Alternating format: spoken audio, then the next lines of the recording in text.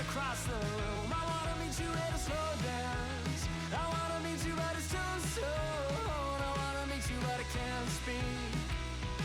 Or dead across the room, but I am trying. Stuck beneath the spinning glow of a familiar hue.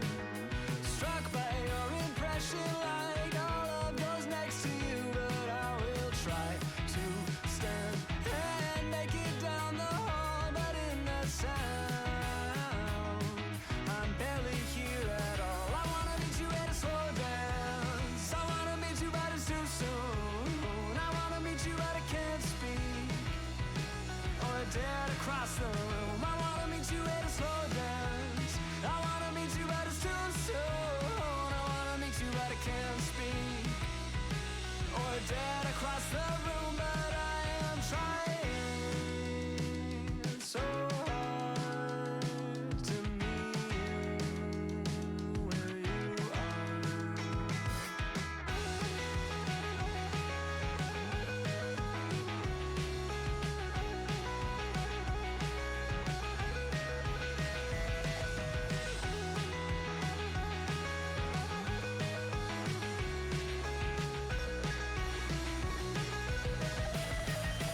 I wanna meet you at a slow dance. I wanna meet you, but it's too soon. I wanna meet you, but I can't speak.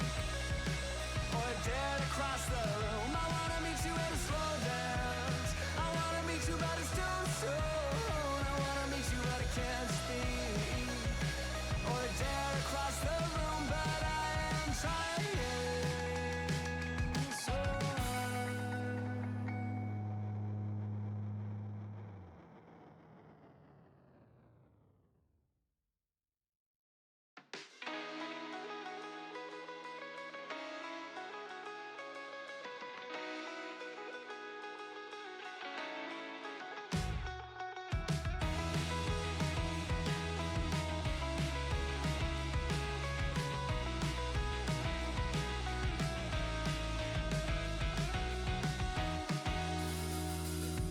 I met you in the yellow light of a sign that bore your name. You said it was a coincidence, but one you can't explain. Said I'm not going to read more other than I should, but when you smiled, I knew I always would. I wanna meet you at a slow dance. I wanna meet you, but it's too soon. I wanna meet you, but I can't speak. Or dead.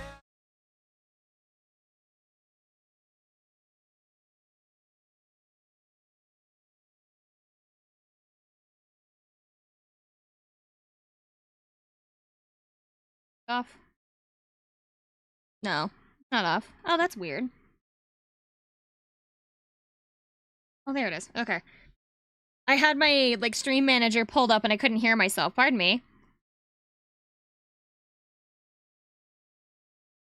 I'm gonna take it down because I don't like hearing my own voice. it makes me uncomfortable. Hi, everybody. Hi, guys. I am getting settled really quick. Okay. Hi. We're gonna be doing a stuff. Man, everybody's here right now. Hi, everybody. Howler says hi. Hi, Howler. I'm in pain. I'm gonna be honest. I'm in pain. I fell down the stairs again. I was hi, Howler. I was taking out the garbage. I was taking out the garbage, and my foot. I stepped out a little too far.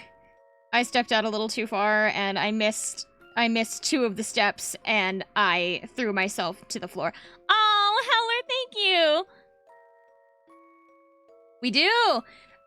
Zero and Abstract are get to be mods, so I'm actually boosting it from 1 week to 2 weeks because I am not going to be around much this week because I have a bunch of family things going on. So it'll be for the next 2 weeks rather than just the one.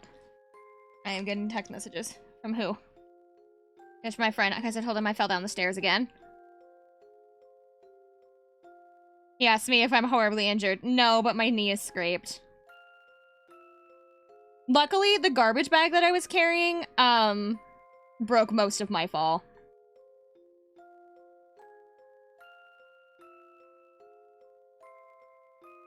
Okay, so we're gonna start where we left off. Because it's really, the game's really nice in the house. I go, oh, so this is what was going on while you were playing. So, Luke and Layton finally come face to face with Luke's future self at the Gilded Seven Casino. The three discuss the crisis that has befallen London before they're suddenly attacked by the family. After a narrow escape, Layton and Luke follow future Luke as he leads them back to the restaurant in town. Chapter 3, The Enigmatic Future.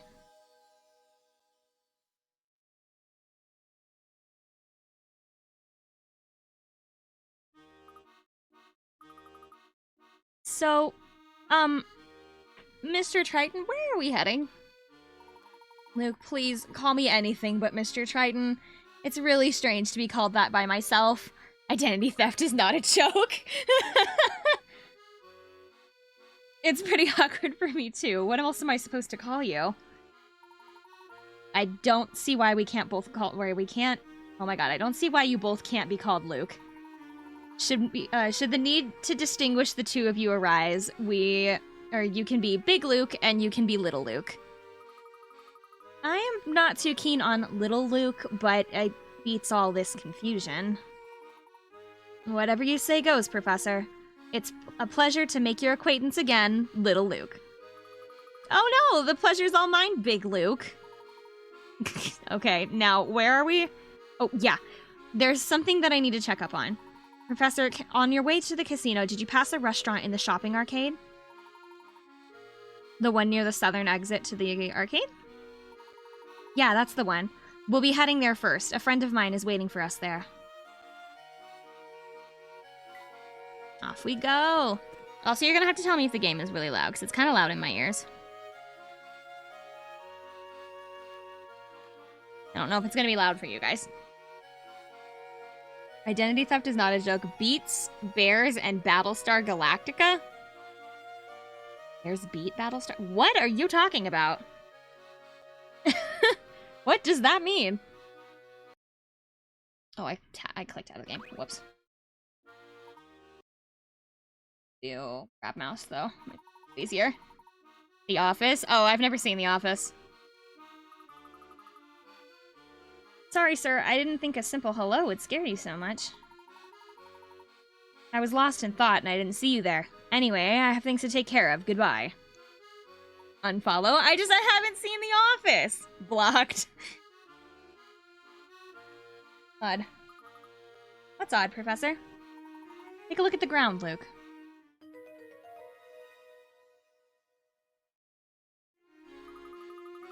Man left wet footprints, even though it hasn't rained since we got here. So why were his shoes wet? I haven't the foggiest.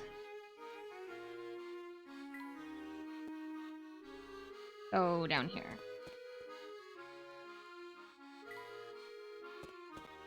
I think this goes to the arcade. It's down. Yes, it is. Okay. Just a little farther, Luke. We're almost at the arcade now. I know. We walked through here earlier. Oh, right. Of course you did. You did mention that before, didn't you? Yeah. You know, there's something I've been wondering about. What's on your mind? Well, a time machine able to take people to any point in time could really change the world. Not just that, but it could improve people's lives. Yes, it certainly does have the potential to do that. So, even though the machine could do so much for people, you want to stop it from being made? Think about this scenario. Imagine there's this bully who's always giving you trouble. Go on. Now let's say that you had the time machine that we've been talking about. Would you travel back in time when the bully was a bratty 5-year-old and wail on him? Of course not! That would be cruel! Of course you wouldn't, because you've got a good heart. But imagine the damage that someone less kind could do with a time machine like that. I guess I never thought of it that way. We've got to... Oh my god. We've got to stop that machine from being built.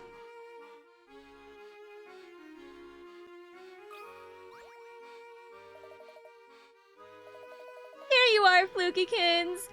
How I've missed your sweet voice. Belle, I am begging you to listen. My name is Luke, with an L. What's in a name anyhow? All that matters is the love we share, Fluky Poo. Don't you feel lucky to have met your soulmate so early in your young life? 'Cause you should. Then, Belle, I think maybe you've got big dreams for our future? You bet I do. Now, if only I could get this plan for a house right.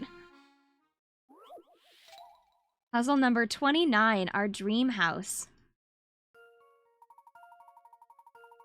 The empty lot below is lined with wooden stakes forming a grid of squares. Your job is to stretch ropes between the stakes so that a 4-person family that is planning to build a house there can have 4 identically shaped rooms. You must complete this puzzle using the entire lot and 5 ropes or less. A rope that traverses multiple stakes in a straight line counts as 1 rope if you draw it with a single stroke.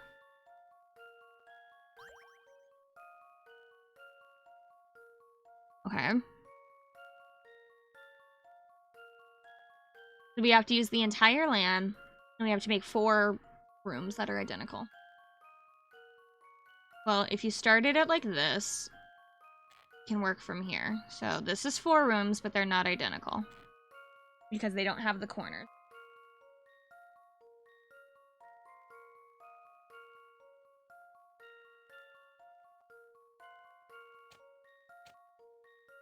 Get rid of one. Tap an existing rope to erase it. Oh, there we go.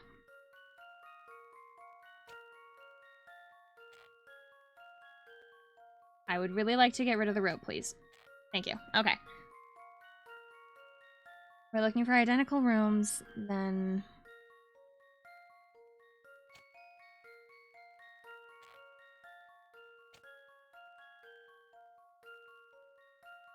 Oh. It says 5 ropes or less.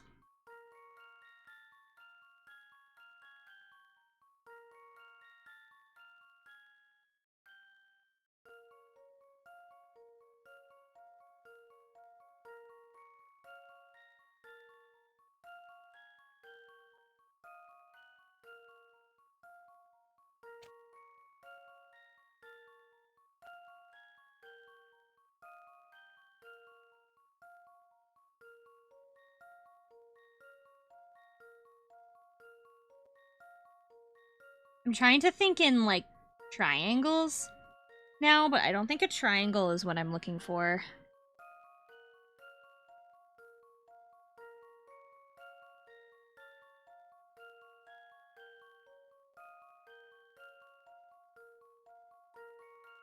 Maybe triangle is what I'm looking for.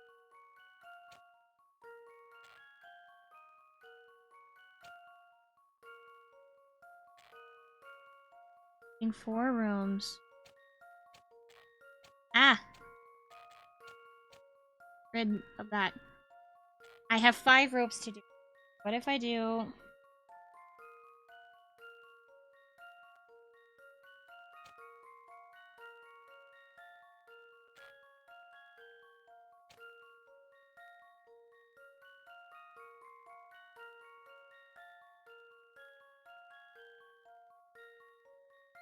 Oh, because that would leave a room in the center. Like this.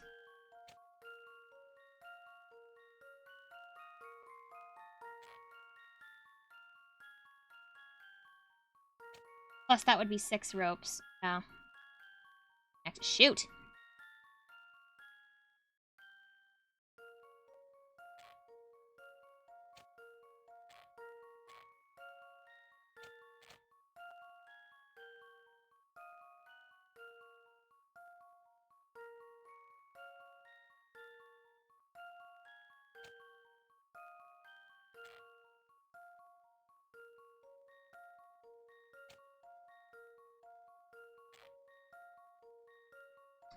Three.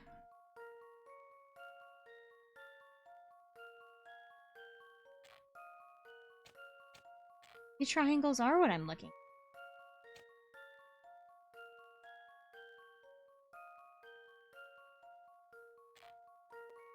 this.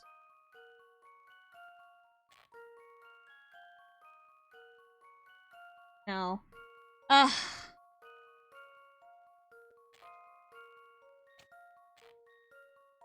Gonna use int. The lot is shaped like a square with 2 corners cut off. Keep this in mind as you think about what shapes you can make 4 versions of. Thanks. That was of no help. Okay. Well, that's why I was thinking like triangles.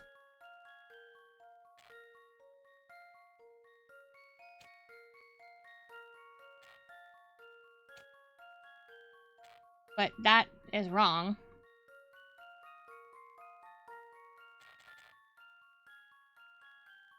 Because, so if it was a complete square and they wanted identical rooms, you would just do this.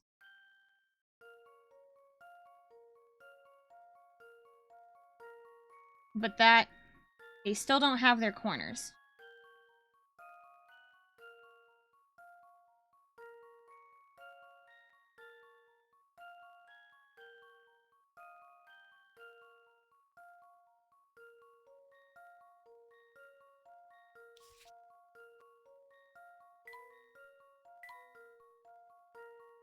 Because have this, and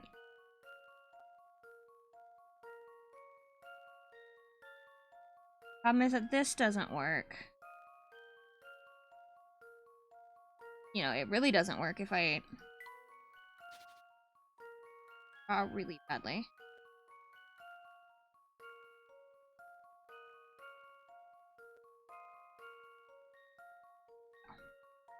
That won't work either. Because these rooms are too skinny now. Big.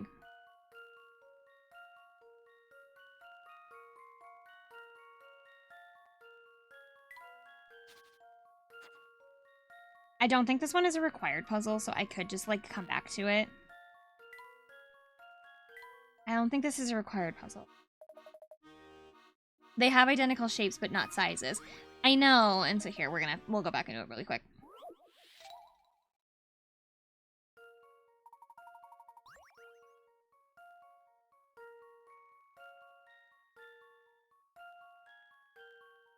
Wait, what? Identically shaped. Oh, they don't have to be the same size. Oh my god, you're right.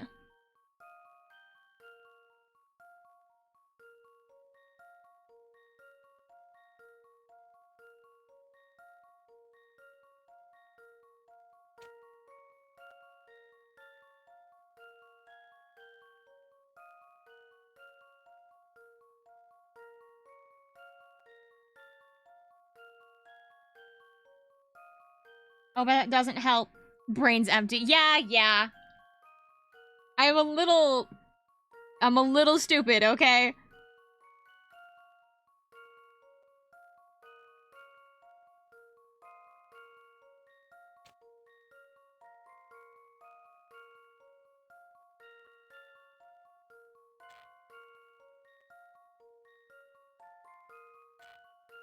Because, like, I don't know, my head doesn't work like this because it's like, okay, so you have these, but these don't make the same shape. So it's like, okay, so what can make the same shape? Well, triangles can make the same shape.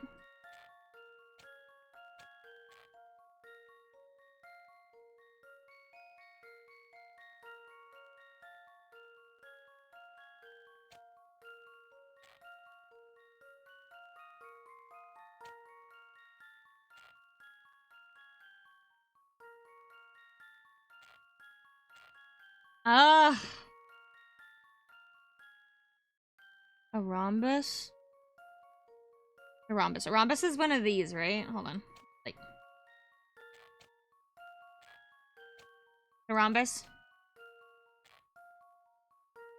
That's what a rhombus looks like, right? Yeah? Okay.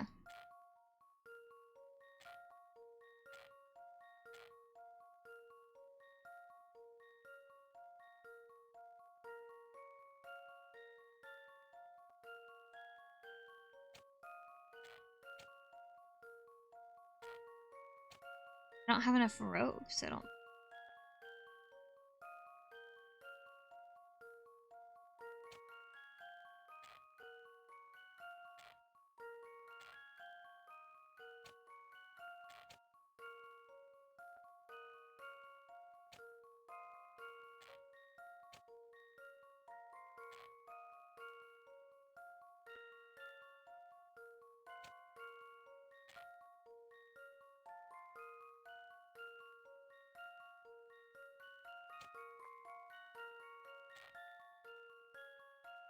I'm making a cube. I don't even know what's going on. We're making a house that has to have 4 identically shaped rooms, but they don't have to be the same size.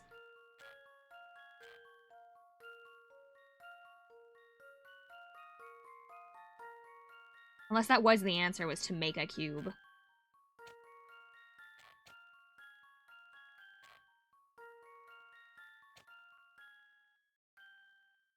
No, it wouldn't. It wouldn't work. Can't make a cube. What kind of instructions is that? The instructions are above. I can't English. I can read them again if you want. An empty lot below is lined with wooden stakes forming a grid of squares. Your job is to stretch ropes between the stakes so that a 4-person family that is planning to build a house here can have 4 identically shaped rooms. You can complete this puzzle using the entire, or you must complete this puzzle using the entire lot and 5 ropes or less. A rope can traverse multiple stakes in a straight line, and it counts as 1 rope if you draw it with a single stroke.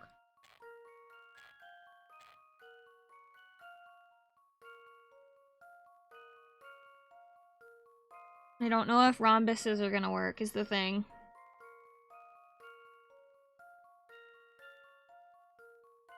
I would have quit and asked for a refund. I'm stupid. Tell me more. 4 rooms of the same shape will solve this puzzle, however, they do not need to be the same size. We've already figured that out. Did you perhaps make 4 trapezoids and wonder why you failed? Remember to truly consider the same shape, and the proportions of all the rooms need to be equivalent.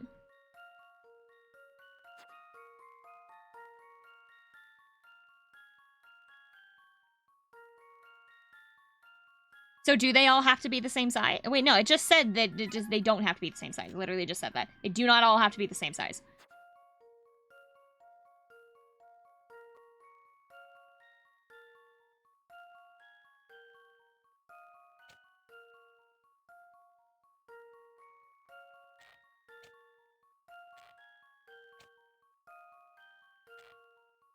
Mm-hmm.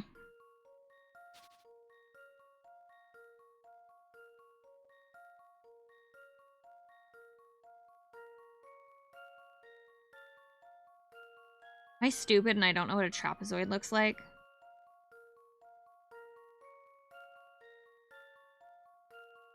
Oh, a trapezoid looks like this, doesn't it? This is a trapezoid. That's a trapezoid.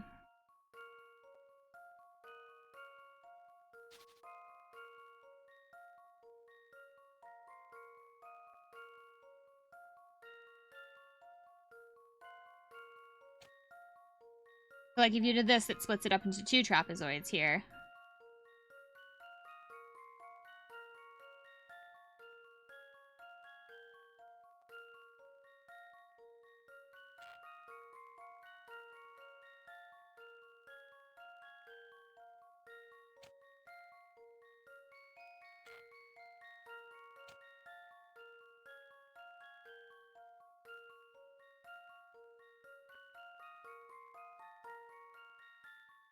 Just read it now. It's simple math. It clearly isn't, because if it was, I wouldn't be stupid.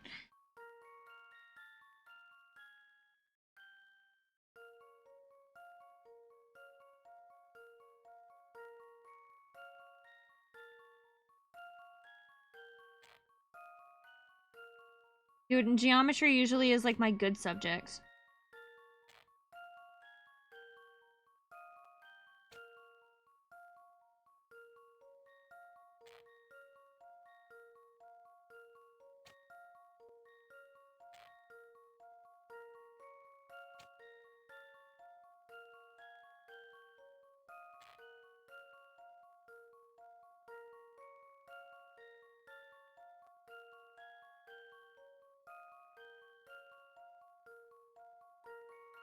Can't do that. Okay.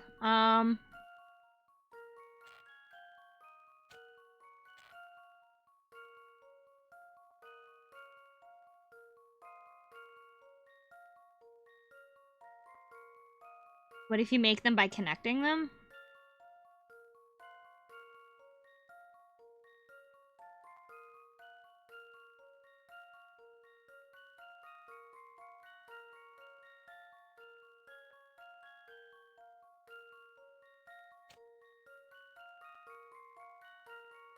They do not have to be the same size.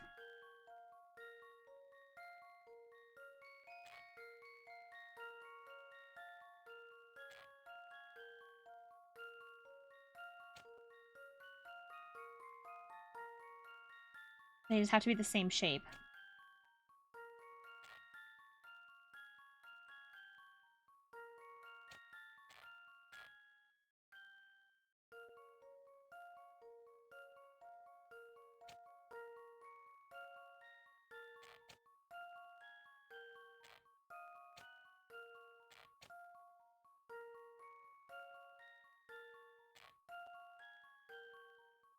Darn, that makes 5.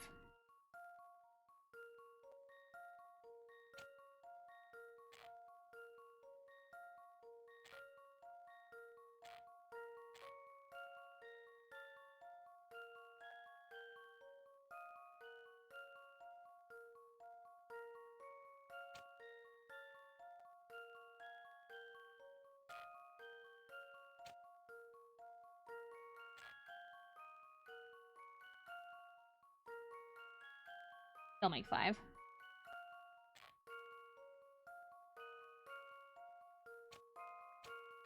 I'm so confused.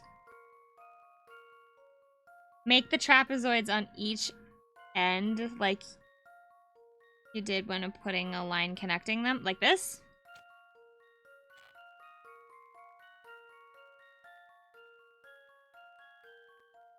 Use dynamite?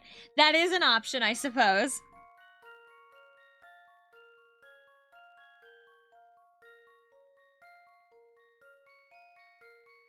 I don't know how to make smaller rhombuses out of this.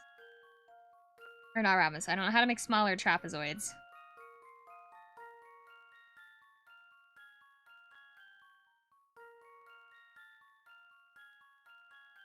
Yeah, they can.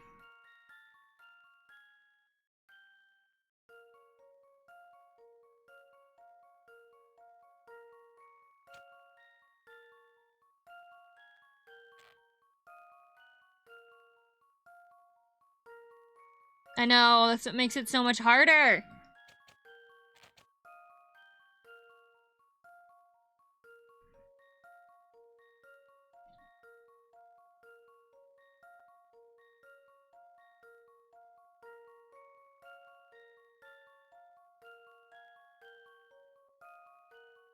I hate puzzles. Well, then you're gonna hate this game, because that's the entire thing. That's the whole game.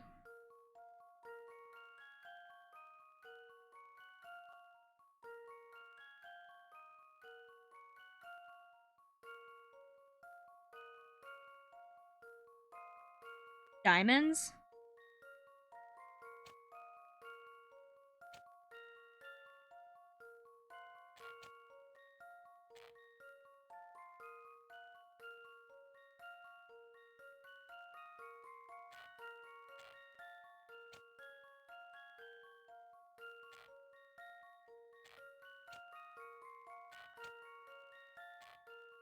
I think I see where you're going. Hold on.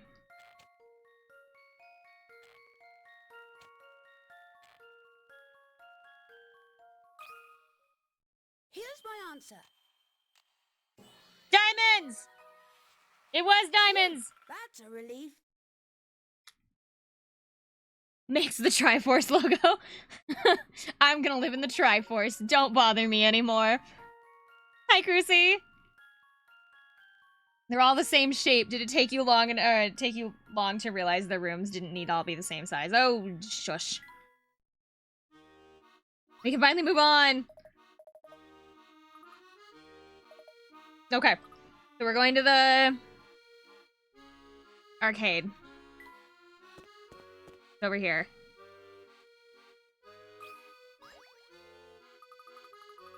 Some litter bug dropped a banana peel here. How disgusting.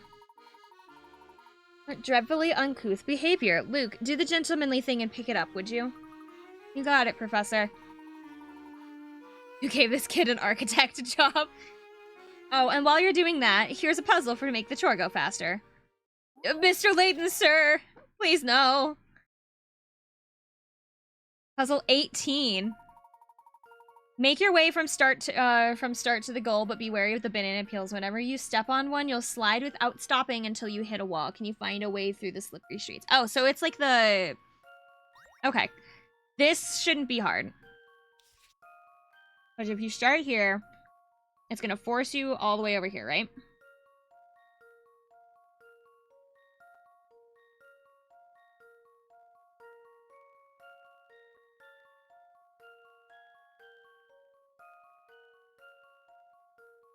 Yeah, so if it, like the Pokemon Ice puzzle. So if you go...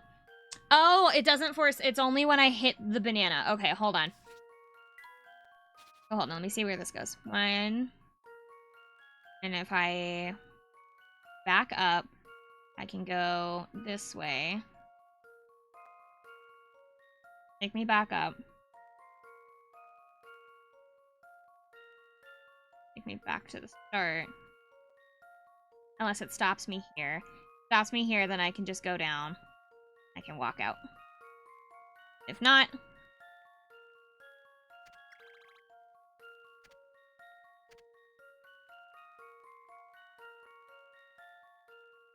Oh, you know what? I could just...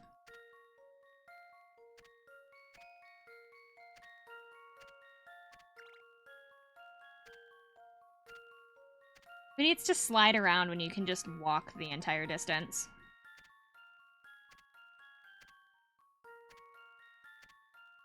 Done. Yes.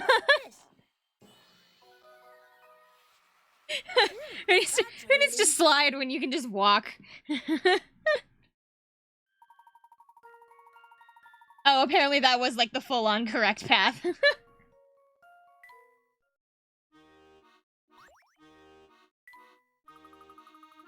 I realized that I didn't need to go all the way down, like, when I did the first one. Yeah, it's big. Yeah, it's big brain time.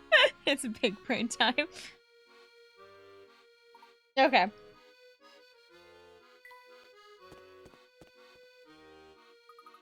Look, there's the restaurant. Is this the place you had in mind, Big Luke? Yes, this is the one. Let's head in. Oh, is he gonna give me one of those days of the week ones again? Oh, I think he's just gonna complain and then leave. Okay. Never mind. Dude, my leg right now, I'm like trying to sit in a position in my chair that doesn't hurt my leg. Because it like, I am still kind of messed up from falling down the stairs.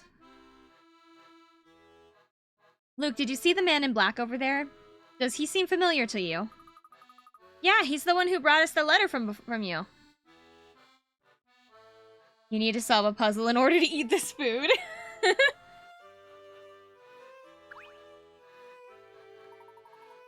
Thank you for the bonk. Sorry to keep you waiting, Shipley.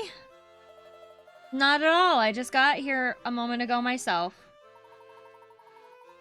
Though you've all met before, I don't think you've had a proper introduction. This is my good friend Shipley. Bonk is for hurting yourself. Well, I didn't intend to fall down the stairs again. I was just trying to take out the trash. And I fell down the stairs. Shipley has played a vital role in the effort to bring you and little Luke to our time. Please, pleasure to meet you, Shipley. Likewise, Professor. I'm sorry I had to be so brief with you when we last met.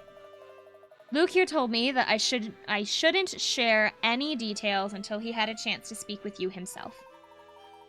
Gotta get a home. Okay, bye, Ghost. Summer's arch enemy strikes again. Yeah, it like hurt. I scraped up my knee. I like stubbed 2 of my toes. I broke one of my toenails, and like my My wrist kind of hurts now, too. I landed on the garbage bag, at least. Don't give it another thought. Luke needed to test us before sharing the details of his plan. I swear to God, I could read. Shipley, did you manage some reconnaissance work in Chinatown, as I asked? I did indeed, Luke. That filthy scumbag Layton. Apologies, Professor. That would be the evil Layton I'm referring to. The professor is appraised of the situation. Do continue. Right.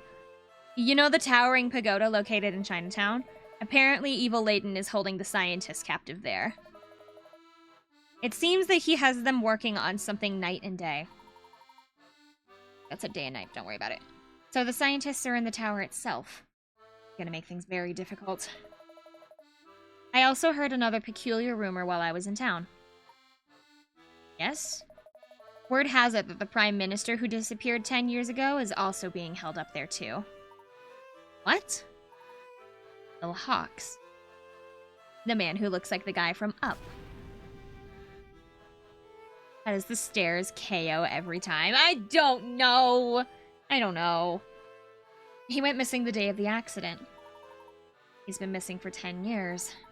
Do you suppose Evil Layton might have abducted the Prime Minister in addition to all of the scientists? We won't know until we check the facts for ourselves. Big Luke, you seem apprehensive at the mention of the Towering Pagoda. What is this place? The Towering Pagoda is the family's stronghold. It sits by a sea of warehouses in Chinatown. To complicate matters, the whole of Chinatown is controlled but almost exclusively by the family. That means even getting within walking distance won't be easy. Be that as it may, we need to head to the source of the madness if we wanted to uncover the truth. Can you guide us safely to the tower? Infiltrating a place like that is going to take a bit of preparation. Why don't I split off for a bit and see if I can secure a safe route to the tower for ourselves? Go on and set out for Chinatown without me. Shipley, can you tell them how to get that far? All right? Very well. Good, now I need to get moving. Be careful out there. Oh, you sure took off in a hurry. Shipley, we need to get to Chinatown. What's the best way there? Let's see. I'd say your best bet is to head back north on Flatstone Street. As you make your way towards the casino, there's a small set of stairs that go off to the right. Did you see them before? Now that you mention it, I do recall passing by an area that fits that description. Good. Head up those stairs and follow the narrow path at the top until you hit the riverbank. From there, just follow the path you're on and it'll take you straight into Chinatown. You're not coming with us, Shipley? I wish I could, but I've got to stay here and wait for word from your older self. Very well. Thank you for your assistance, Shipley. Come, Luke, we mustn't dally here. Take care of yourself out there. If you run into any trouble, you can always find me here.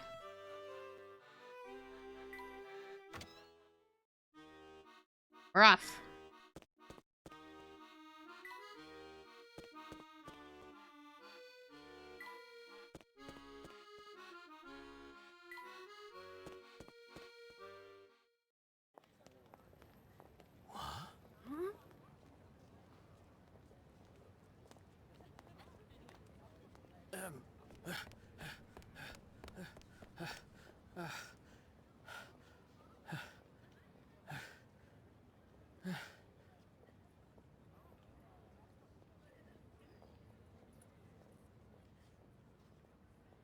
Time for more flashbacks. Here you go. What's this now? Open it and see.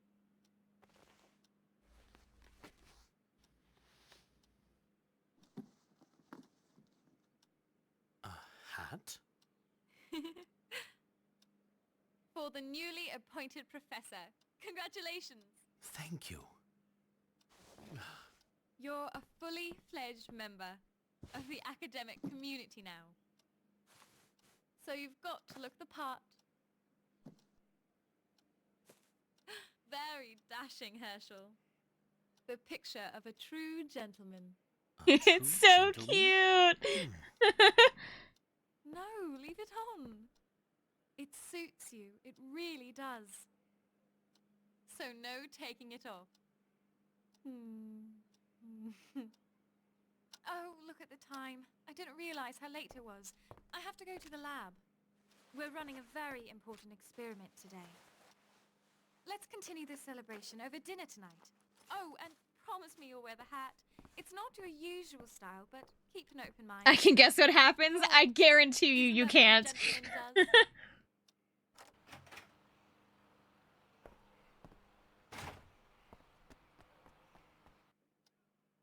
Oh, he's blushing. I don't know if it's coming across in the stream, but he's blushing and it's so cute. Oh, it's so cute.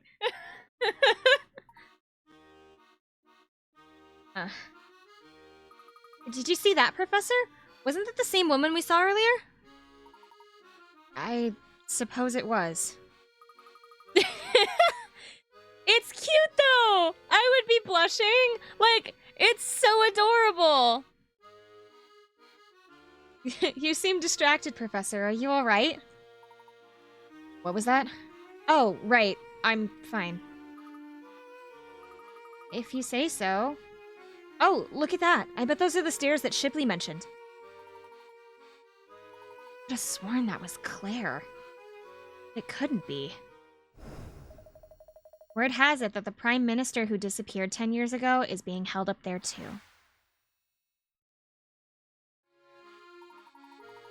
Prime Minister wasn't abducted 10 years ago. Could he have been brought to the future like Luke and me? What if all this talk of time travel's real? So, then maybe that was Claire. No, that defies all logic. Claire can't be here. After all, or after that awful day, there's no way. Mystery woman. A woman who looks uncannily like Professor Layton's old sweetheart Claire is wandering around town. Who could she be?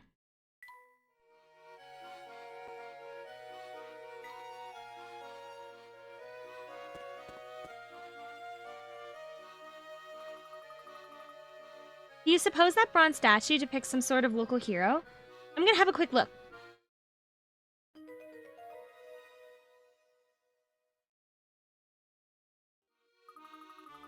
Hey, Professor, that man in the statue has the same hat as you.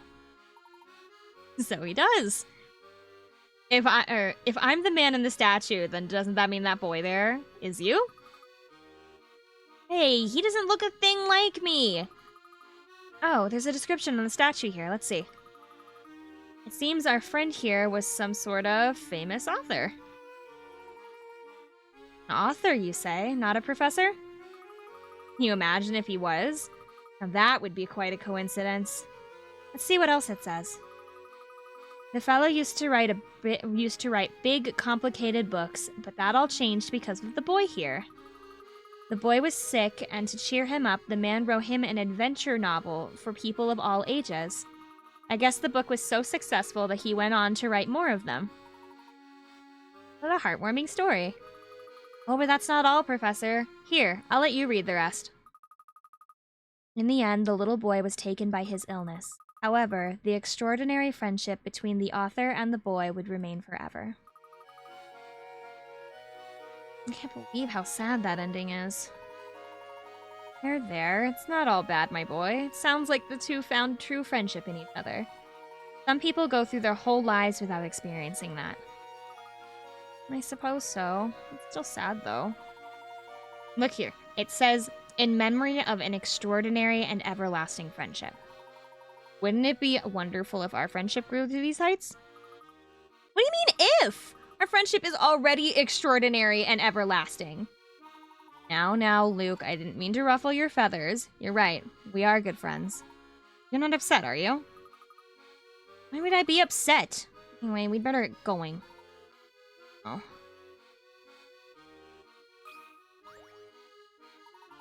It's official. I'm a genius. Just listen to this puzzle I thought of. It's a real gem. Puzzle number 33, brothers and sisters. Below are 3 siblings, A, B, and C. A says, I have 1 older brother and 3 younger sisters. B says, I have 2 older brothers and 3 younger sisters.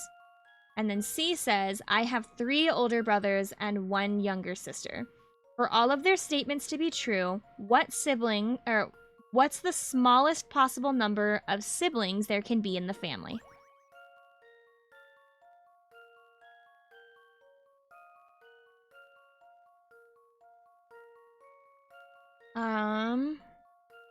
Well, the first one, so A would have, if it's 1 brother and 3 younger sisters, that's 4, but including them makes 5. B has 4 siblings, because it's 2 older brothers and 2 younger sisters, and then 5 is including them.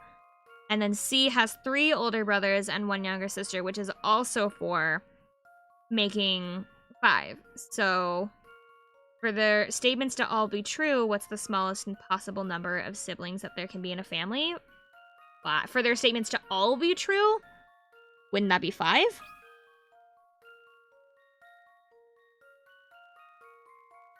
Because it has to include them, right? I've got a good feeling about this one.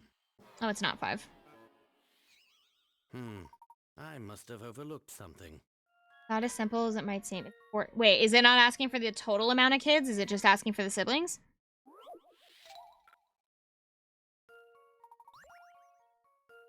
Smallest number of siblings there can be in a family. 4. That should do the trick. Okay, it's not 5 or 4. I was sure my logic was sound.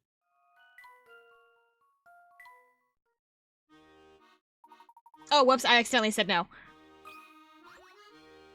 Hold on, going back in. I accidentally said no, I'll do this later.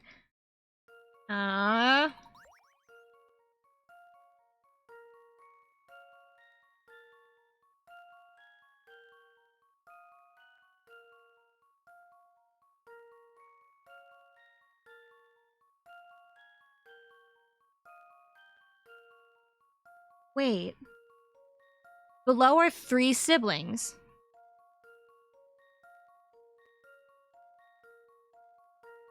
Are the 3 people talking to each other siblings of each other?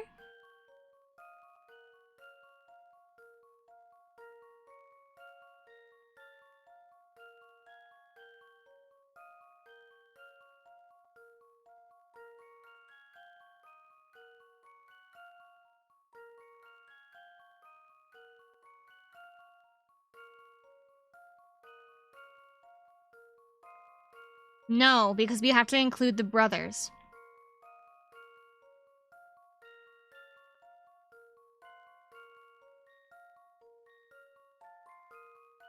Because these are all the ladies that are all the people that are talking are all girls.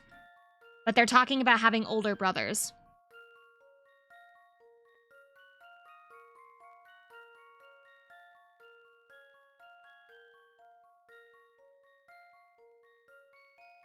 So is it 6? 3 older brothers and 3 girls? 3 boys, 3 girls? 6?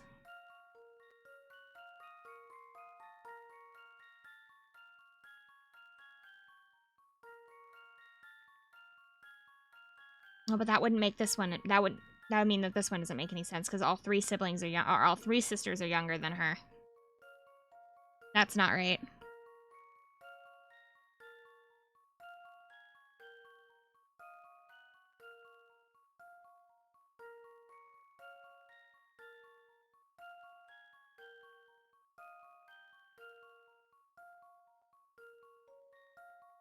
I have 1 older brother and 3 younger sisters. 2 older brothers and 2 younger sisters.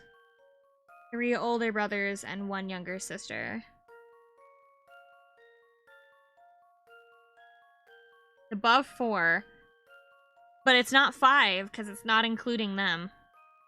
Because we did 4 and 5 already.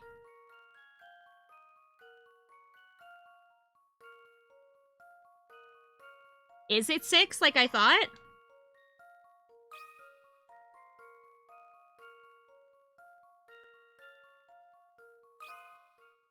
Let's see if I've got this right. I was right, it was 6.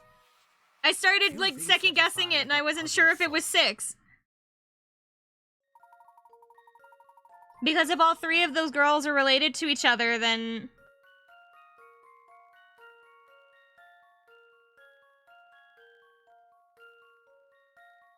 The smallest number of possible siblings is 6. At first glance, it might seem like there's only 5, but the fact that A says that he had... Oh, A was a boy.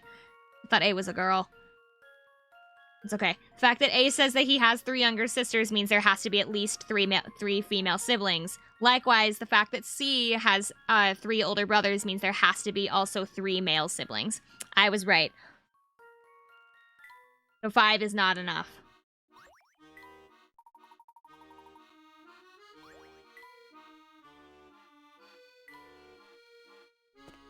I was doing math. I messed that up. I was assuming A's gender. I was as well. I also thought that A was a girl. But then I realized that it didn't make sense if A was a girl because A was saying they had 3 younger sisters. And if all 3 of the people that were talking were girls, then that didn't make sense. Layman says, a real man backs down from no puzzle. In fact, nothing delights him more than pursuing a solution. You there, you're a man, are you not? Well then, don't just stand there, solve this puzzle. In layman's terms, yes. Well, he has called out your masculinity, men in the chat. Are you man enough? Are you man enough to solve this? When you return to your apartment, you discover a strange piece of paper next to your calculator.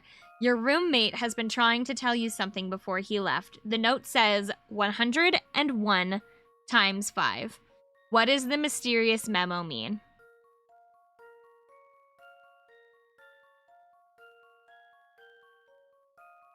We are indeed men. All right, well, your masculinity's on the line.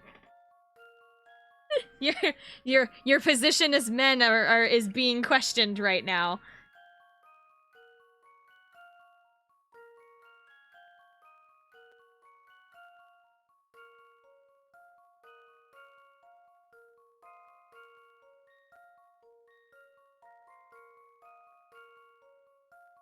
A weird looking 5 though.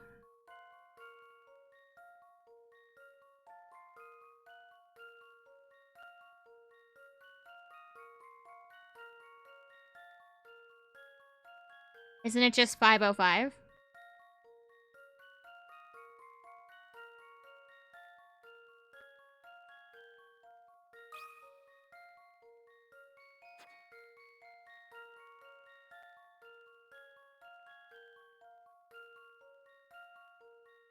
Husky, is 505 your answer? I think it's funny to have you guys figure. I would say try 505. Okay. Because I know what it is. I know what the answer is, actually. I know what the answer is just by... Yep, there you go. It's SOS. Husky's the winner. Husky's the true man here.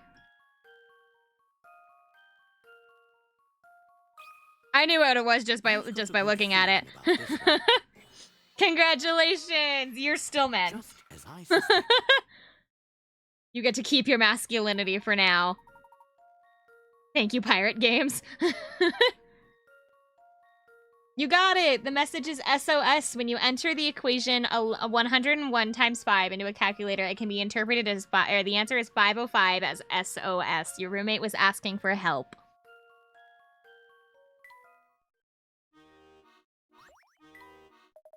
At last, an answer. You, sir, proved to be beyond the shadow of a doubt that every puzzle has an answer. Good work, my good man. Why didn't he just write SOS? Because what's the fun in that? Is this really the way to Chinatown? It's awfully dirty and dark. It a sudden apprehension. Does this place frighten you, my boy? Me? You scared? No way. I just want to get out of here. Let's go. Now, Luke, don't just run off. Be careful. You could slip. Whoa! Ow! Ow! Ow! Ow! What did I just tell you? Professor, are you smiling right now? Smiling? Me? No, certainly not. Are you alright? Just bang my knee a little. I'll walk it off. Oh good, I was worried for a moment. Let's go.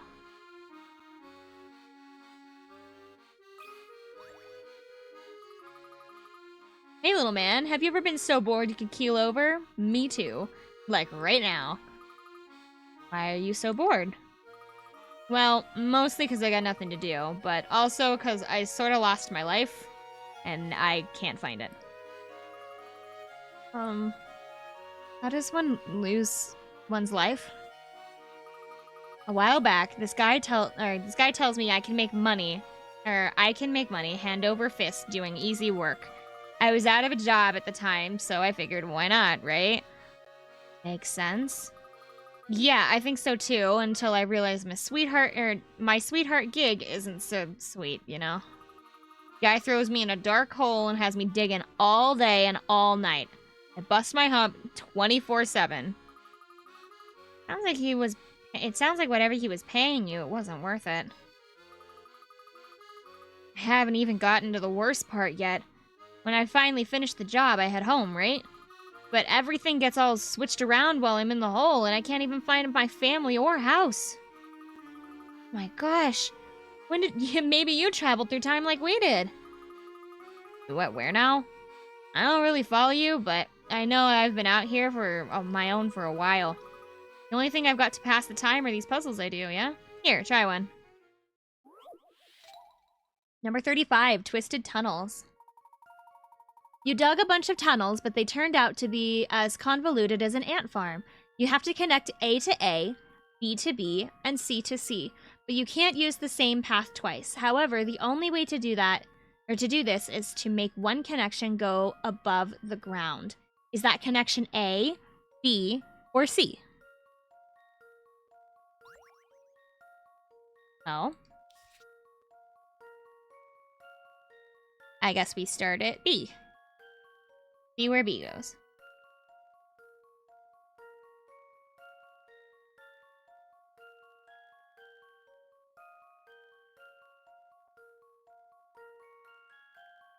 Try to draw this really carefully. I'm using my mouse.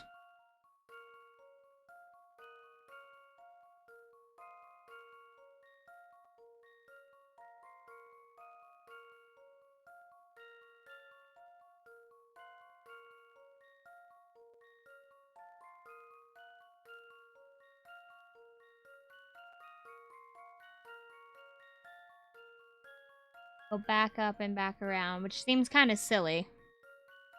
That's not B.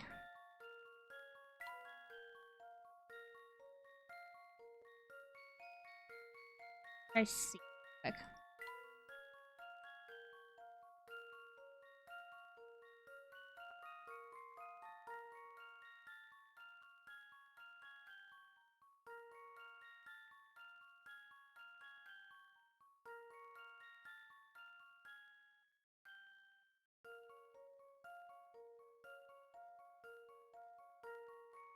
I'm messing up. Ah.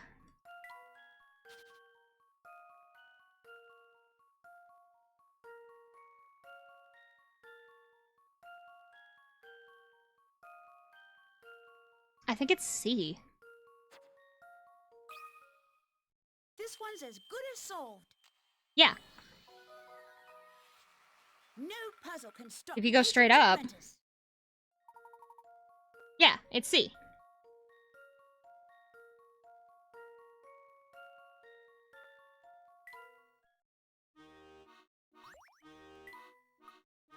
Good job there, little man. I can tell you're a thinker. Reminds me of my son. Thinks he knows everything. But he's a good boy. Hold on, let me get a notebook. He used to love it when I'd give him puzzles to work on. Wish I could see the little scamp.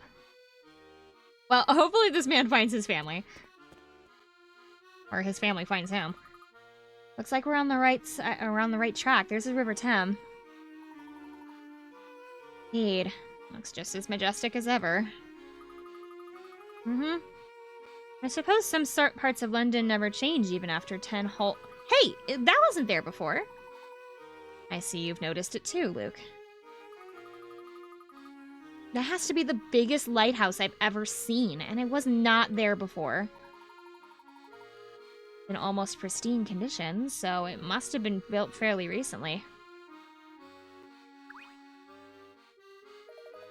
Good day, you two. Isn't the view here positively glorious? Yes, it's quite nice. Nothing short of breathtaking. Psst. Professor, look at this guy. Do you suppose he could be part of the family? Now you listen here, boy. I'm standing right here. If you have something to say it to my face. What's more, I don't appreciate being accused, I don't appreciate being associated with those drably dressed ruffians. Look at this suit, boy. Do you see that stitch work? It was custom made in Italy. Italy, I say. Ever so sorry, sir. I meant no offense. Just foolish of me to think you were part of that bunch. Well, as long as you acknowledge your mistake, I'm willing to let bygones be bygones this once. But just so that there's no doubt as to my identity, allow me to introduce myself. Before you stands London's most distinguished, dashing, debonair man. My name is Graham. I would tell you to remember the name, but I know you'll never forget it. Got it! Graham, London's most distinguished, dashing, and... I forgot the last part. But I won't forget the name, I promise. I imagine Summer like Graham. Leader of the Gummy? What? Oh, you're talking about the Haribo thing. I was so confused. I couldn't figure out what you were talking about.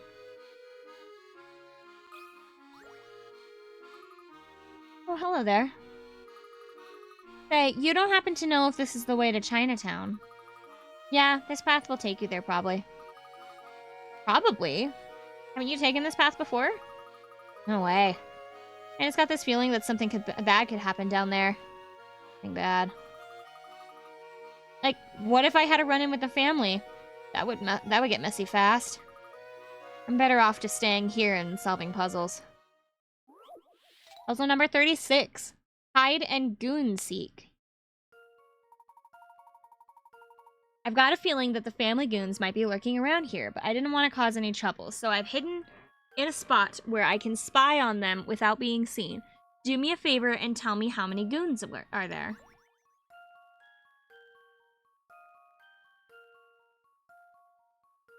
Count the goons. 1, 2, 3, 4, 5,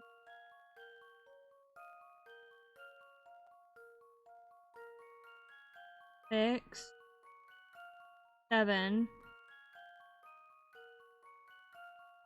8. 8?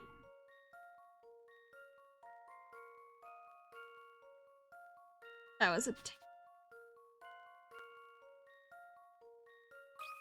I don't know if the leader counts, though. How about this? Doesn't. Okay. I don't know what to say. Too bad. Try checking every nook and cranny. Okay, try again. 1. Does this count? So 2, 3, 4,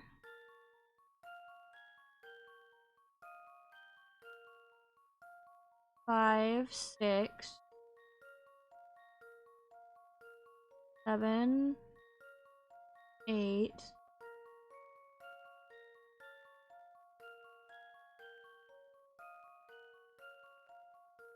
9?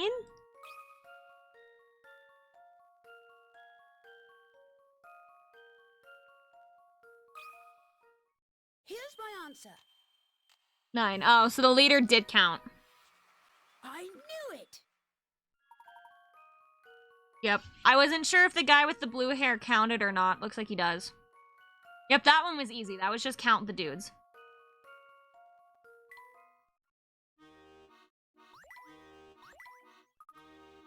Hey, you solved my puzzle.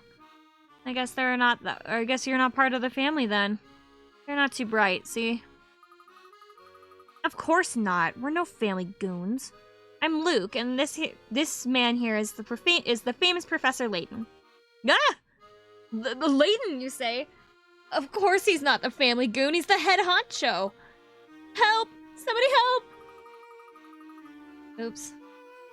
I forgot how the name Layton tends to scare socks off people now. Yes, it's unfortunate, but people seem to think I'm a criminal. On a more interesting note, do take a look at the ground, Luke.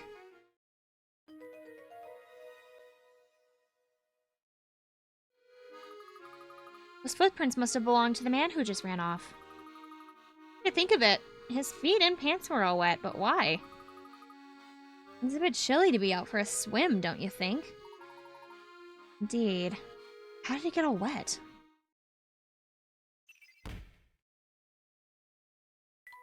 Men in white laboratory coats seem to be all over this part of town, but the odd thing is that their trousers and shoes are always soaking wet.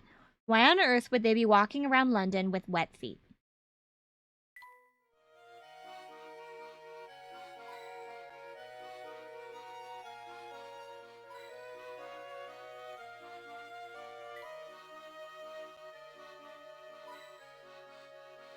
You mean cold feet? Not quite, but sure. You know, Professor, with all the trees here, this hill is actually kind of creepy. What's the matter, Luke? Are you afraid of bumping into a ghost? Come on, Professor.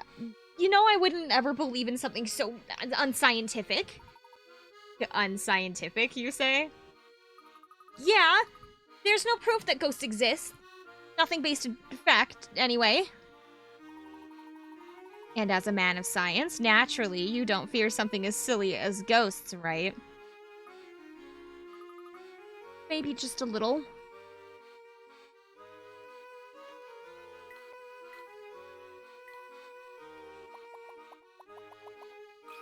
Ooh, I found a puzzle.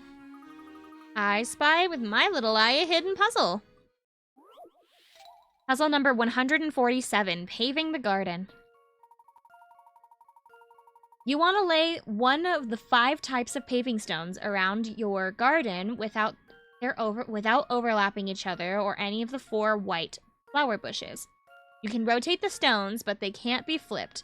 Which one should you use? A, B, C, or D? So we have to find the one shape that can be used in like every scenario.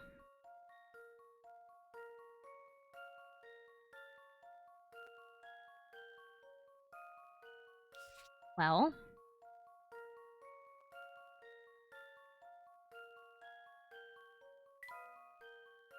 you did the orange piece. You did this.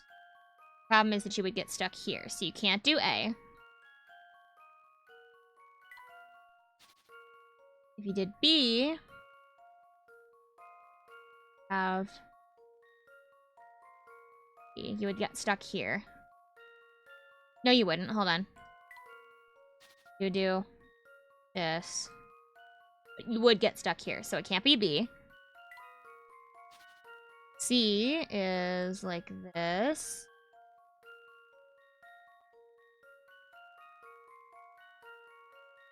You would have one missing block up at the top, so it can't be C. B wouldn't be able to fill this in, so it can't be D because D would go like this. Wouldn't be able to fill in any of these pieces. So let's take a look at E. And then over one.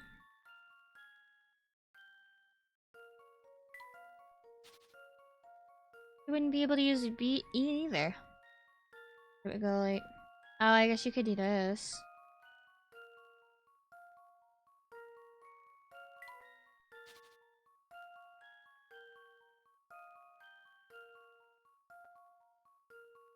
It's E. It's E. Here's my answer. No puzzle can stop Layton's apprentice. Here we go. You just have to go. It's like there's probably a faster way to solve that, but you just go one by one. I knew I could do it.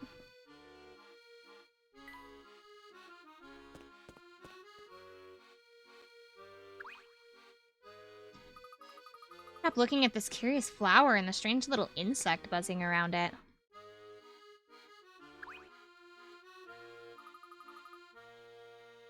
Oh, it's not gonna let me. Okay. Hey there, you two. You got, oh my god. You got a lost look about you. Do you know where you are? I confess that we do not. This is our first time passing through here. Listen, I could be wrong, but it looks like you two are a couple of upstanding citizens. I'm a nice fella, so I'll clue you two in. You're standing right on top of the Black Market Bazaar. Black Market? Wow. Wow is right, kid. We sell all sorts of weird stuff out here. And no one questions where it comes from. If it was me and all those shiny loafers of yours, I'd keep my head down and vamoose as quick as you can. Yes, that seems prudent. Before we go, though, tell me, why do people come all the way out here just to do their shopping? Listen, kid, the things for sale here, let's just say you won't find them at the supermarket. But come to the bazaar and who can say what treasures you'll find. So you deal in antiques and other rare items? Asked enough questions for one day, Luke. Let's move on, shall we? Black market, but everything looks so colorful. It's false advertisement. But you be careful. Oh, and if you're ever in the market for something hard to locate, swing by.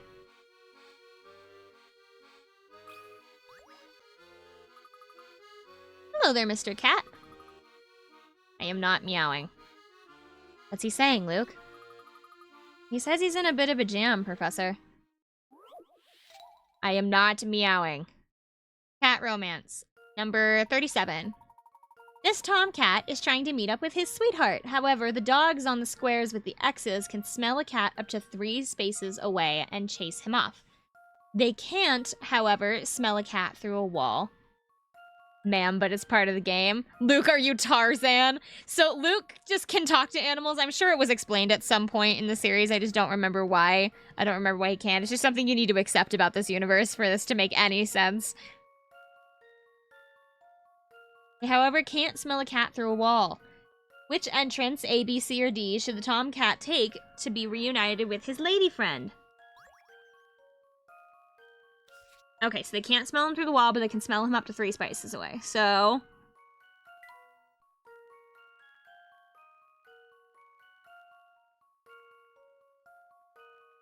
Actually, shouldn't you start at the end and work your way back? That was how I always did puzzles. Or not puzzles. That's how I always did mazes as a kid. Oh, but that's 3. 1, 2, 3. So he'd be able to smell him there. So D can't be right.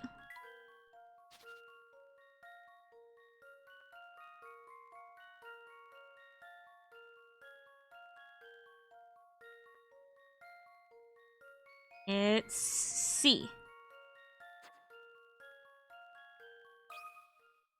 C, why? Because I always answer C on the test question and I don't know, and then 0 goes, it is C. I knew it.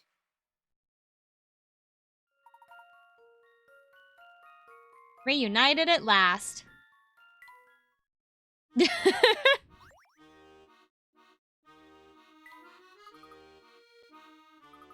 I know. I'm glad we could help too. Yes, glad to be of service.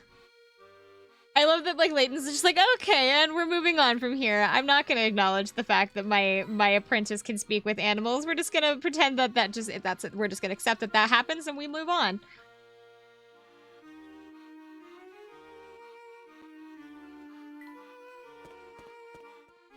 And that's how I graduated high school. I am getting text messages.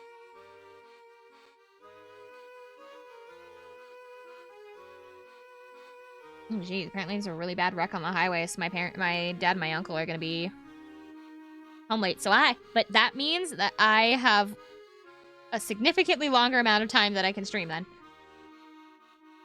which is good because, so I did not know that my uncle was going to be staying as long as he was.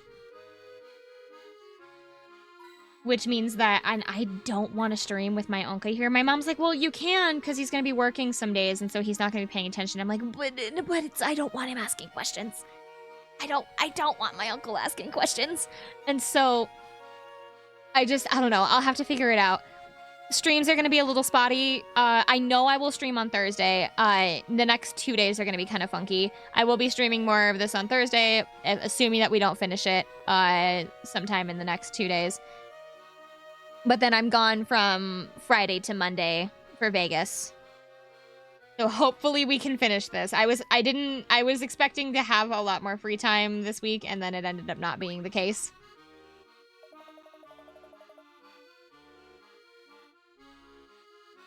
Noi, just what do you think you two are doing? No one passes through here this gate. Whoa, read that wrong. Through here this gate?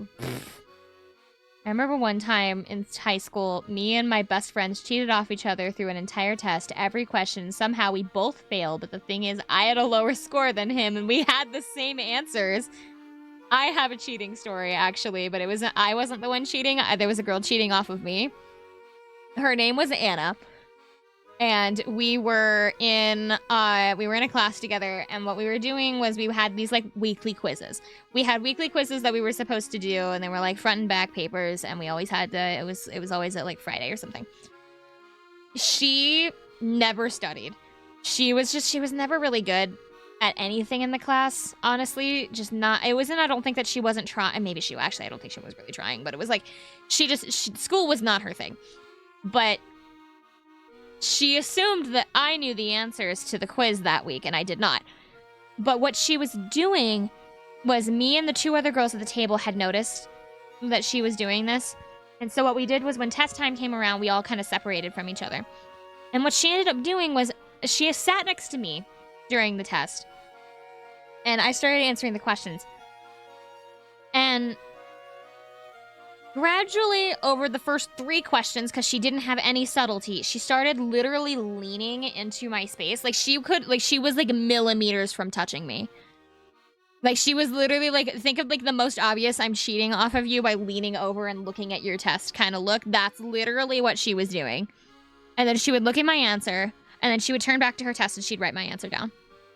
And she would do the same thing over and over, just always looking at my test. And then she answered the whole thing. And I realized the entire time of what she was doing. But I wanted a way to catch her because I couldn't prove that she was cheating off of me with, like, it would be my word against hers. So what I did was, I let her cheat off of me for the entire test. I let her do it for the whole thing until the last question. I knew the answer for the last question. So I put it down, and then I was like, no, I'm going to do something different. So I changed my answer. I put the wrong answer down. And then when I went up to turn my test in, I changed it back to the correct answer and handed my score in, and handed my test in where she couldn't see what I had changed it to. And our tests came back that Monday, and I looked over.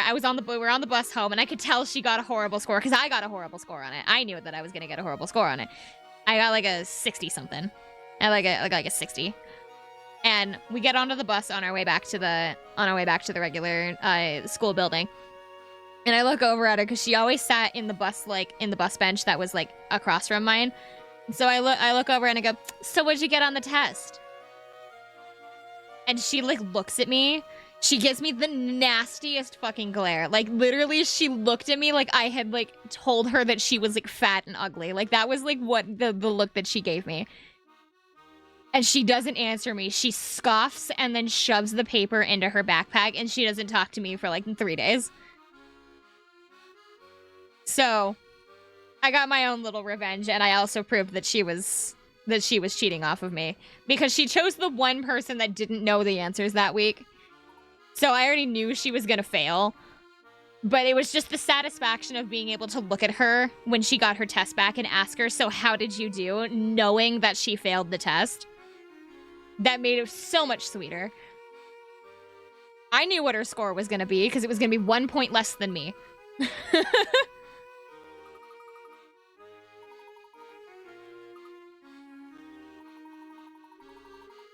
I told the other girls at the table, like, what had happened, so that way, whenever the next quizzes and tests came along, I was just like, just that you know, she cheats off of people really, really bad, so if she sits near you, cover your answers as much as you can. So I warned our other table mates about it.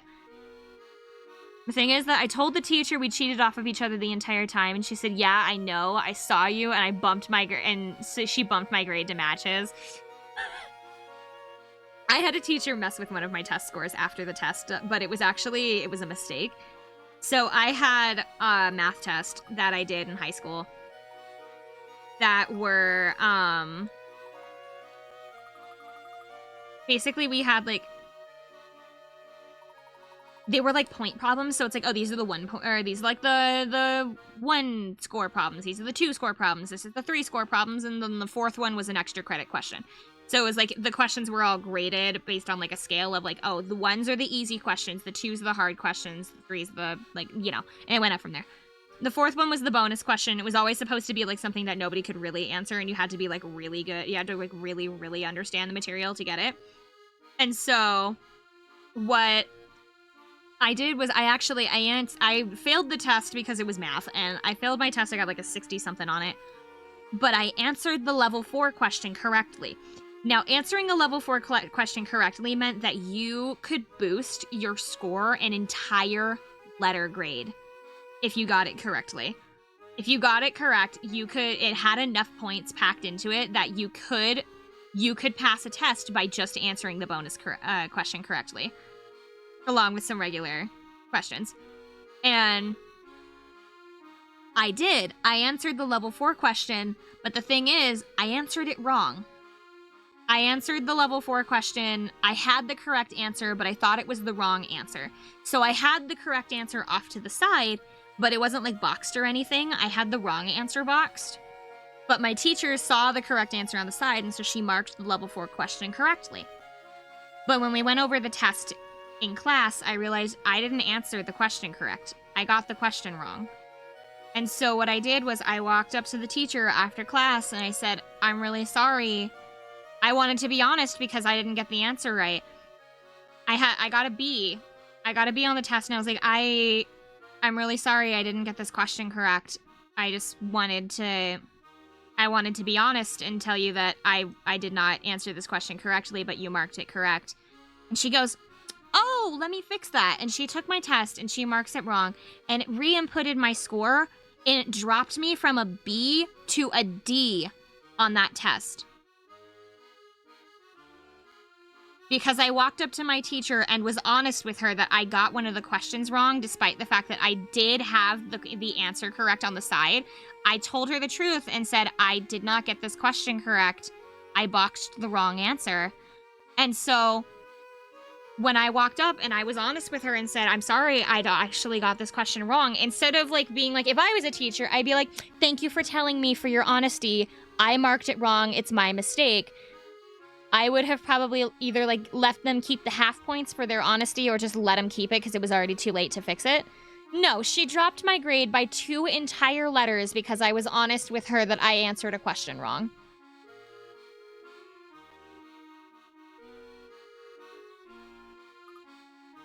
And because of that, I failed her class.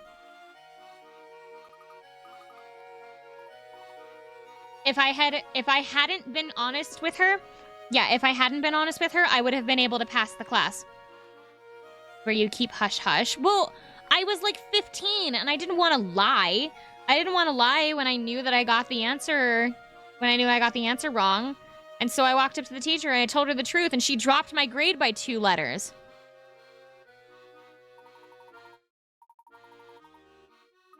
I should probably be reading this out.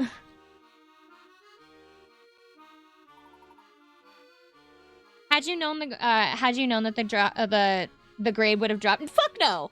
If I had known that my grade would have gone from a B to a D, I would have told her that. I would have absolutely lied to her and kept the test grade if I had known that it was going to drop my answer. I had the right answer, but I boxed the wrong answer. Yes.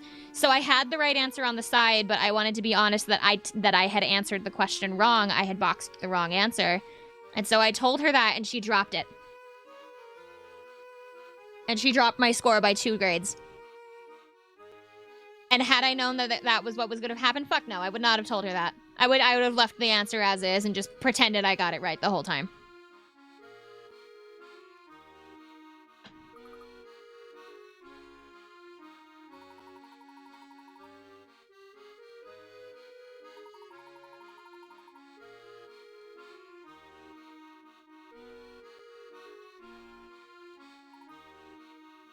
Because I think that was like my 3rd time through that class.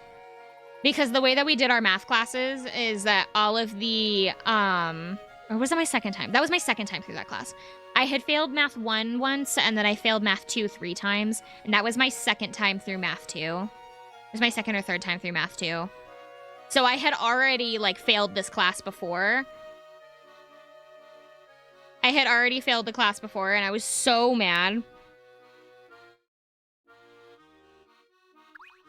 And, like, I was a junior in a freshman level class because it was like I had failed that class so many times. I was 2 or 3 years older than most of the people in that classroom.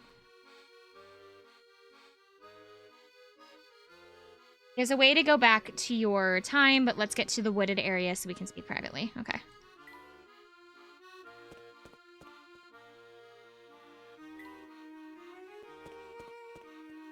Hell yeah. Also, someone clip that fuck no. But I wouldn't have. If I knew that that was what was going to happen with that test, I would not have been honest with my teacher. I would not have told her that she had made a mistake in grading my test. I would have kept the score, and I should have. Like, thinking back on it, like, years later, I'm still angry that I was honest with her. That shouldn't be a problem. I can get that door open for you. Strange. Why is it that you have such easy access to the wormhole? I promise I'll explain everything when we get there. Please trust me on this. But for now, let's return to the clock shop on Midland Road. But what about our plan to head into Chinatown? That will have to go on the back burner for now. The situation has changed. I probably should have been reading what was going on before that. But I was too busy angrily yelling about one of my math tests from high school. Chapter 4, Back to the Present.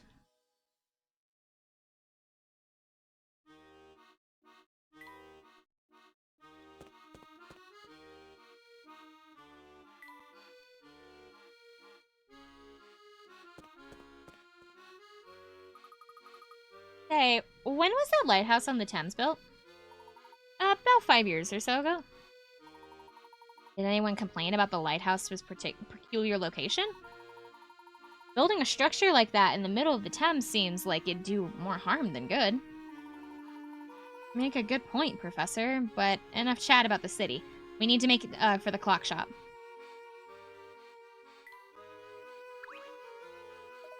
Oh, thank goodness you stopped. The most debonair gentleman in London requires your assistance.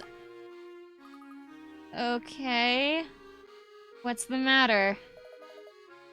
It's that blasted bird over there. The dreadful creature swooped down and plucked my best cufflinks right off my sleeve. Bird. It's the little parrot from earlier. Oh, that must be the bird fellow was talking about. Oh, wow, a parrot! Don't just stand there gaping. Grab the awful thing before he gets away. You may not have noticed, sir, but we're in a bit of a hurry here. Listen to yourself, Luke. Remember what the professor always says? Helping people in need is the duty of every gentleman. I suppose you've got me there. Very well, then. Let's think. This bird clearly likes shiny objects. Tell me, sir, do you have anything shiny that we could borrow for a moment? Of course. What sort of gentleman would I be without a proper accoutrement? I don't know what that word was. Here, I carry around this garnet for when I need to accessorize with a little flash. Oh dear. What's wrong? Versus my garnet has fallen to the bottom of my bag and I can't reach it. You're not making this easy for us to help you, sir. Thank you! Thank you for the lurk! I remember in 9th grade, my teacher called my older brother to my class to tell me that I wasn't doing my work. So my brother took me out of class saying, I'll handle it. And then my brother goes, do you want to grab a soda? I told him what about the teacher, and he said, man, fuck that teacher for wasting my time. My brother actually, so I really didn't want to do my presentation. There was a presentation that I didn't want to do for one of my classes, and my brother and I at the time were going to the same school. I pretended to be sick to get out of class for like a little bit.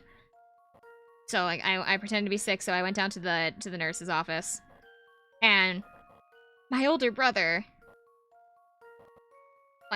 just so happened to be on his lunch hour at the time, so he caught me in the hallway. My brother found me. He looks at me and he goes, "Why are you out here?" And I went, "Going to the nurse." Going to the nurse's office, and he's like, "Why?" And I went, "Because I'm going to the nurse." Like, I didn't have an answer. I was like, I didn't have a good lie set up for my older brother. And because I wasn't expecting to run into him. And so my brother just kind of looks at me, he goes, "Don't do it again." And then he like wandered away. Because I think he was on his lunch break, so he was like heading to the bathroom or something. And he was like, he was disappointed, but like he like vaguely understood, and so he just made me promise that I wouldn't like do that again, and then he like pretended he didn't see me. I'm no good at these kinds of things.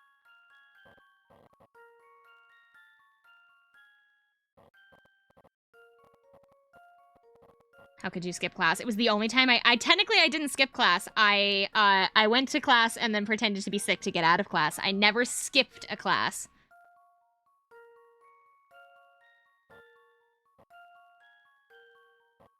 Because on a technicality, I didn't skip class because I was there. I did show up for attendance. And I was there for like half of the class and then didn't want to do my presentation. Because it wasn't ready and I was super nervous.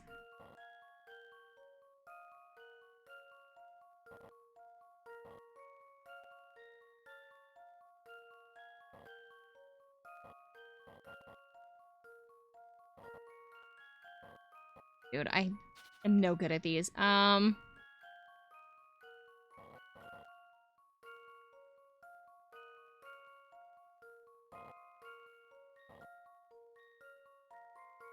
know, I was a goody two-shoes. Like, skipping class made me, like, feel really guilty, and so I never did it. I never did it because it made me feel bad.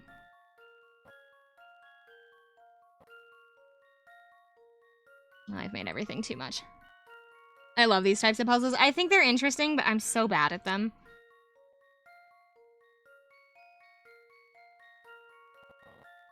No, I was a massive goody two-shoes. I skipped an entire month's worth of my 3rd period class. Jeez.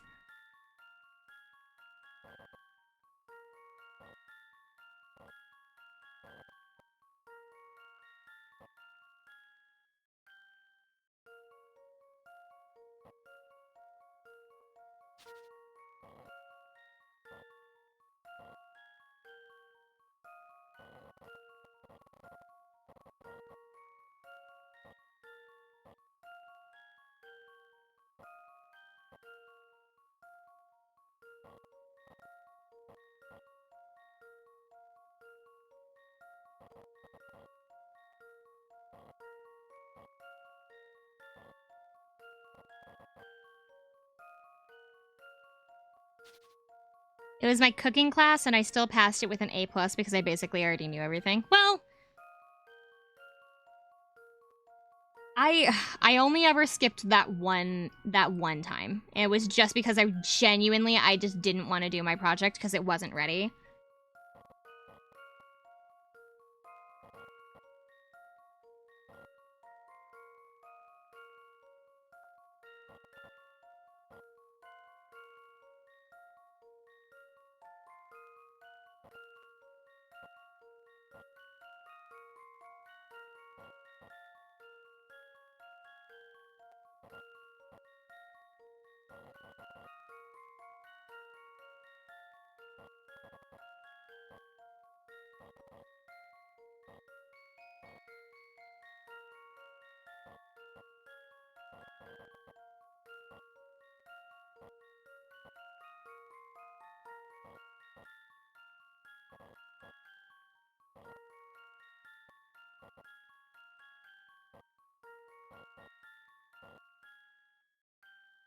Traps. There. Ah.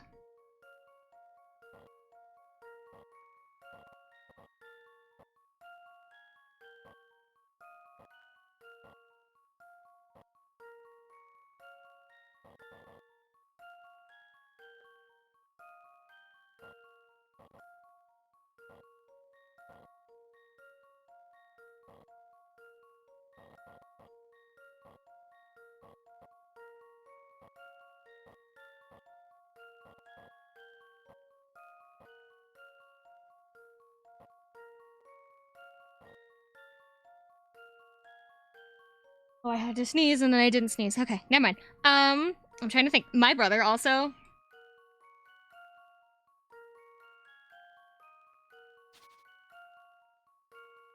You see that small empty pocket on the left?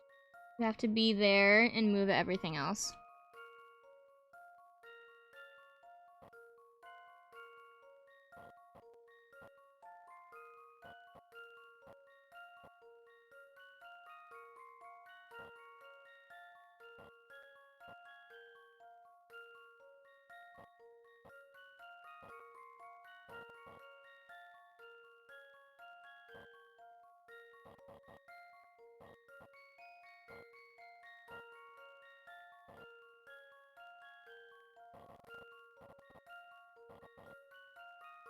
I can't get it over there, though.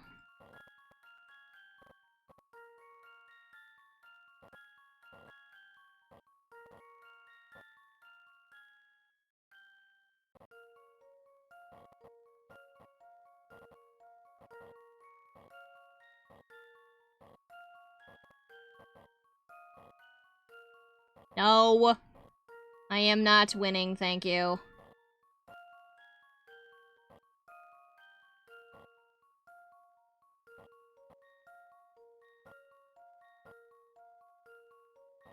Summer summons Exodia.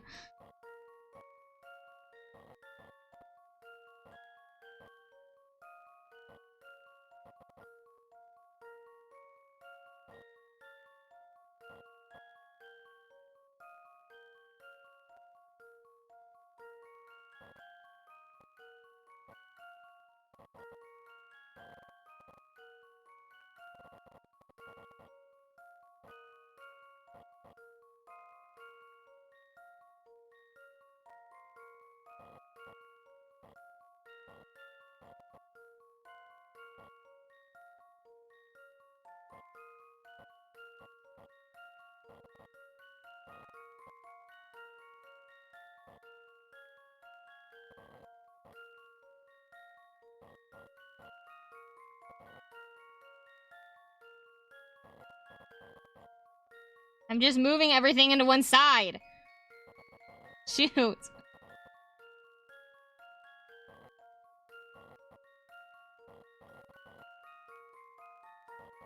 I love that it's counting how many moves I've made. I've made 75. It's gonna like tell me at the I'm gonna figure it out and it's gonna tell me at the very end of it. It's gonna be like, oh, did you know that you can solve this entire puzzle in 4 moves? And it's gonna be like, yes, I'm sure I could, but I'm stupid. Every time I look at the channel point redeems, I think of what could have been. Well, we didn't make it. You guys were 10 subs away. You guys were 10 subs away from the redeem.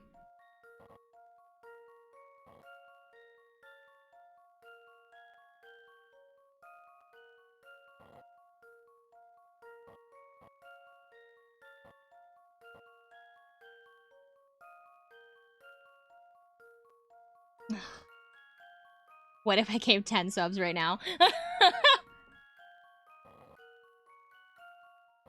I don't know. I don't know.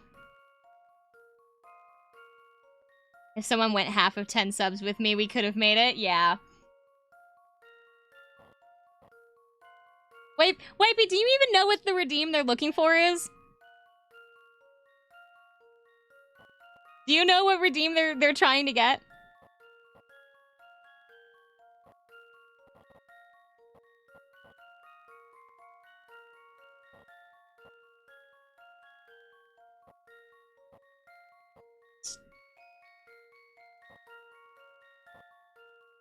Because I think I still have the picture in my... How much did you have at the end? I had 165 at the end. I don't, but if it's the boys... Here, I think I might still have the picture. I do. I actually do still have the picture loaded into my OBS. I forgot to remove it. Hang on. So, they're looking for 175. They're looking for 175, which is the Ada redeem. That's what they're looking for. I would have if I was awake. Summer doesn't know how to do a mommy voice. I kind of don't, but I know how to do at least something. Ah.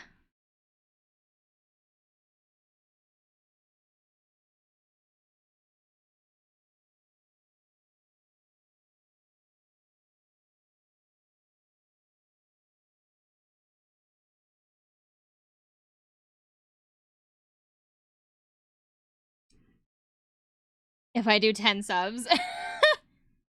It's too late now because it's not the subathon. I don't know. You sure we can give some now? Don't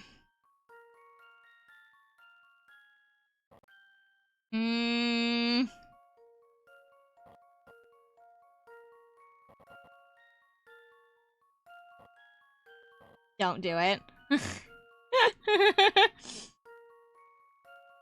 What do you mean we're 34 hours in?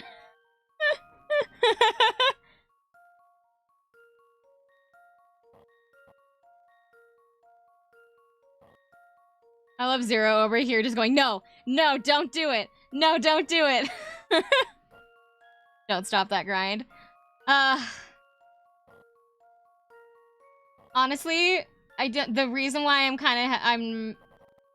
I'm stuck in the middle is because I wouldn't mind the money just to be able to help with the model. So when I was looking through the new model artist that I was looking at, the way that they have their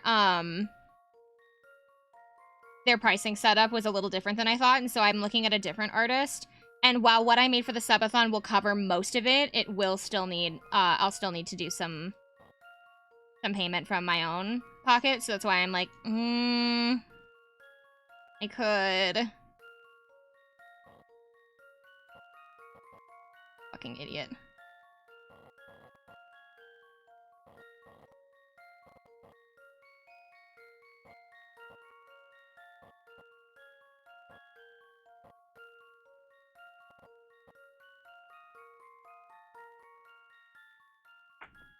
Mods find Zero's house and tickle his feet to ban him from the chatty box. Thank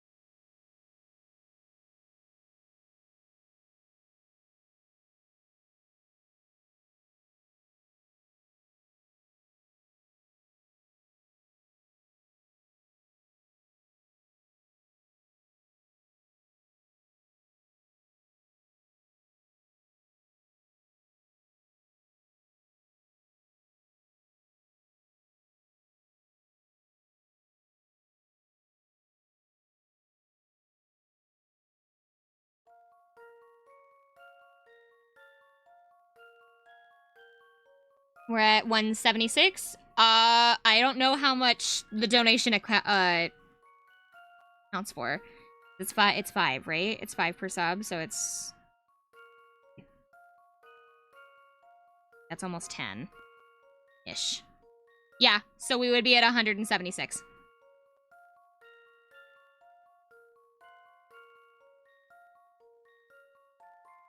Because I ended up with, no, we would have it at 175. Because I had, exactly, because I ended the night with 165.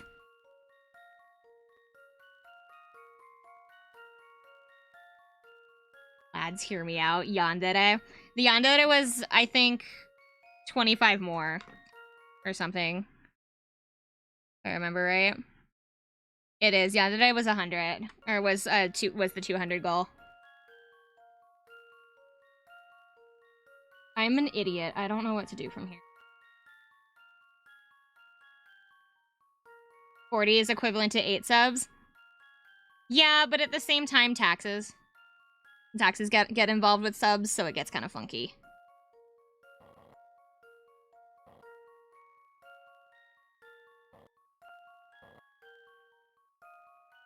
Even if it was only 8, Ghost did 1.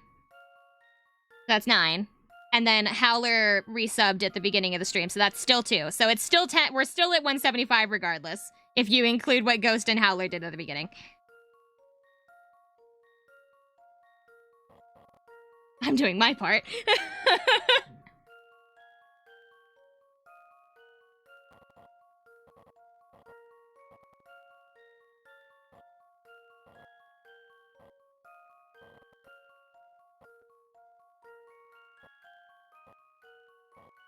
Dude, I am going to throw something. I am so angry that this is not working.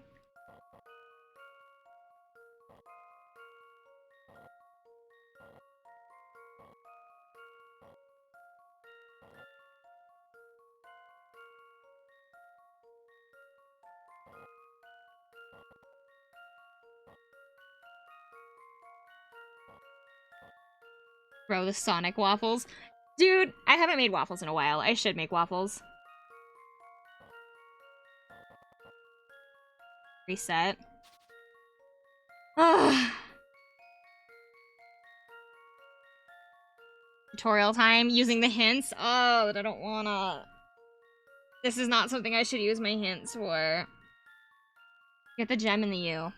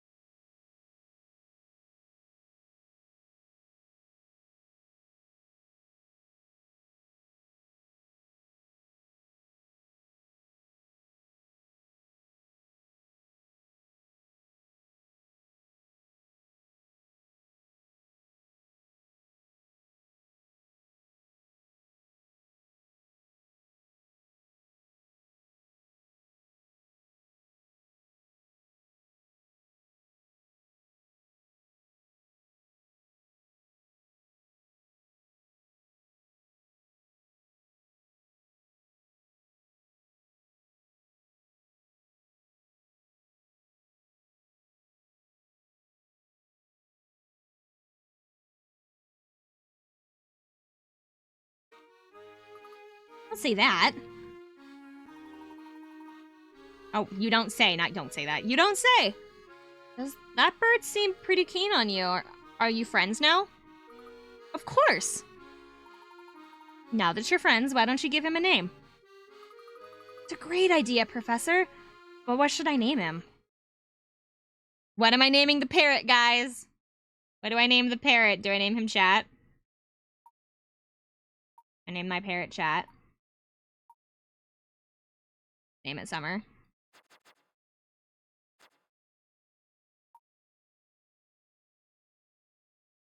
Randy, but spelt wrong? Chat. Macho Man. Sir Crow the Third. Everybody has different words. I don't think Macho Man would fit. I think Macho Man is too long. The Cream. I think that would fit.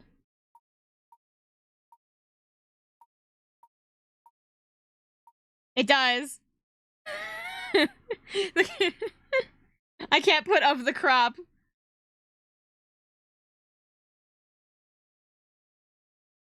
Sure. Hello, hello. It's nice to meet you. Meet you. I'm the Cream. Hello, back at you. I'm Luke. It's nice to meet you, the Cream. Well done, Luke. That was amazing. Of course. What else do we expect from the apprentice of the great Professor Layton? The parrot minigame has been added to the trunk. I don't think that it comes up for the rest of the game. I don't think the parrot, like, actually comes up unless I do the minigame. So, Cream the parrot has now a minigame. First, you have to have the parrot play with Luke to learn the basics. Once you've done that, you'll have a chance for it to learn, oh my god, to do lots more with your parrot pal. Heavens, you caught that feathery menace. What fine young men you two are. Keep at it, and one day you may as well each become a true gentleman like myself. We were glad to help. Here you go. I believe these cufflinks and the garnet are yours.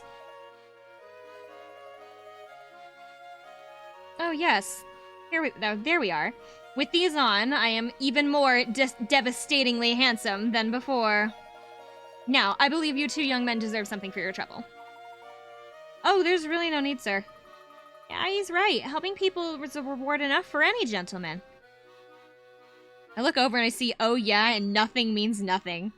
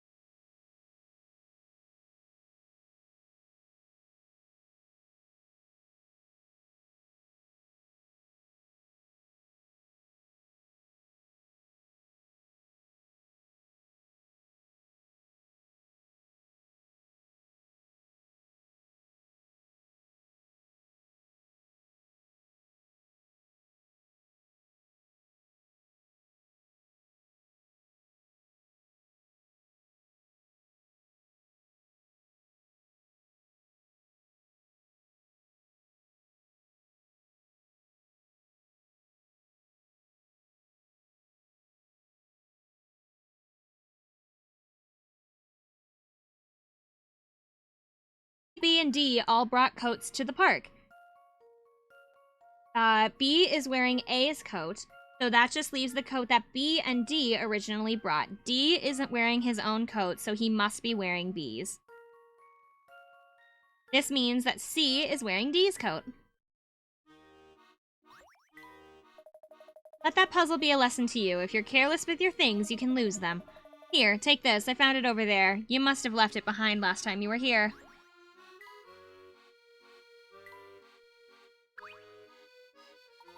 Midland Road is just on the other side of that door.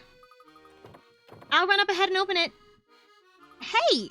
The door's locked. Locked? It can't be. Step aside, little Luke. I'll get it open. Strange, it is locked. Look here, you two. There's an unusual set of numbers embedded into the door. Number 40, missing tiles. Oh no, this looks like math. To open the door, place 4 numbered tiles on the blank spaces so that all of the conditions set forth by the equations are fulfilled. I can't move these ones.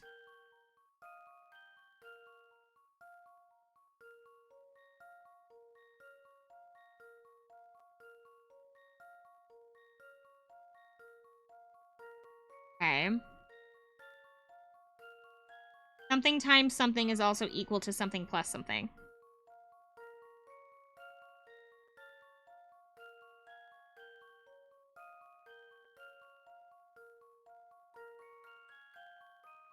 One times 9.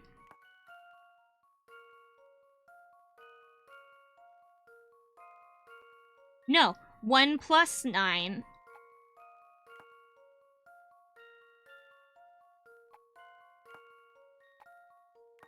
One plus 9 equals 10, and then 5 times 2 equals 10. However, that doesn't equal the reverse. Shoot, okay.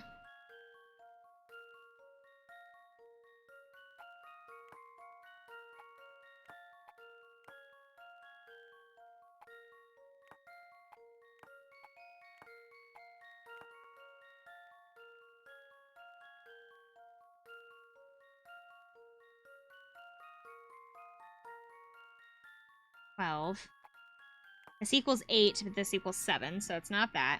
Now write the imaginary answer. Hey, imaginary numbers are really hard, but like when trying to explain them, imaginary numbers are so hard to explain, but they're actually way easier to understand than people think. 10.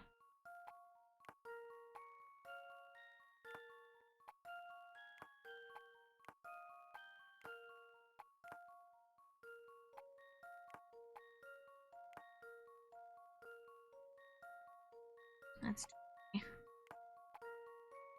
Imaginary numbers are imaginary? Yeah, and you have to write an I.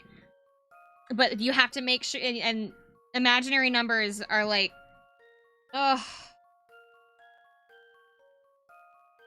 What is it? I squared is like -1 or something like that. Because I is to represent numbers that don't exist, because you can't, mostly in the sense of dividing negative numbers, or no, to square root negative numbers, you can't square root a negative number, and so I takes its place. And so, like, if I were to square root -2, I squared is the square root of -1, that's what I thought. It's, if you were to square root, like, -2, you can't square root a negative because a negative times a negative cannot be, is always a positive. So what it, or, sorry, yeah, and so what, yeah, it ends up being 2i is the way that she would write it. So it gets rid of the square, like, the square root thing over top of it. Cue the confused white lady meme. Yeah. It's so hard to explain. It's so much easier to, like, see it on a piece of paper and, like, do problems with imaginary numbers in them. Because if you can see it in action, it makes so much more sense than just watching, or than just having somebody explain it to you.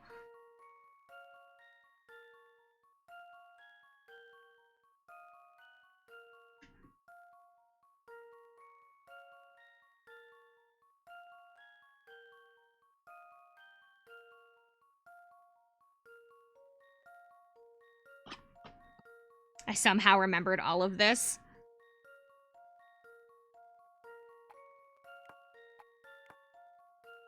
6.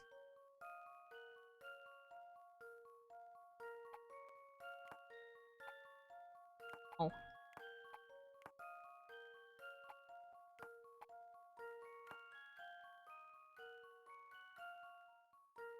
Nine, 2, 8, 3.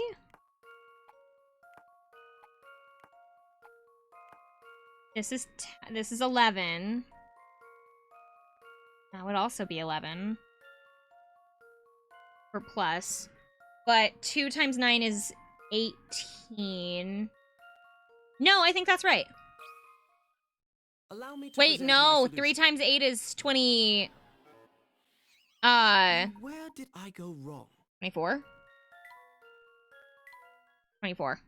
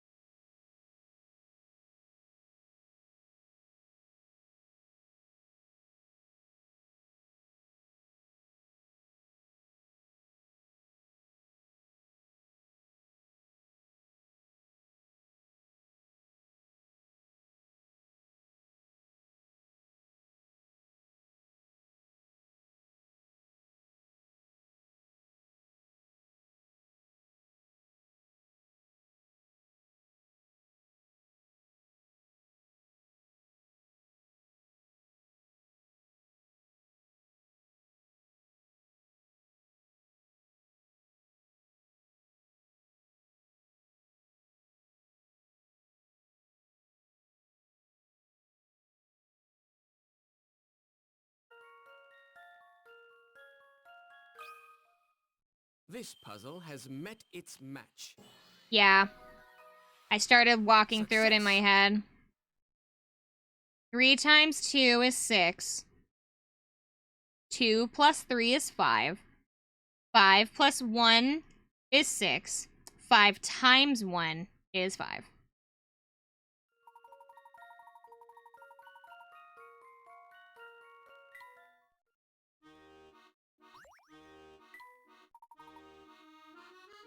Wonderful work, Big Luke. I think it's a little early for congratulations, Professor. The door still won't open. If the puzzle wasn't keeping the door shut, then what is? Well, I suppose it's time for Plan B. It might seem a little too simple a solution, but would you two help me shove the door? Certainly. It seems we've run out of other options anyway. No, we haven't! Can't we just go around? I think these games are going to destroy me. I have found everybody's kryptonite. It's not Dark Souls. It's not Elden Ring. It's the it's the puzzle game from like 15 years ago.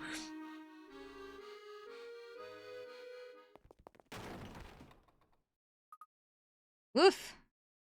Who would have thought? Is that sprawled out on the street? That's hard to believe, but this fellow must have fallen asleep against the door. Just goes to show that every puzzle has an answer, even if that answer is just brute force. Well, think fast, Professor, because the answer is coming right out of us and he looks mad. Hey! Why'd you kick my napping door down? Not only did it hurt, but you woke me up. We're terribly sorry, sir, but please understand that we had no idea you were there. Oh, I didn't realize it was you. Oh, look, forget I saw anything.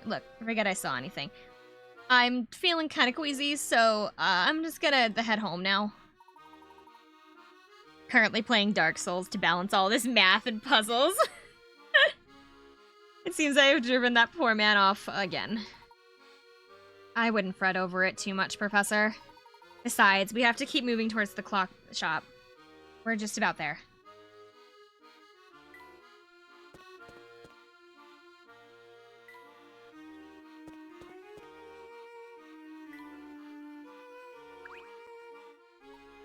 Did you happen to notice that odd flower growing in the abandoned shop on the southern Midland Road?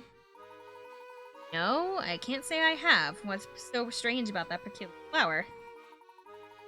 Supposedly, it attracts puzzles that have been disappeared from their original location.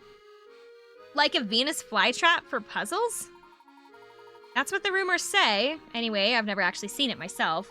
But if those rumors are true, we'll have the ability to retrieve any puzzles we've left behind. I'd say that kind of reward more. Oh my god! I'd say that kind of reward more than warrants an investigation to the shop. What do you say, Professor? We have to lose. The shop in question is just a quick stroll away, but being able to visit the lost puzzles would be very useful. And what's stopping us? Let's go.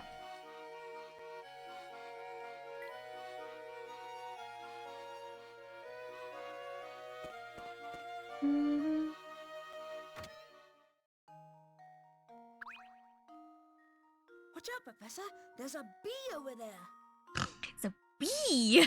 Now, Luke, I'm sure he won't hurt us, as long as we don't bother him. The voices are like nothing even close to what I've been doing because I am a woman, not a man.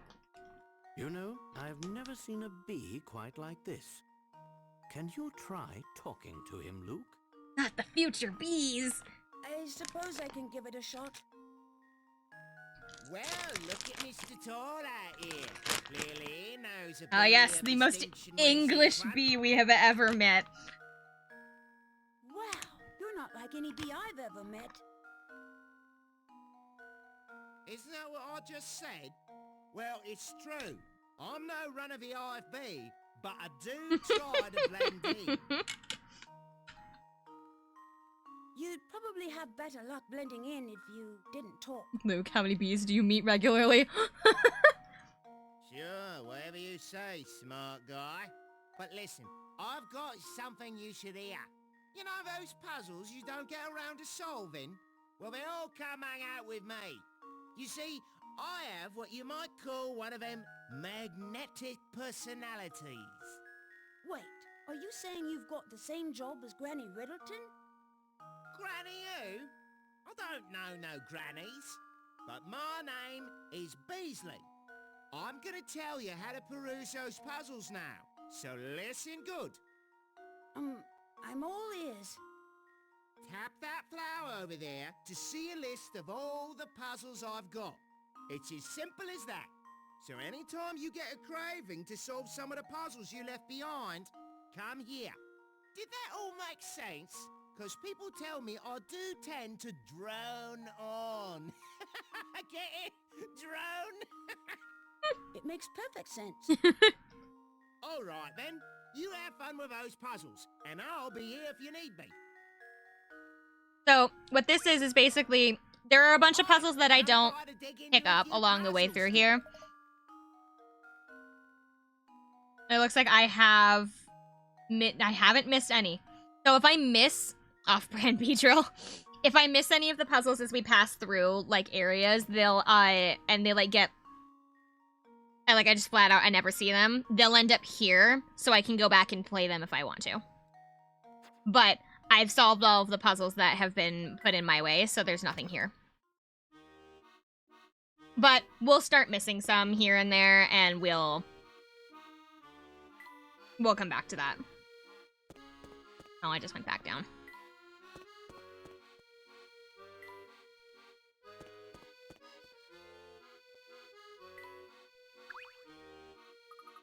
Here's the clock shop. The door was locked earlier and no one would answer when we knocked. That's because you don't know the secret knock. Watch this. Come on in. Go on, try the door now.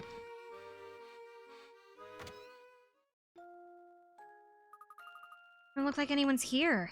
Well, look who's back! Ah, what are you doing hiding there? I see we've learned the secret knock, dearie. Actually, it was I who told the who did the knocking spring. Cog here. There you are, Luke. Cog's in the back room. Oh. Are you friends with the owners of the clock shop, Luke? I suppose I neglected to mention that earlier. Yes, Spring and Cog have been helping me. Cog actually explains the situation better than I do, so you should ask him about it. Alright. Hear what he has to say. Cog's in the back room. He'll fill you in on the time traveling. Sorry to keep you in the dark. It was never my intention to make you perfect. Ah. Going back and forth. Oh.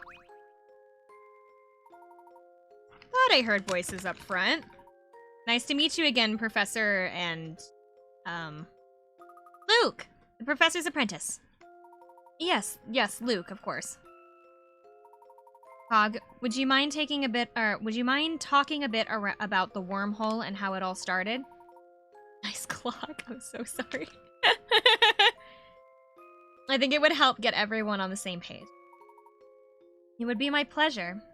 Hey, you there, Luke? Smaller Luke, that is. Yeah? Tell me, boy, what does this contraption behind me look like to you? A really big old clock. You are. By my estimates, this clock is well over 100 years old. The old gal tends to need a lot of TLC to keep chugging along, so I spend quite a bit of time on maintenance. I was right in the middle of oiling her gears one day when 2 family goons busted in. Here we go. This has got to be the place the boss was talking about. For sure. Hey, boss, there's a big clock here. Just like you said, it's a real antique. Come over and see. Just what do you two think you're doing barging into my shop? Get your hands off of my clock! Panic, Gramps.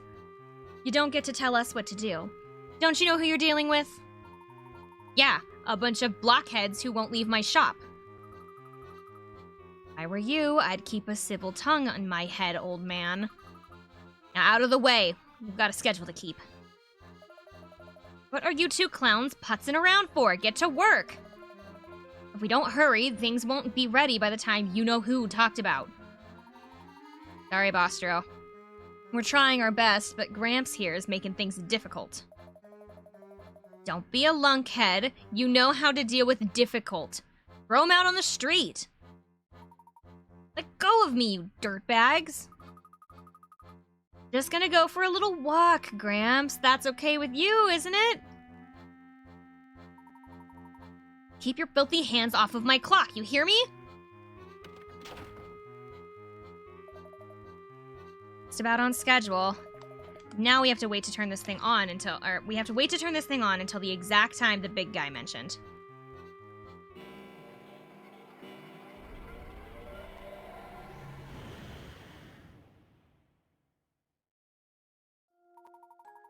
That's all I heard before those brutes tossed me out of my own shop. It wasn't until later that I found out what the thugs wanted from my little clock shop. See, the family funded the construction of the time machine by some scientists. I think the idea was to use it to create some kind of wormhole or a warp point. How did they manage to do that? Beats me, it was all mumbo-jumbo, something about opening a vortex in the flow of time. Anyway, for whatever reason, the plan didn't go exactly as anticipated. See, somehow this hole in time manifested itself in or near this clock of yours. That would be the case, yes. The clock has been here ticking away for over 100 years. My guess is that something about the clock's age caused the warp point to gravitate to this. Yep. The wormhole, or whatever it's called, was pulled here and became part of my clock. Thing is, I'm the only one who can keep the old gal running. Which means, like it or not, Spring and I are the only ones who can open and close this wormhole. That's really strange. It is a burden, is what it is. Once the family found out about what I could do, they forced me to work the clock for them. After a while, I caught wind of Cog's situation. I'm sure it goes without saying, but Cog isn't part of the family. In fact, the family's been nothing but a source of trouble for poor Cog. Sure sounds that way. Knowing that, I approached Cog and Spring and explained my idea to them. After getting them on board with my idea, Cog fired up the machine and helped me get my message to you. And upon receiving your letter, my curiosity took myself and Luke on a journey that led us here. Quite the plan you drummed up, Big Luke.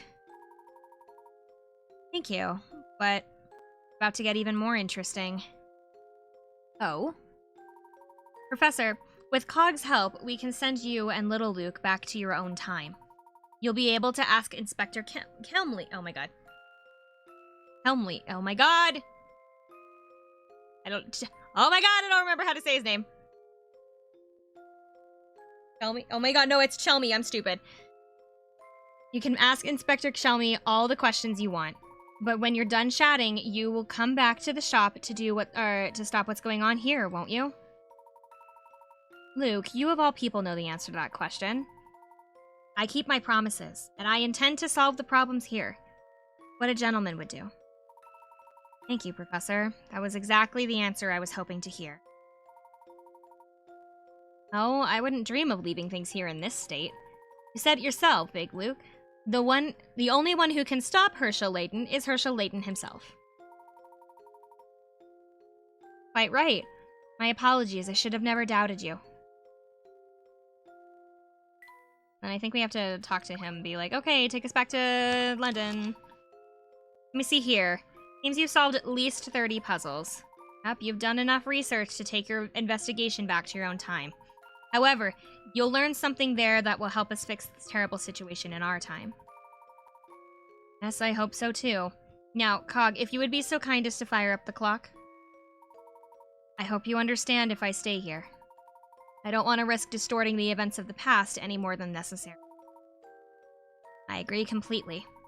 Besides, the poor inspector's eyes might very well pop out of his head if I showed up with 2 Lukes. But just think about how funny it would be to see his reaction. Pity you can't come with us, Big Luke. Okay, she's ready to go. Let's get the show on the road.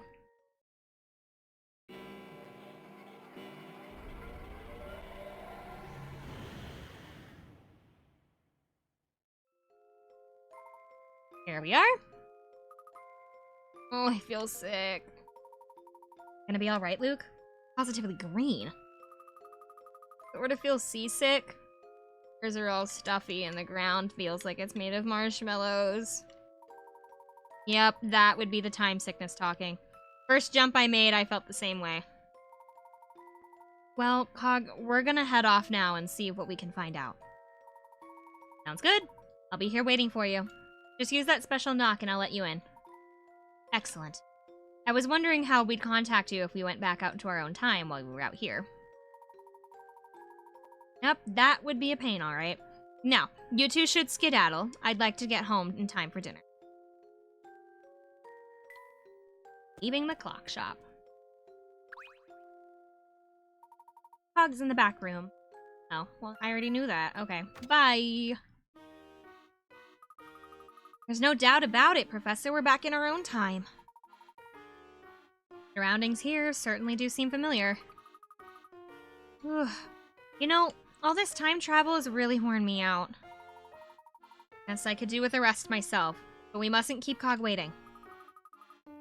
You're right. Shall we go to find Inspector Helmy? Oh my god.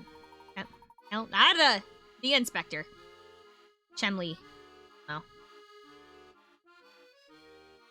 That will be our second stop. First, I'd like to run by my office at the university. So we are taking a break. Not quite. I need to do a little prep work for our session with... Oh my god, Inspector Helmy. Chelmy. I don't know. Like, I swear to god they said Chelmy earlier, but now I can't... Now I'm looking at the word going, I don't think it's pronounced that way. Preparation, my boy, is the foundation upon which every good investigation is built. You are. Now that we're back in our own time, we can reach the university by bus in a matter of minutes. Let's go, Luke.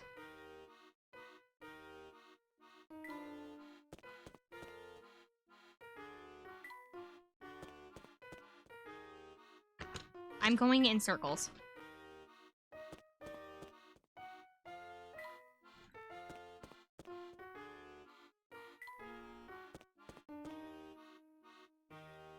Bus stop.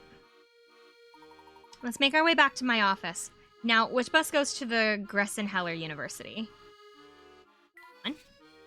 Traveling to Gressenheller University.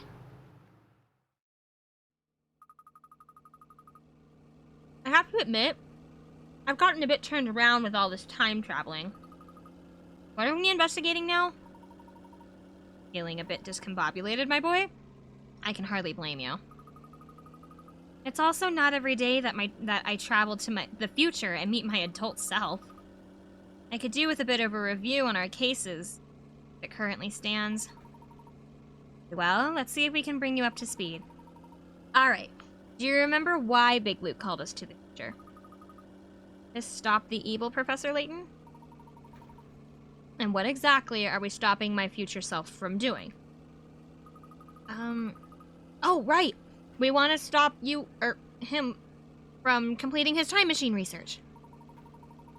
Precisely, which is exactly why you and I were headed to Chinatown. Oh yeah, it's all coming back to me. We failed to get into Chinatown. It was at that point you started talking about asking the inspector some questions.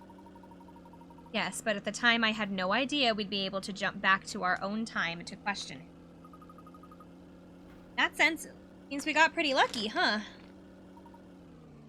Perhaps. Perhaps. Sounds like something isn't sitting right with you. Something bothering you? Indeed. It's that something we've come to... Oh my god. And it's that something we've come to investigate. We just about reached our stop. We'll run by my office and then it's off to see the inspector. We have arrived at Gressenheller U. Yes, we are going to save our progress, and I'm going to turn around really quick because I have a little... I'm going to open. I have another one of my little nutty bar things. Chapter 5, The Forgotten Case.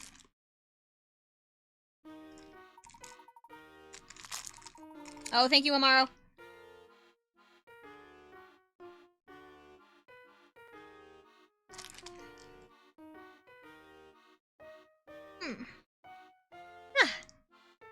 I need to stop by my office and check something. After that, we'll be able to we'll go find Inspector Chelmy. Oh, I got this open.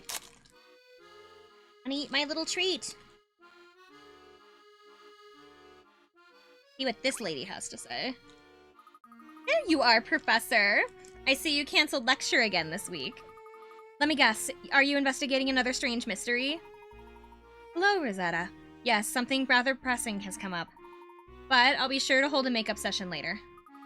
Oh, no worries, Mr. L. As long as I get my credit, I'm not sweating it. Now, what kind of attitude is that to have, Rosetta? If you want those credits, you have to earn them. And as your paper is on the stone relics of Cornwall, I'd say you'd have your work cut out for you. As your advisor, I'd say that you check in with me weekly until your paper's shaped up. I didn't mean to imply that I wasn't interested in work. And I'm very much looking forward to our sessions later. Not every girl has the privilege of receiving private instruction from the great Professor Layton. What I mean to say is that you should check in during the office hours. Oh, you don't have to tell me twice, Professor. I'll see you next week. I don't know what that girl's up to, but it can't be good, Professor. Nonsense, my boy. I'm sure it's all in your head. You can't fool me. You see the look she gave you? She's a man-eater, whatever that means.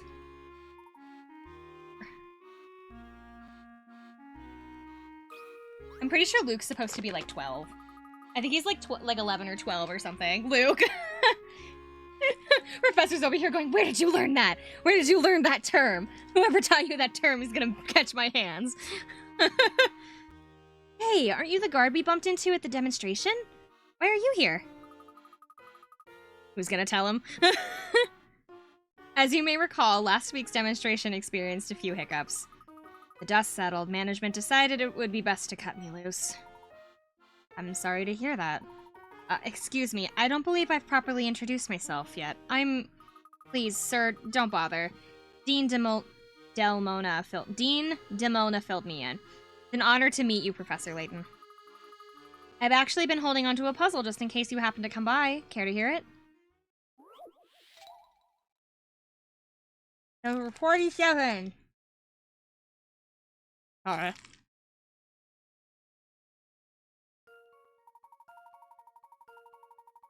No! Don't make me talk! Hold on!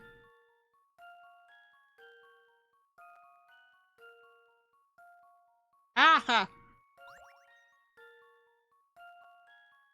I was trying to eat my little treat. Okay.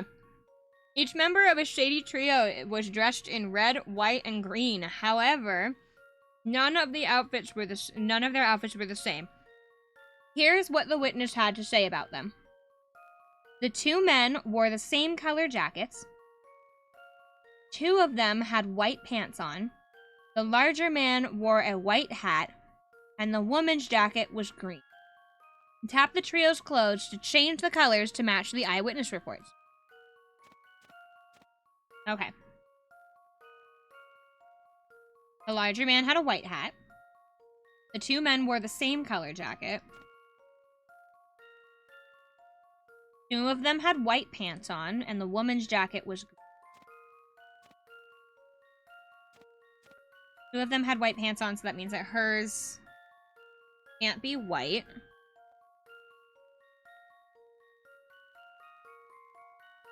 The larger man wore a white hat, which means that his and her hats can't be.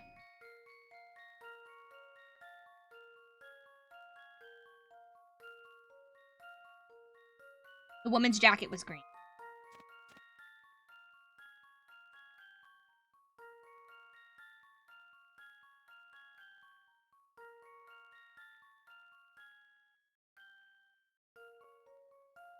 Does the white pants only apply to the men? No, it just says that two of them had white pants on. The men wore the same color jackets. Two of them had white pants on. The larger man wore a white hat and the woman's jacket was green.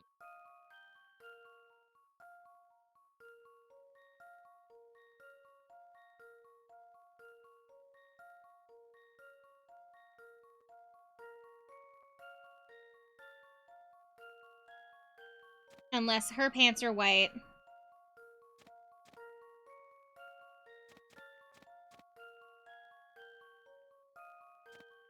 Because they each need to be wearing one of the colors, right? So would it be like that?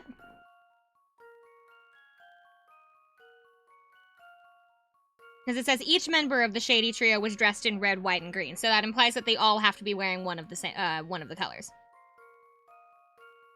This is the larger man wore a white hat, and the woman's jacket was green. Two of them have white pants on, and the men's jackets are the same color.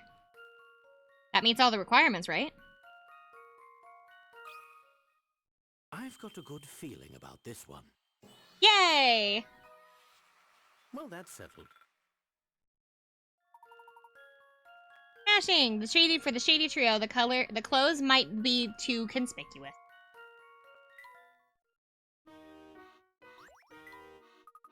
Simply beautiful work, sir.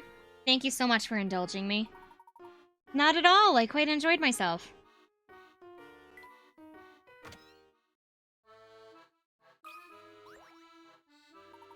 Herschel, my boy, I've been looking for you. Hello, sir. Didn't you receive my notice that I was on holiday? Oh, that? Yes, everything's in order there. It's something else that I need your help with. In that case, please tell me how I can be of assistance to you, sir.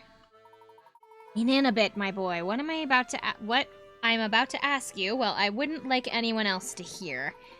Thing is, I have a puzzle I simply can't work through on my own. My darling granddaughter brought it to me, but I can't for the life of me solve the blasted thing. I can see how that would be quite vexing. Vexing is to put it politely. It's hard to feel like the king of your own castle when you can't even solve your grandchild's puzzle. A rather serious issue for me, Herschel. Certainly sounds that way, sir.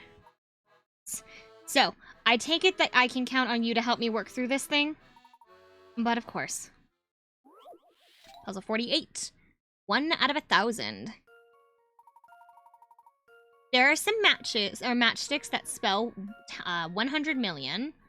Move one of the matches into the garbage to display the length, or to display a length that is 1/1000th of that size.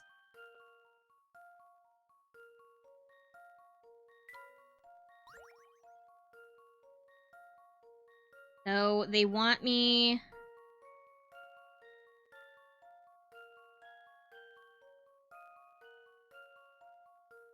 I got to move one. What is 1/1000th of 100 million?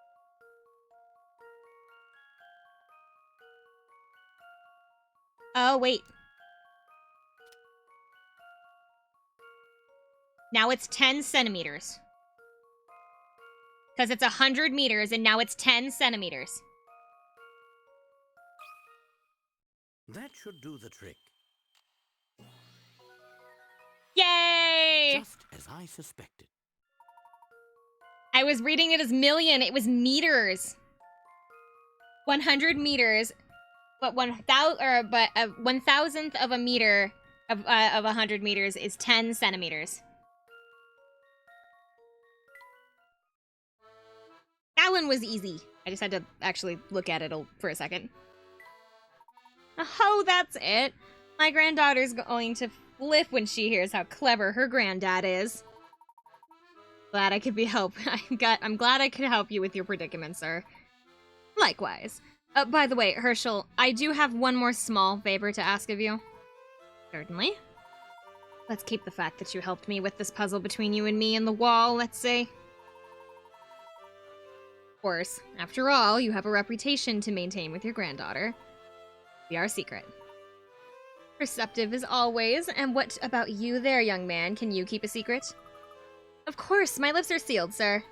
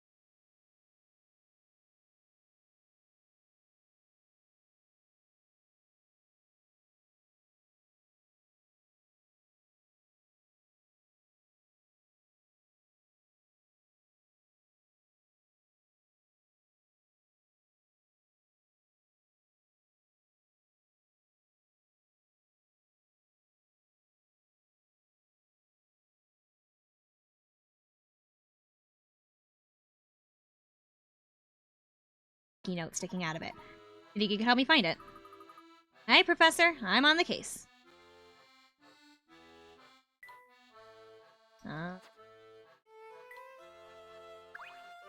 Probably somewhere on the desk. Oh, there it is. Is this the notebook you were talking about? Why, yes it is. Let's see. Information concerning the explosion at the Institute of Polydimensional Research. You put this notebook together, Professor? I did. Piece by piece. Sadly, most of its contents have been removed. Oh, you weren't kidding. Most of the pages have been torn out. Been a while since I opened it last. I see. At least the news clipping. Fact. When exactly are all these articles from, Professor? I'll explain more on the bus. But for now, we need to get out of here before Flora returns.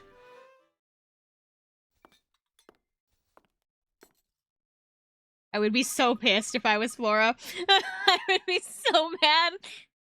The earful that my father would get when I got home if he did this to me. Voila! I thought you might be hungry, so I made a little cucumber sand. Oh. Does it let me back in the room?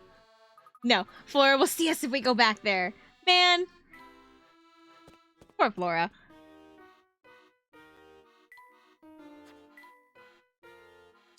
Going to Scotland Yard. We have to go talk to the inspector. About the notebook we picked up at your office, Professor?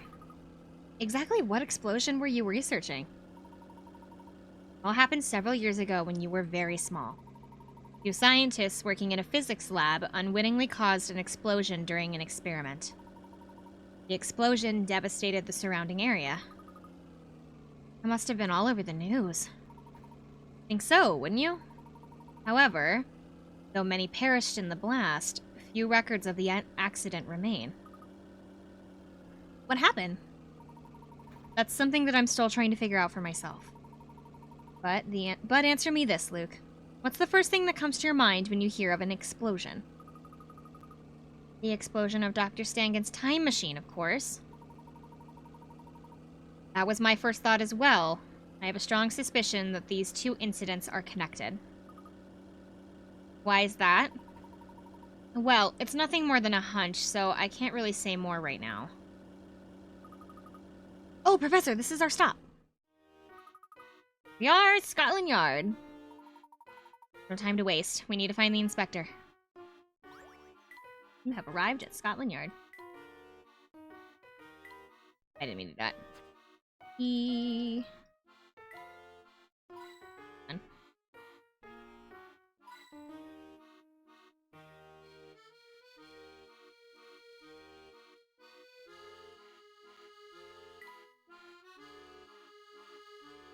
Last one is.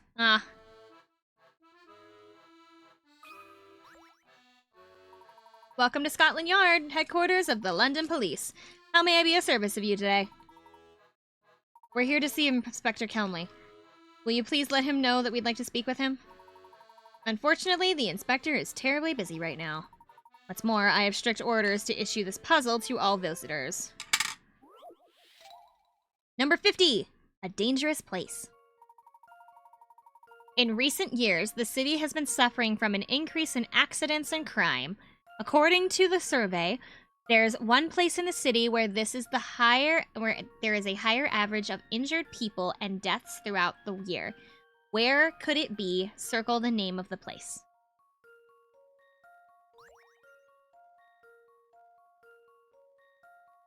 We have the hospital, the police station, the crossroads, the church, the school, the cemetery, the fire station, the monument, and the park. Now, my brain goes to hospital because you go to the hospital to get your injuries checked out, and a lot of people pass away at the hospital.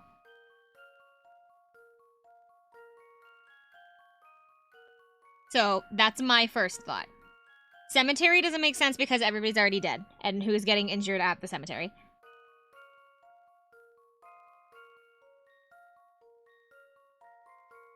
But I don't know if that's correct. That should do the trick. Yeah, it's the hospital. Because everybody's getting their injuries checked out. Well, that's settled. So it's going to see the most amount of injured people because everybody's looking for doctors.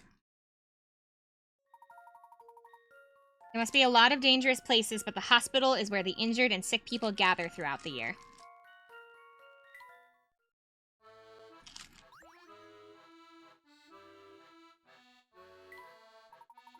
That's correct, all right. Tremendous work as usual, Professor Layton. Oh, so you do know each other. Of course, that is, I know the professor. How could any self-respecting puzzle nut not know the name Layton? I'm a huge fan. I assume the puzzle that I just solved was one of your own design? You got me there. I couldn't pass up the chance to have the Professor Layton solve my puzzle. I'll call ahead and let the inspector know that you're coming. His office is just up those stairs on the second floor. Thank you very much.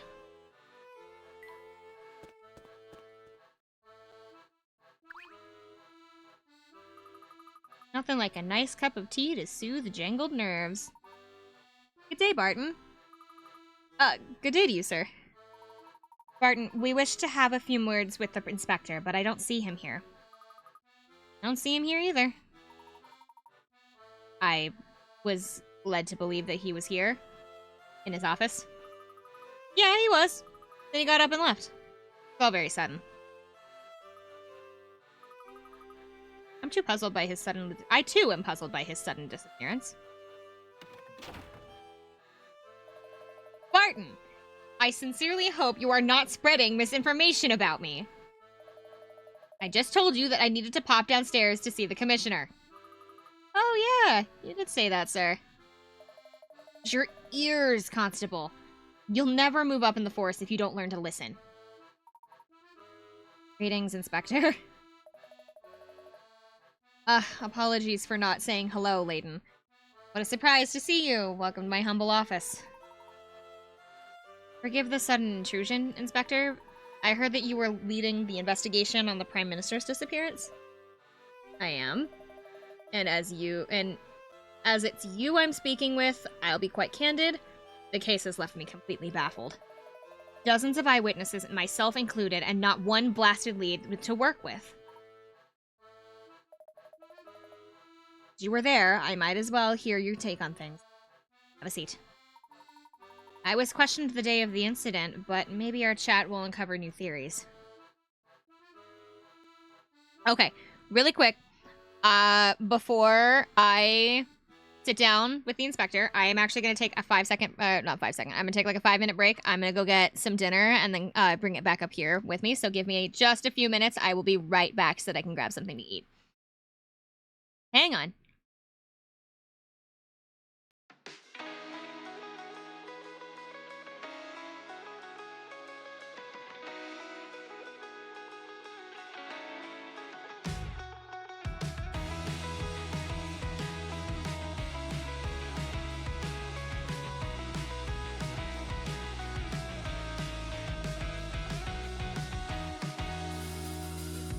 I met you in the yellow light of a sign that bore your name. You said it was a coincidence, but one you can't explain. Said I'm not going to read more other than I should, but when you smiled, I knew I always would. I wanna meet you at a slow dance. I wanna meet you, but it's too soon. I wanna meet you, but I can't speak or dare to cross the room. I wanna meet you at a slow dance. I wanna meet you, but it's too soon. I wanna meet you, but I can't speak or dare to cross the room, but I am trying.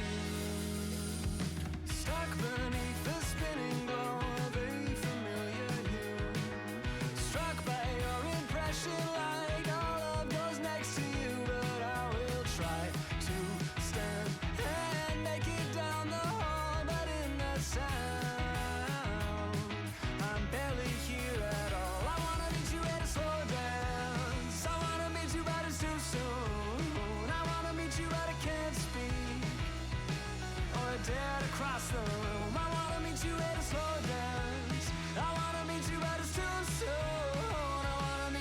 can't speak or dare to cross the room, but I am trying so hard to meet you where you are.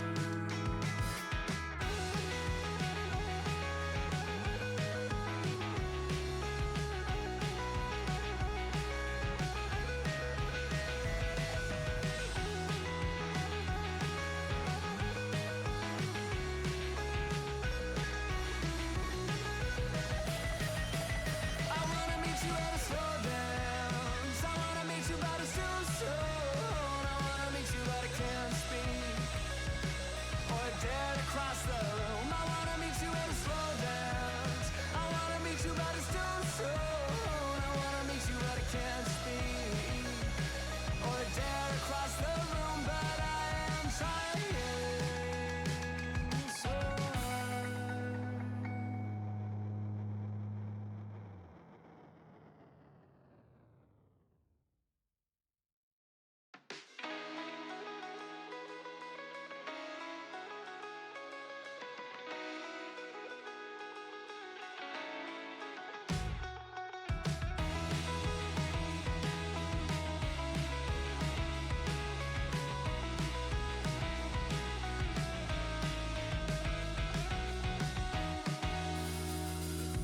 I met you in the yellow light of a sign that bore your name. You said it was a coincidence, but one you can't explain. Said I'm not going to read more other than I should, but when you smiled, I knew I always would. I wanna meet you at a slow dance. I wanna meet you, but it's too soon. I wanna meet you, but I can't speak or dare to cross the room. I wanna meet you at a slow dance. I wanna meet you, but it's too soon. I wanna meet you, but I can't speak or dare to cross the room, but I am trying. Stuck beneath the spinning glow of a familiar hue, struck by your impression like all of those next to you, but I will try to stand and make it down the hall, but in the sound, I'm barely here at all. I wanna meet you at a slow dance. I wanna meet you, but it's too soon. I wanna meet you, but I can't speak or dare to cross the room. I wanna meet you at a slow dance. I wanna meet you, but it's too soon. I wanna meet you, but I can't speak or dare to cross the room, but I am trying so hard to meet you where you are.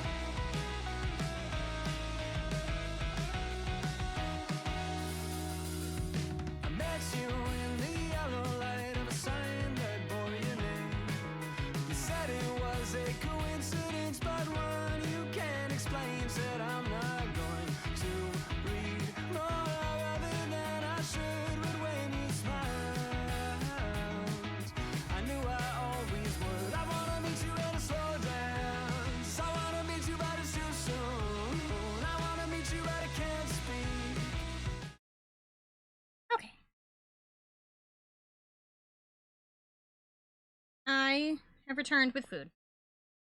I have grapes, some chicken, and a little soda.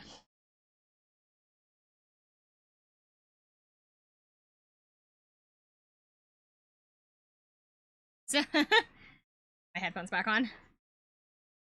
I was like, I wonder why it's so quiet in my room. Well, it's probably because I'm not wearing my headphones, you idiot. Okay.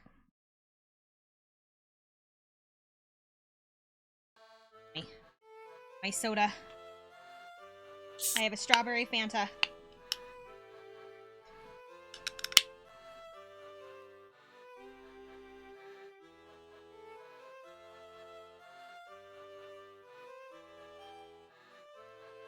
Okay. Talk with Inspector Shelmy.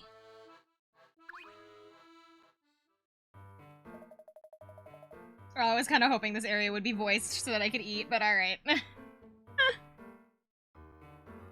We've already established that you were there when the explosion occurred. Yes, I certainly was. And you must believe, as I do, that there was no way anyone could have survived that blast. Not that quack Stogan, not his staff, and though I hate to say it, Prime Minister. What confounds me is that not a single trace of the lot remains. What do you mean by that? What I mean is that we've canvassed the whole place and we haven't found a thing related to the victims. No bodies, no clothing, no shoes, not even so much as a pocket watch or a ring. All we recovered from the scene was 10 tons of scrap metal that used to be the machine. No people, though. There were 8 of them, sir. Huh? Say something just now, Constable? There were 8 of them, sir. 8 people vanished. Oh, yeah. According to the eyewitness reports, 8 people have vanished from the scene. That group consisted of Stogan and a handful of his assistants and the Prime Minister. Now, how in the world do 8 people just vanish? It's like a blasted magic trick. Worry, Inspector? From what I heard, the Prime Minister is still alive. Oh, young Luke. Be a good lad and keep quiet, alright? The adults are having a serious conversation here. You're bored? Why don't you and Barton go play in the hall? Inspector, I assure you that Luke isn't making this up. There's a very real possibility that Bill Hawks is alive. What? Well, don't leave me here scratching my head like a fool. Explain. Before I do, I need to ask you of a favor. And what would that be? Do you recall the explosion that occurred at the Polydimensional Research Institute 10 years ago? Did you just say? I'll take that as a yes. It is imperative that I see any and all case files on that incident. You just might be onto something here, Layton. What did you know? At the moment, I have a suspicion that our current case and this old one are linked in some way. I'd like to help, really I would, but those files are sealed and require top-level clearance. Even a high-ranking officer like myself would have trouble getting his hands on those. Let's see. I had hoped a man of your status might have the influence necessary to acquire those documents. Fortunately, it seems I may have hoped for too much. Sorry for asking you impossible. Just a moment. I might be able to get you access to the case file. Excellent! I would be extremely grateful for that. One thing, though, these documents don't come for free. I want to hear everything you know or suspect about the Prime Minister's whereabouts. Of course. I've seen the documents, I'm sure my theory is sound, every detail will be yours. Barton, head down to the archive room and find those old files. Tell them that you're there on my orders. Right away, sir. Files can't leave the archive, but you can read them there. Head downstairs, past the lobby, into the... Much appreciated, Inspector.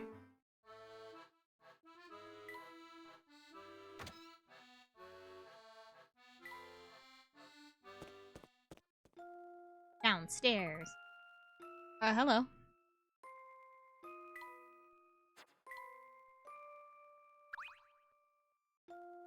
Welcome to the archive. I've gathered all of the files pertaining to the explosion. Thank you, Barton. Your hard work has saved us considerable time. Oh, documents are all mildewy and covered in dust. These files are off limits to most people. You're the first to touch them in a long time. Yeah. Send some of them over, and I'll help you look through them. Where should I start? I appreciate the offer, but I should handle these myself. They are top secret, after all. Of course, I understand.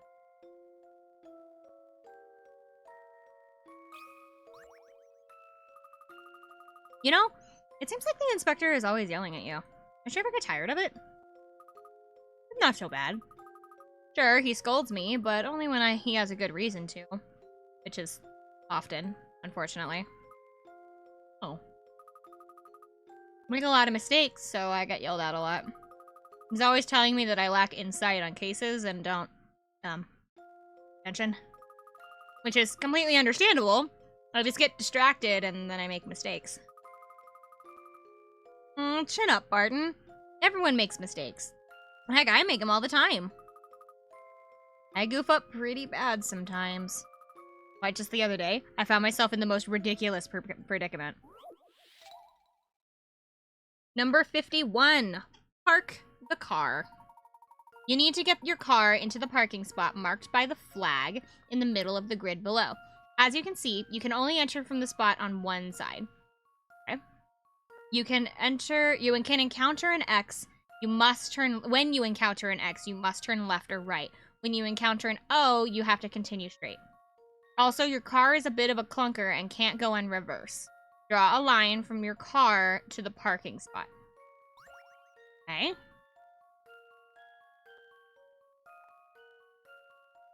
Well.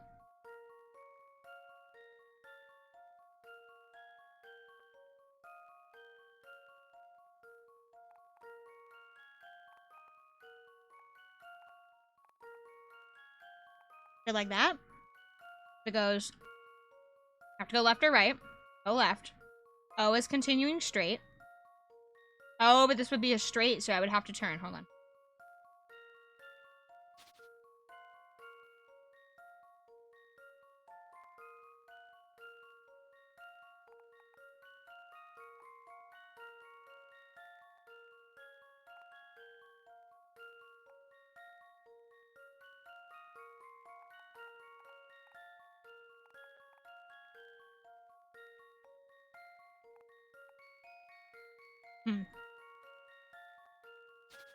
Okay, what if I go the other way?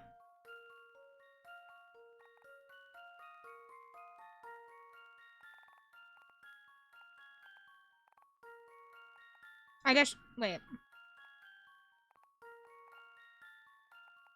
Ah!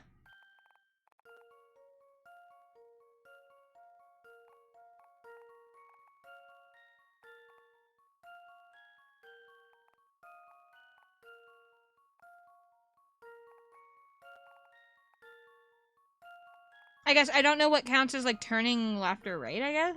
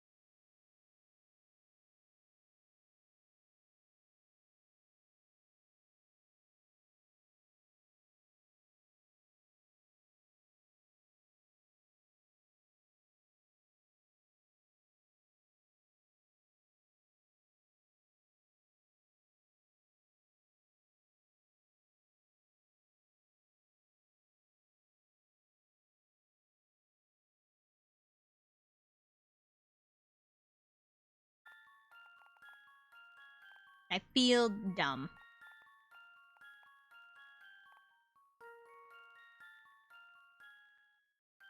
You're right.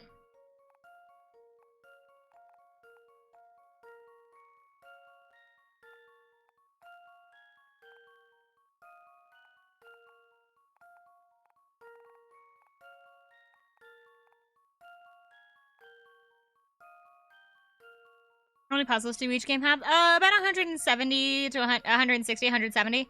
You don't have to complete all of them, though.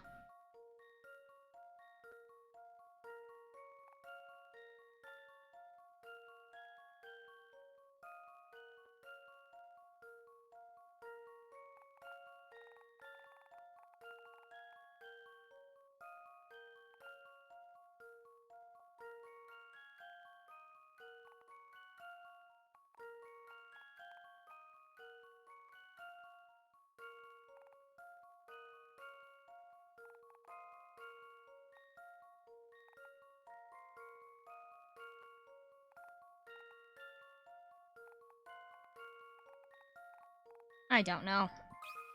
I don't know. Here's my answer. Let me think this through again. Check your route. Make sure you didn't turn or go straight when you weren't supposed to. Start from the beginning and try again. Ugh.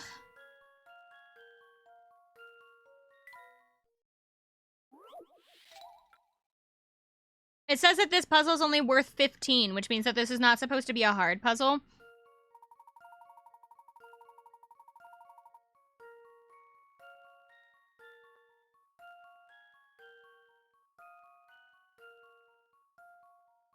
Turn left or right.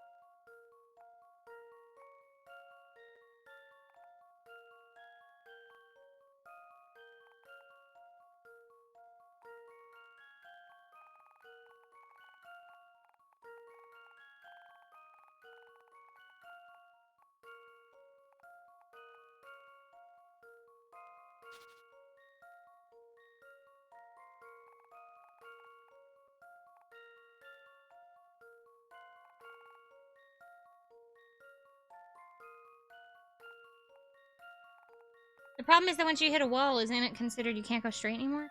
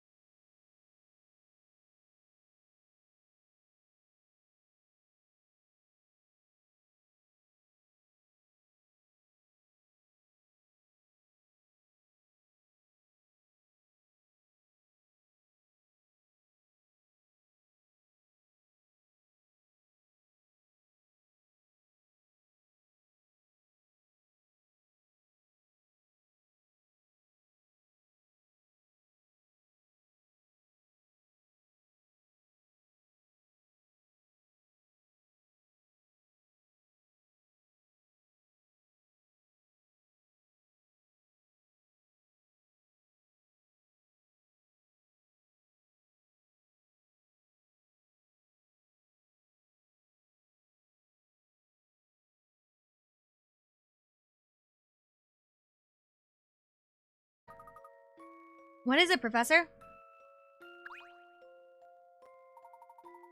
File yielded some very valuable information. What exactly did you find out, Professor? Let's just say I'm very confident that the Prime Minister is still alive. However, the only way to save him is to travel to the other London where he's being held. Think he might be trapped in the future? Perhaps. Bring this discussion to the inspector.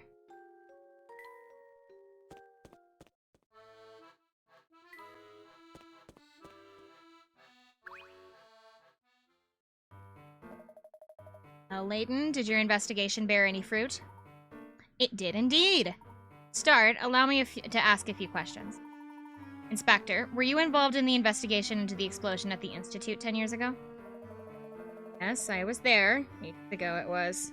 I remember I had just been promoted to assistant inspector. Let's see.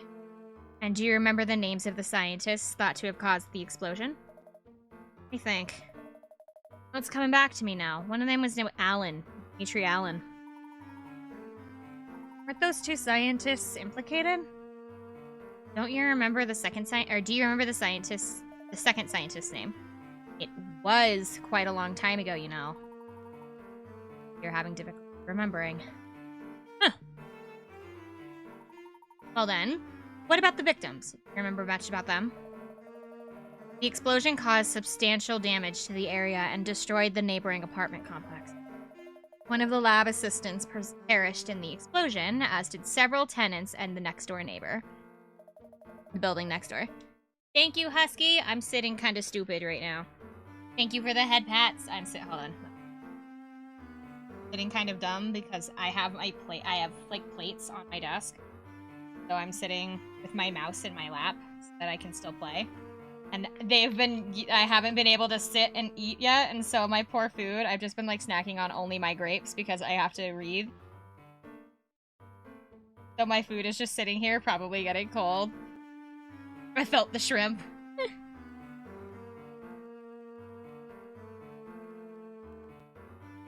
Oddly enough, though, I think both of the scientists involved in the experiment survived. Very informative, Inspector. Good, because I have a few questions of my own now. How do you think this old case relates to my current one? This is just a theory, but I think the Prime Minister is being held somewhere beyond the influence of Scotland Yard. Do you mean he's being held captive in another country? You may find what I'm about to tell you hard to believe, but I think Bill Hawks is being held captive in the future. If this is your idea of a joke, I'm not laughing. I understand your skepticism. Thank you for all your help today, Inspector. Should I learn anything else about the Prime Minister's whereabouts, you will be among the first to know. Come, Luke, let's be off. Wait right there. We had a deal. Surely you have more for me than that far-fetched theory. Inspector, I've told you as much as I know at the moment. Now please excuse us.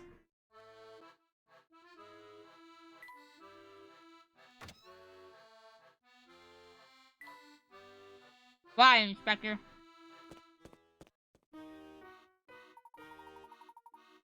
Now that we got what we came for, let's head back to the clock shop. Cog is waiting for us. Okay. I'm sorry, I sound kind of funny right now. I'm just trying to eat.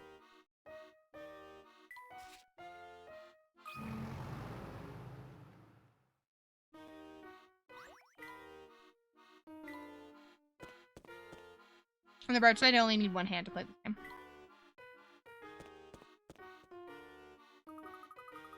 I suppose we have to head back to the future, London, huh? What's the matter, Luke? Are you scared of traveling through time again? Yes. I mean, no, as long as I don't have to do it alone. Of course not. I'll be right here with you. First on the agenda is heading to Chinatown to meet the future Professor Layton, right? Right. My guess is correct. We'll find the Prime Minister there as well. Do you think we'll run into trouble on the way? Considering the warm welcome we received from the family at the casino, I'd say it's possible. Luke, there's no telling what kind of dangers await. Maybe it would be best for you to remain here in our time. What kind of a apprentice would I be if I left you to face danger all alone? Of course I'm going to.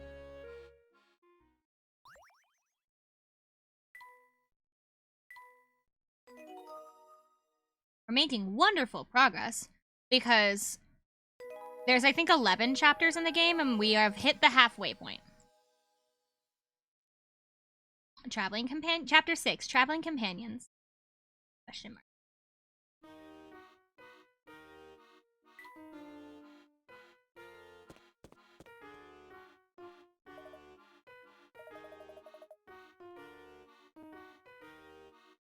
Sorry. Alright, what kind of mischief did you two get yourselves into? Everybody say hi to Lagoon. Lagoon's come to play. Eh? No idea what you're talking about.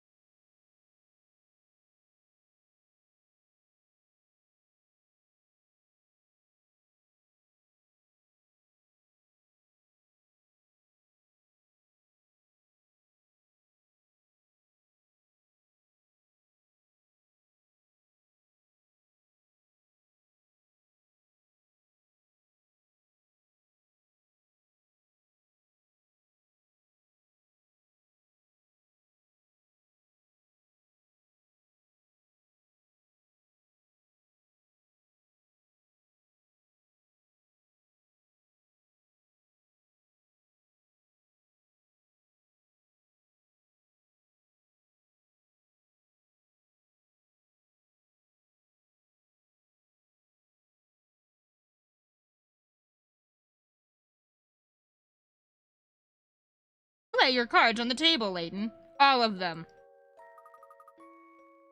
I can't. You, Professor. And you too, Luke. Laura. You two ran off and left me on my own again. After I made you those nice cucumber sandwiches. Laura, please, try to understand. We just don't want to put you in a dangerous situation. I don't buy it. The real reason you won't take me is because you think I'll get in the way. That's not it at all. Brett, you have to understand. You can be put in harm's way. It's for your safety that I don't know anyone else in this town. What am I supposed to do when you two run off? Stare at the wall? Oh, that's really no fun. And by really fun, I mean not fun at all. That way, I can see where you're coming from. Now, Luke, listen here. You know, Layton, I think the girl has a point. Maybe leaving her behind out of concern, but that doesn't mean that doesn't mean much if it upsets her so. Hector, you two? Sorry to butt in, but we have to get the show on the road. We can't keep Luke waiting any longer. I have to start her up now. But there are several people here who have nothing to do with the matter at hand. As far as I'm concerned, the more people we've got, the merrier. That's ridiculous. I beg you to reconsider. Sorry, Professor. We've got to get a hold on. Everybody hold on! Hold on? What for? Going, oh, hi! Hi, Ira! You like Professor Layton, too? Yay!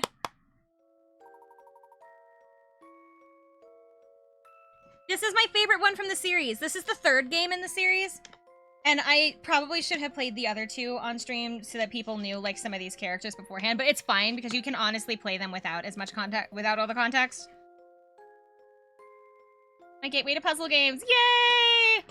I own the entire Professor Layton series.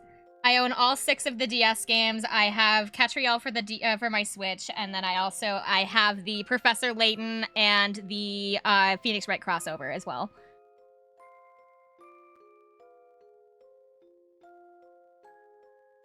Ah! Dropped my mouse. There we go. I'm like trying to eat, so I have my mouse in my lap right now because my desk is taken over by like plates. I loved the story. I am not done with the Professor Layton Phoenix Wright crossover yet. I have to finish it. It's been really good so far. I think I'm like halfway through the game. I just keep, every time that I like load it up, something comes up and I never get to finish it. Oh, what just happened? My stomach's doing backflips again. What was all that? And I loved the story so much that I cried. This game makes me cry. And Husky's been like making theories this entire time, and I can't tell him if any of his theories are correct. I haven't been able to tell him any of the theories at all. Whether I can't give him that information, because it's no fun if I tell him what's going on. It's more fun if he figures it out on his own. Because I've gotten him invested at this point. I've gotten a couple of people invested at this point, and they need to know. I know I'm right. We'll see about that. A gentleman/ladies shall not spoil. Exactly, and that's why I'm not going to. The rest of this week is actually dedicated just to this game, because it's not long. This game isn't very long. It's like at the most 20 hours if you're like really pushing it, with like some puzzles taking a really long time. But I'm desperately trying to finish this before I go to Vegas this week. Professor Layton has a lot of twists and turns. Exactly, and that's why I can't tell anybody if their theories are right. That's why I can't tell them. It's actually somebody, I think, earlier said something that's almost right. And I can't tell who it was or what they said, but there was somebody earlier that said something that was almost there. And step outside and see for yourselves, Inspector. That should serve as sufficient explanation. I know, I'm not gonna tell them. It's Layton's evil twin, of course. Ira, have you finished this game? Have you played it through to the end? I don't know what you're getting at, but fine. Barton, let's step outside. Just a moment, sir. I'm feeling a touch queasy. Actually, make that quite queasy. Please don't spoil another series for me. I'm not gonna! Pull yourself together, Constable. Just don't jostle me. I'm feeling a bit green. You okay, Flora? Rather shaky trip. I'll say. And travel really takes it out of you. A bit dizzy. Someone catch her!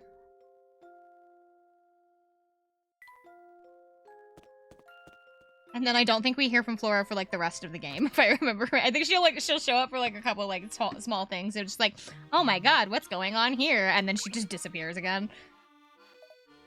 Layton, what is all of this? What happened to London? I have finished all of them. Okay, so then you know what's going on here. You've played the Layton Brothers game too? Really? I don't know anybody that's played the Layton Brothers game. The one for your phone? Oh my god, I've never met another person that's played it. because it's really super unpopular. I'm like a really big fan. Me too! That's so exciting! Until I reported back 10 years. I saw a copy of Catriel of, no one's ever heard of them because it was released in English. Yeah. I found a copy of, Catriel's, like, oh my god, Millionaire's Conspiracy. I found it at my local game store. Somebody turned a physical copy of it for the 3DS. So the original release of it, not the Switch version. And I really wanted to get it. I desperately wanted to get it, but it was like $65 loose for the loose game. And I don't have that budget right now because I'm going to be traveling. So I wasn't able to pick it up, and I am praying that nobody picks it up in the next week. I only have it on the Switch, sadly. I wish I had it on 3DS. I know, I have it on my Switch as well. And so I want to get that physical copy of the 3DS version. The problem is they're selling it for $65, and like I couldn't get it, and I am hoping and praying it is still there when I get back. They have another Professor Layton game that they keep in the vault cabinet. They have the Phoenix Wright crossover in a physical form with its case and its manual. They have one complete in box in their display case right now. I have the physical. I don't. I have the digital one, and finding a physical copy of it, this is giving away my age, finding a physical copy of it now is unbelievably difficult because they didn't make very many of them. And so it's considered like a really, really high value collector's piece from the Professor Layton series, along with Azran Legacy, weirdly enough. I bought them all when they came out, and since the first one was on DS. I didn't really get into Professor Layton until I was older. I had a copy of Curious Village that I found at a GameStop when I was like 16. I'm like, oh, this seems interesting. And it had already been out for like way longer than that. Like, it had been out like almost 10 years by the time that I found it. I am by no means certain, but it remains a definite possibility. And then what are we standing around here for? The hunt is on, Barton. We're off to find the Prime Minister.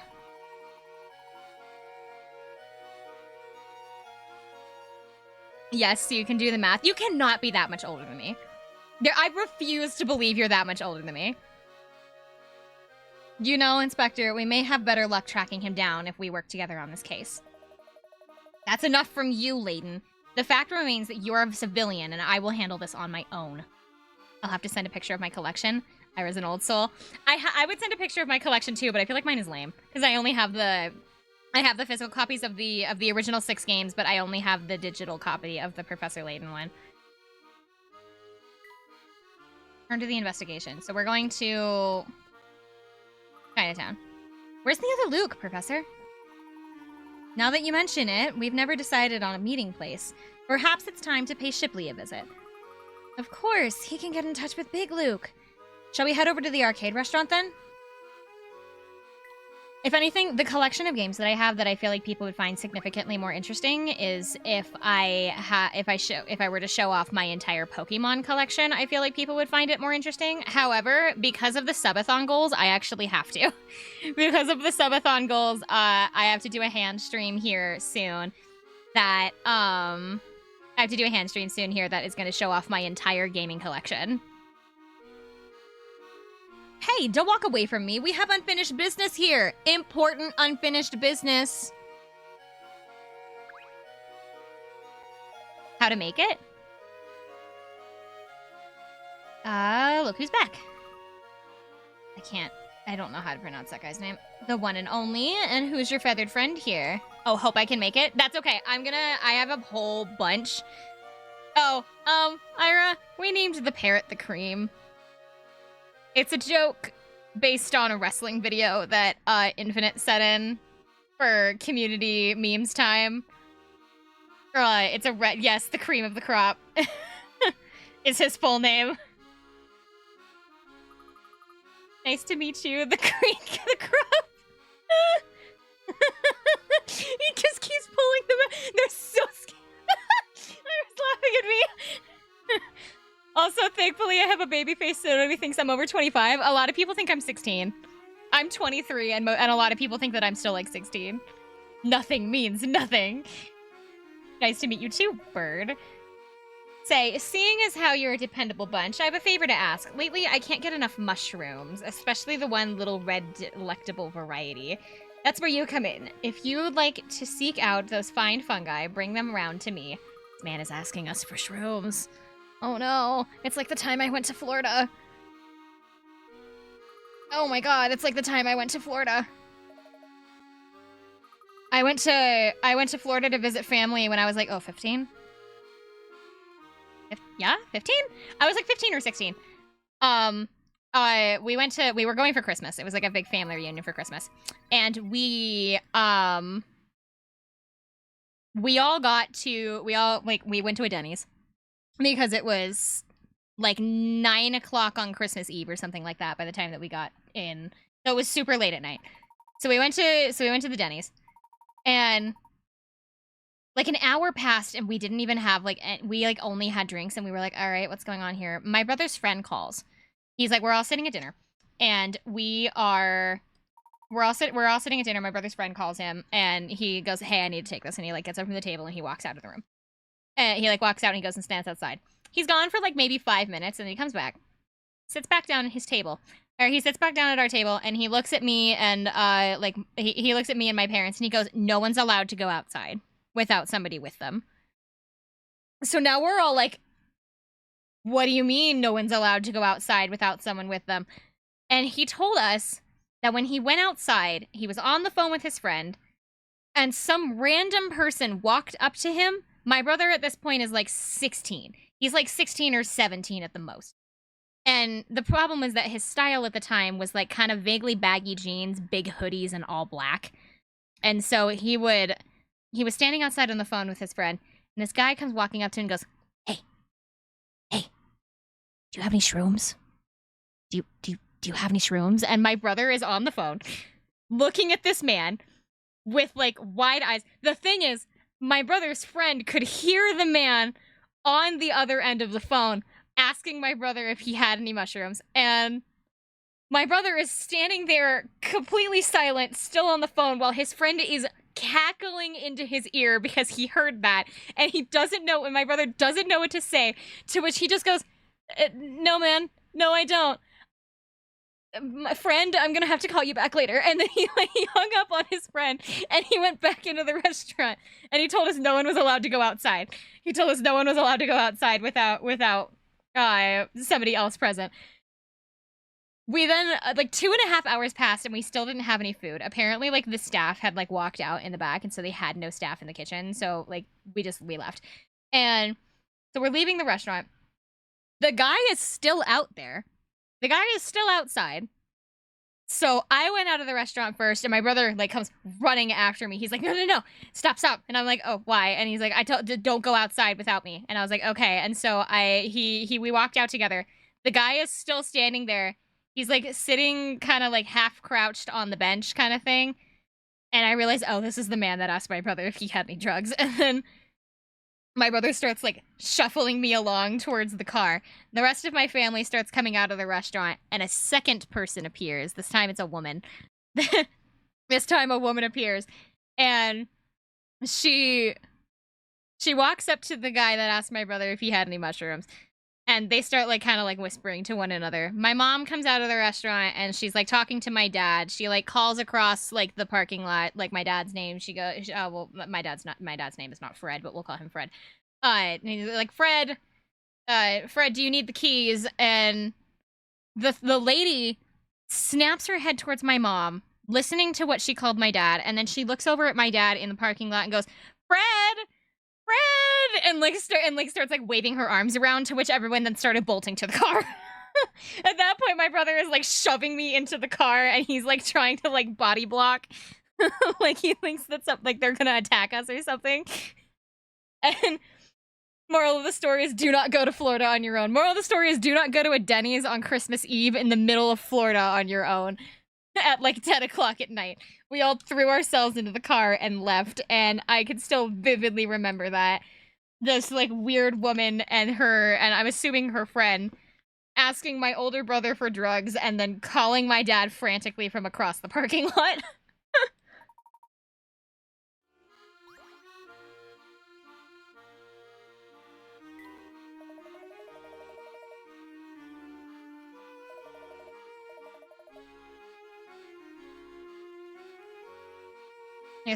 Here's my story for the day of going to walk away from. Wait, what do you mean? Oh, do as he said. Oh, do I have to go in here? Oh my god, wait, what does he want? Open the parrot minigame in the trunk and select my request. Oh, they're forcing me to play the parrot minigame.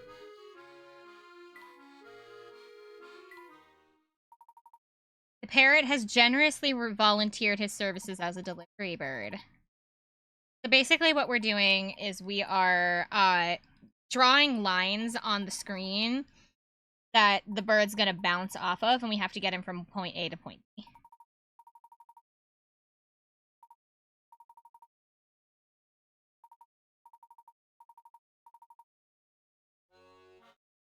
We have to do this one, because he's gonna yell at us if we don't. Okay, so the angle it's starting at.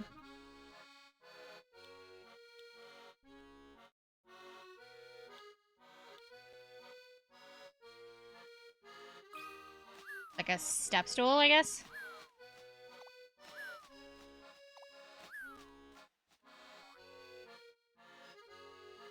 Oh no! Okay. Hang tight for exhilarating parrot gameplay. Draw any more lines.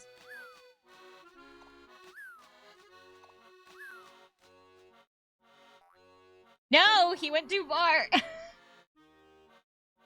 Oh my god. Okay. Well, I know that this is the correct way up.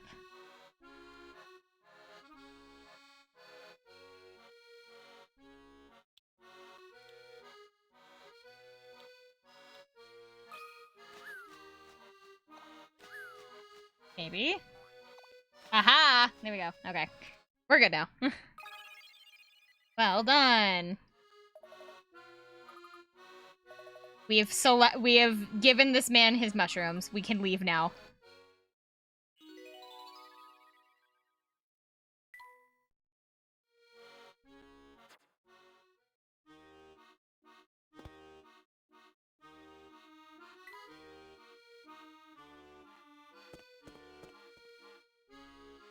Oh, I went backwards. Whoops. Alright.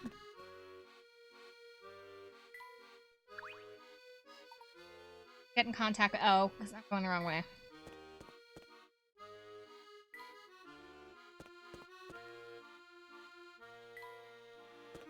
This way. And I just remembered something. What's that, Professor?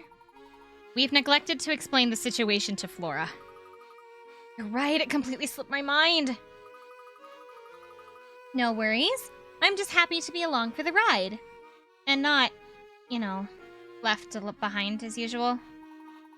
That as it may, I think an explanation is in order. Let's stop by the hotel for a quick chat. Okay, Professor.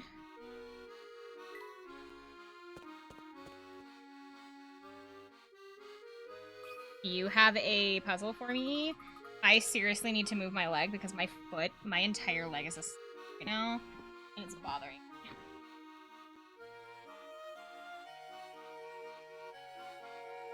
The weather sure is nice today, don't you think? Sure, it's not bad, I guess. On days like this, I always bake cookies. Thing is, I haven't been able to enjoy any of them because of the problem I'm having. Would you mind helping me with my conundrum? I'll give you some cookies for your trouble. Free cookies? Well, who am I to refuse someone in need? Puzzle number 30, Cookie Conundrum. There are 15 cookies to share amongst a large group. The first person eats one cookie, then passes 2 equal portions of the leftover cookies to 2 other people. They both eat a cookie and then each pass 2 equal portions of their remaining cookies to the 2 other people.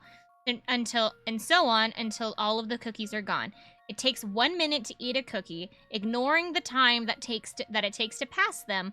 What is the shortest amount of time it would take for all of the cookies to be eaten? So this is going to be something that you would use like a treat. Have 15.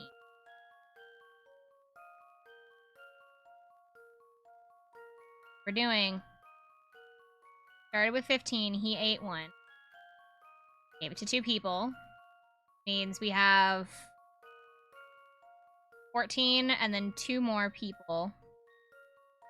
So when he passes it down to the 2 people, they eat cookie 13. I wish I had like more. First person ate 1. Then there was 2.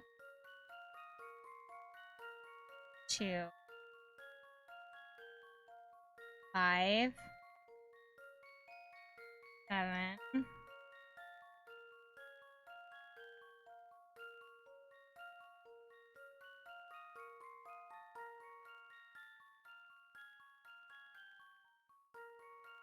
13. 15. So 1, 2, 3, 4, 5, 6, 7, 8. 8 minutes?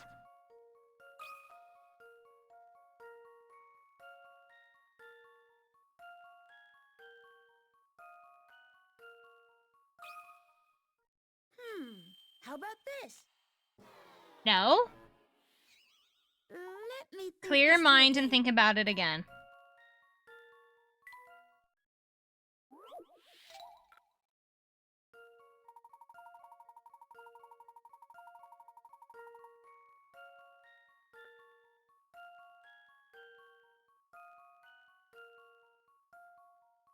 It's 4. Oh, it's 4. So you see how I did this? You see how I did this? The first person ate 1 and then passed 2 and then passed the equal portions to the 2. So if they ate 1, then that gives you 14. 14 divided by 2. They have 7 cookies per person. But it has to go 8 times. Or it has 7 people. I don't know. Hold on. I don't think that's right. We have 14. Because the first person ate 1. Then passed them down. That leaves 14.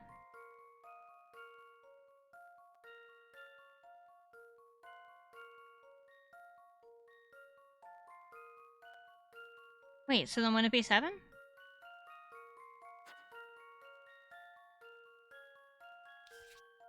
Is then divided up into 2 equal bags, which gives us 7 and 7. Okay. Oh, but it keeps dividing. Wait, it keeps dividing. Because it's the first person eats 1 cookie, then passes 2 equal portions of the leftover cookies to 2 other people. They both eat a cookie, then pass 2 equal portions of their remaining cookies to 2 other people. So it keeps going in 2s.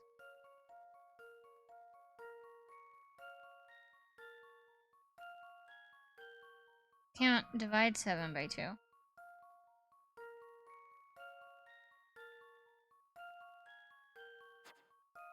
gonna try 7 really quick.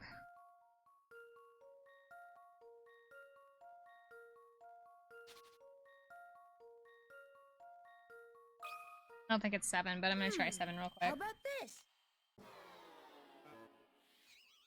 I don't know what to say. It just says clear your mind and think about it again. Am I missing something? Oh, wait a second!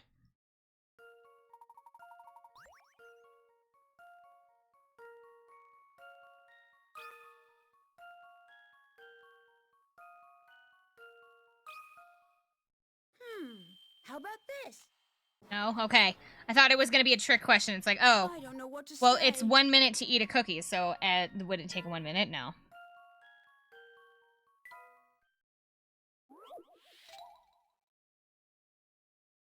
Basically, how many times it's consumed? 7.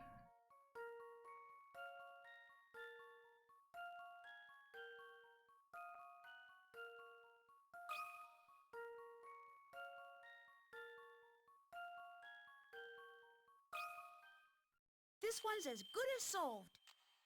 Oh! Let There were me think 15 this through cookies, then again. it would take 15 minutes. Ah!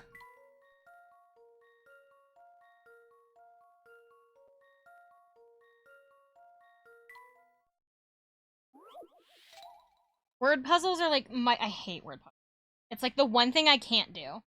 Like, I am okay at some kinds of puzzles, but like word puzzles like this are the worst for me.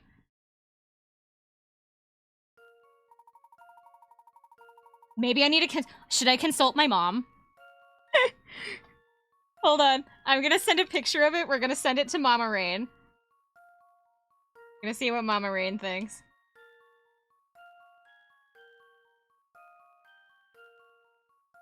There are people eating cookies at the same time. I know. And that's why I thought it was 8.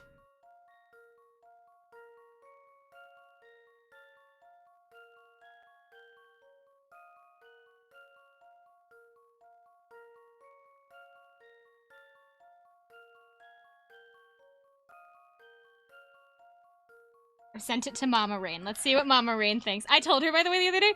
I don't think she heard me the first time I told her, but I told her yesterday. I was like, I was like explaining how like subathons work and everything, and I told her that I sometimes talk about stories about the family, and that I call her Mama Rain. She stopped. She goes, Mama Rain. I'm like, yeah, because I'm Summer Rain, and I can't use your name, so you're Mama Rain, and then Dad is Papa Rain. And she just kind of stood there for a second. She went, okay, all right. She like moved on, but she like sounded so skeptical about it.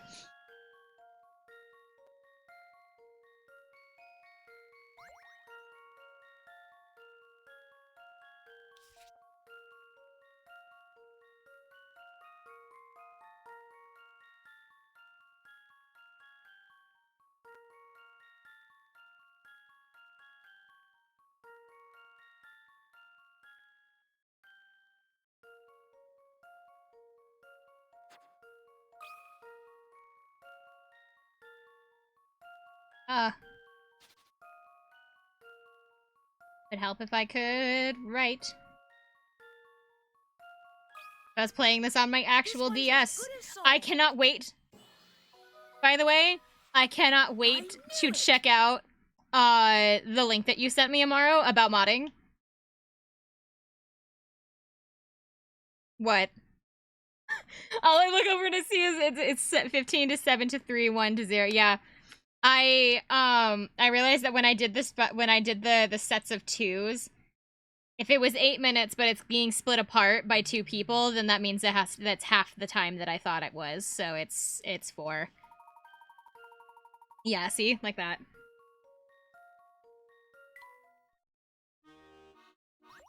I like had it written out wrong, but I had the right idea.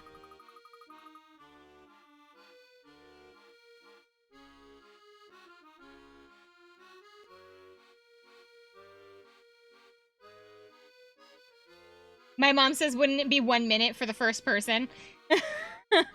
So Mama Rain does not know the answer to the puzzle, is what we've gathered, and that's okay.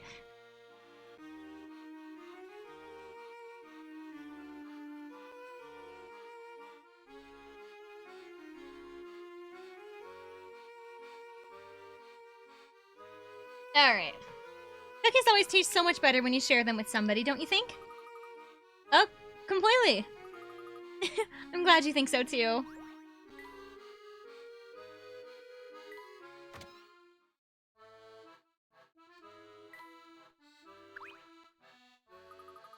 Oh, sorry, but only registered guests are permitted to enter through here. My name is Flora. I'm a guest of the Professor and Luke's. Well, sort of. Actually, what really happened is I'm following them here because they ran off without me. They're always doing that, and to be honest, it really hurts my feelings, and... Oh, I'm sorry! I didn't mean to take up your time chattering so much. Flora, what on earth are you going on about? Don't mind her, Becky. Flora can be a bit awkward around new people. Oh, I would never pry into a guest's personal business. That's against hotel policy. I'll be off now. Have yourself a pleasant day. Doesn't look fun on us for running on Flora.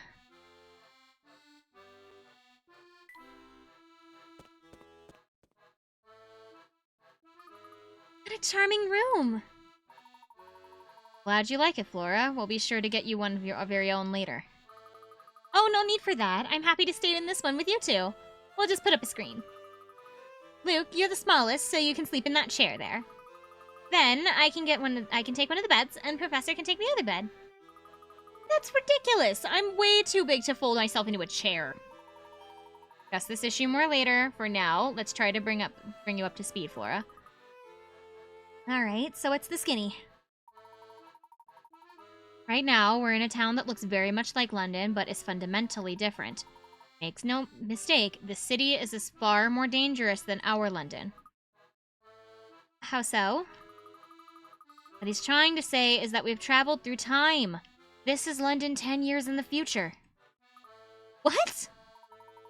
We're currently working with a young man who identifies himself as Luke. According to him, in 10 years between his time and ours, I became a rather unsavory individual.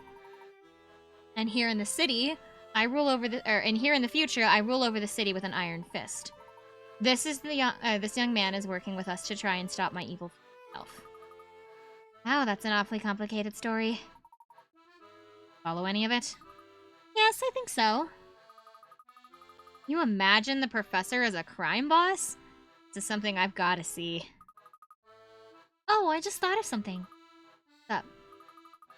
If both you and the professor have counterparts here, I should too, right? Sure, I don't see why not. But you haven't seen a future Flora yet? Nope, not yet anyway. But didn't it strike you as strange that you haven't seen me? We had a lot going on since we came. We haven't really had much time. I guess I just thought the two of you would have been more concerned about my well-being in the future. There, dear. Don't get too upset. What do you say we brighten up those spirits with a trip to one of the best restaurants in the city? Oh, that sounds wonderful! Let's go. Oh, nice save. I fully expected Summer to still be on the jigsaw puzzle. No! I solved it like 2 hours ago. Like at least an hour. Huh? Oh, look who's here. The Dean. Same. Ah! Dean Demona. Oh, fancy seeing you here, Herschel. How have you been? Yes, thank you. You're looking quite well yourself. Spry, even. Heavens, this old man's growing older by the day. And look at oh my god, look at the top of the white hair and it'll tell you that. Yes, I thought something was different about you. Some people say silver hair makes a man look distinguished, but I was partial to my brown hair. You know, Herschel, London's full of people quite quick to sell your name, but I don't believe them. I don't believe them one bit. Yeah, Irie was here earlier. She went to go eat food. As far as I'm aware, she's still lurking, but I'm not actually sure. That was quite a shock, Professor. Saw the Dean only a few hours ago. He's aged a full 10 years. Yes, time certainly appears to have left its mark on the Dean. Something the matter? Not at all. Need a moment to think. Let's be on our way. Probably fell asleep on the couch again.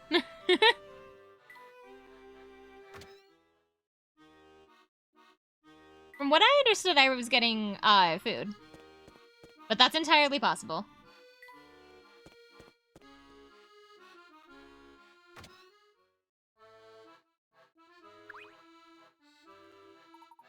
Greetings, Shipley.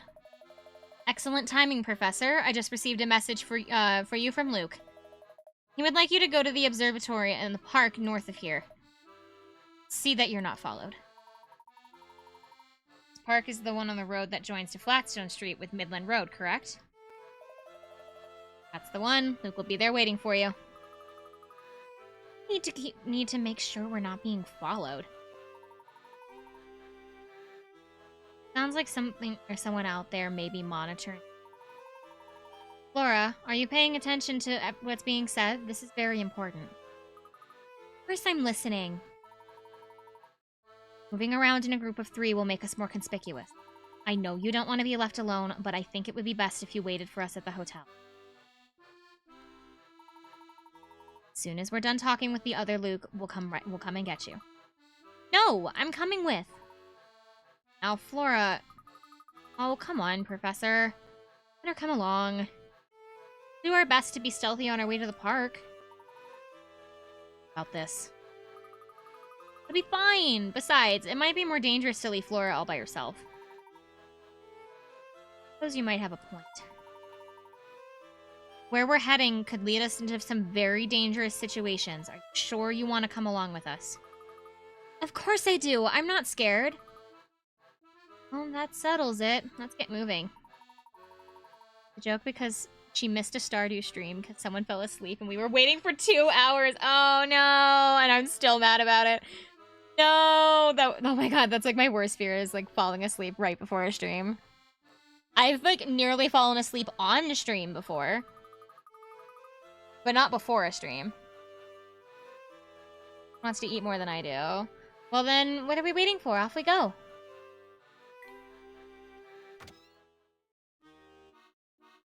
Because I've had streams that have gone really super late, and so I'll start like nodding off in my chair without meaning to. I'll just kind of start like just like I can't keep my head up. You there with the shady expression. Look me in the eyes when I talk to you. I'm reading here. Why don't you buzz off? Listen, hooligan. I'm acting under the authority of the Scotland Yard. I demand that you comply with my investigation. You sit like a heathen. Oh man, the blanket doesn't work right. It doesn't work all the way because I'm so high up. You can see like the end of the blanket where it gets cut off. You sit like a heathen. I mean, yeah, but I'm like comfortable in my heathenish sitting patterns, and so I'll just kind of start slowly like falling asleep, and I'm like forcing myself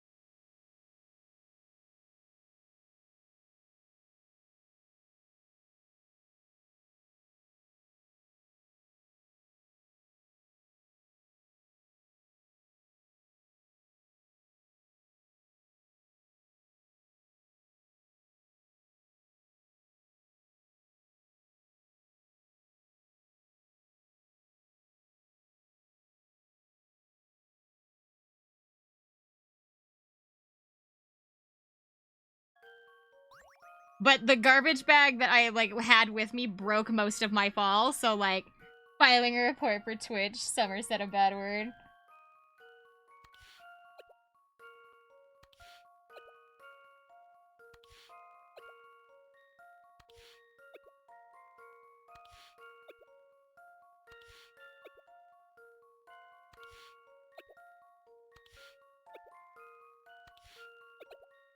All done. Let's see if I've got this right. Few things satisfy like a puzzle solved. Superb! How many moves did it take you? A true master can solve this puzzle in 5 moves. You gotta head for bed. Good night. Good night! Have a good night. Don't fall off your chair. I'll try not to, although I am sitting kind of stupid in it right now. I have my lower back is pressed into my armrest.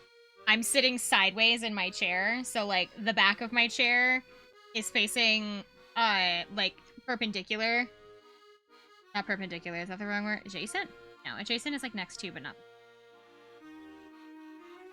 It's like a T. I'm sitting in my chair wrong, is the point here.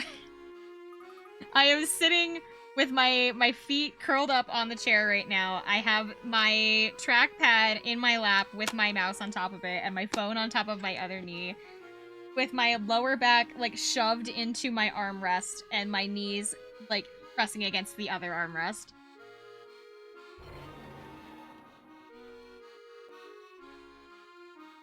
Boys who can't fix her posture. I'm, like, leaning into the back of my chair. Like, my shoulder is on the back of my chair.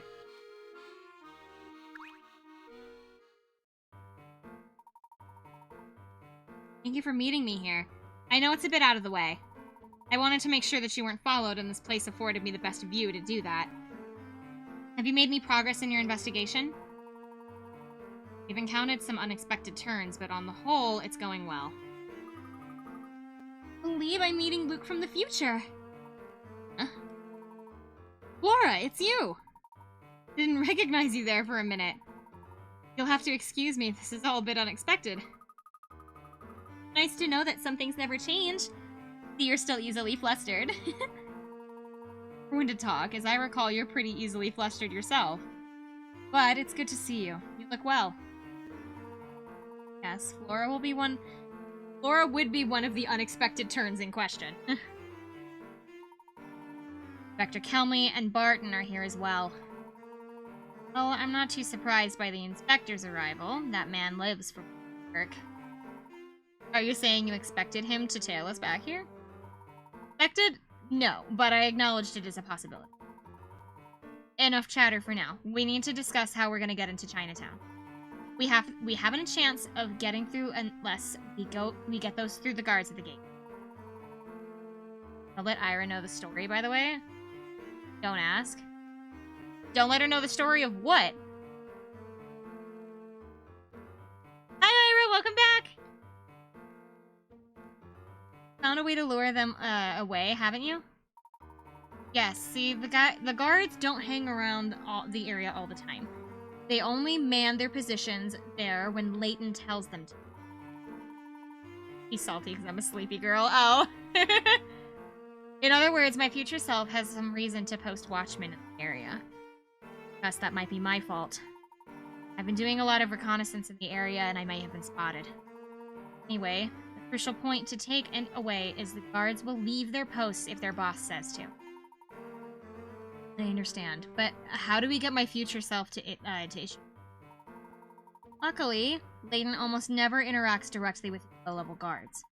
Instead, he has his lieutenants, Bostro, give out the order. I'm sure you remember him. He was that big thug giving out orders at the casino. Okay, bye, Ghost! Have a good night! Or made me get back on. Oh.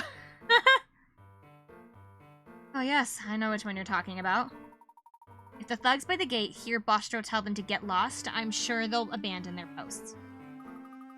Then all we need to do is record Bostro's voice and play it back for the guards. Done, little Luke, but have you figured out how to reproduce Bostro's voice? Oh, my parrot! Yeah, don't worry. I know how this game starts and how it ends, but a lot of the middle stuff is, like, really, like, kind of fuzzy for me because it's been so long. Oh, of course! The cream! We can get him to mimic Bastro's voice. The idea, but how can we get the cream to learn how to say get lost in Bastro's voice? That could prove quite difficult. I'm regretting naming the parrot the cream. Get lost is something of a catchphrase for Bastro. He's always yelling it. I've spent quite a few afternoons spying on the man. He uses it at least a dozen times a day. Not a very nice guy. Well, he's not a very nice fellow. That catchphrase is our ticket into Chinatown. We should start looking for him immediately. Right, Bastro's likely somewhere in the vicinity of the casino. Heading back to that area is a dangerous move. We should start the search for him there. Progress.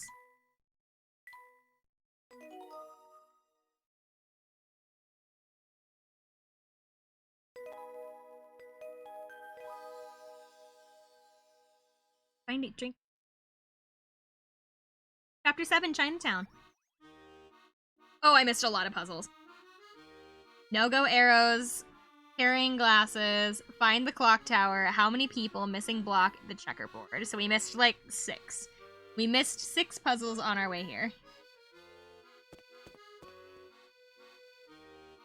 Do you have a puzzle for us again, sir? Do you have a puzzle for us again, sir? You do! Number 59, leapfrogs. 4 frogs are sitting atop the logs in a bog. Leap them around so that each frog's color matches the ribbon tied to its post. Here are 3 rules you need to follow. You can hop to an empty adjacent log. If there is an empty log 1 frog over, you can leap over 1 frog to get there. You can't leap over 2 frogs at the same time. Now tap the frogs and hop to it. I remember doing this puzzle when I first played the game, and I remember not liking it because I was really bad at it.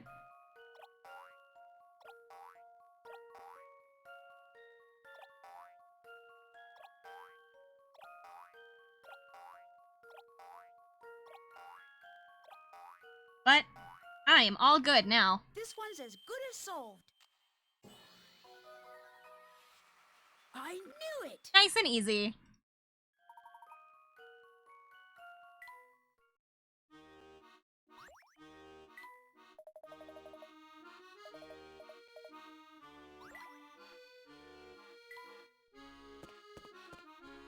Well, it's 7 Casino. Okay, I need to ask my mom before my uncle and my dad get back. I desperately want to know if we're going to be going into a casino when we're in Vegas, or if we're just going to be, like, around the...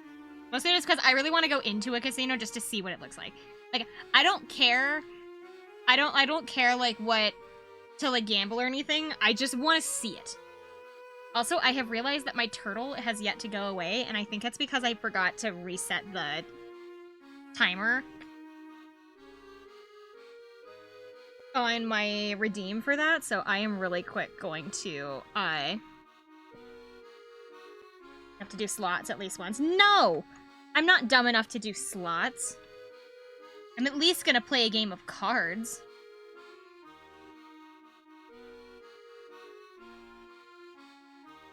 Besides, if I'm gonna do slots, why do I need to go into a casino for that? Don't they have them in the airport? Yes, I recognize that white pinstripe suit anywhere. Quick! Supposed to be on guard duty, you clown! Stop goofing off!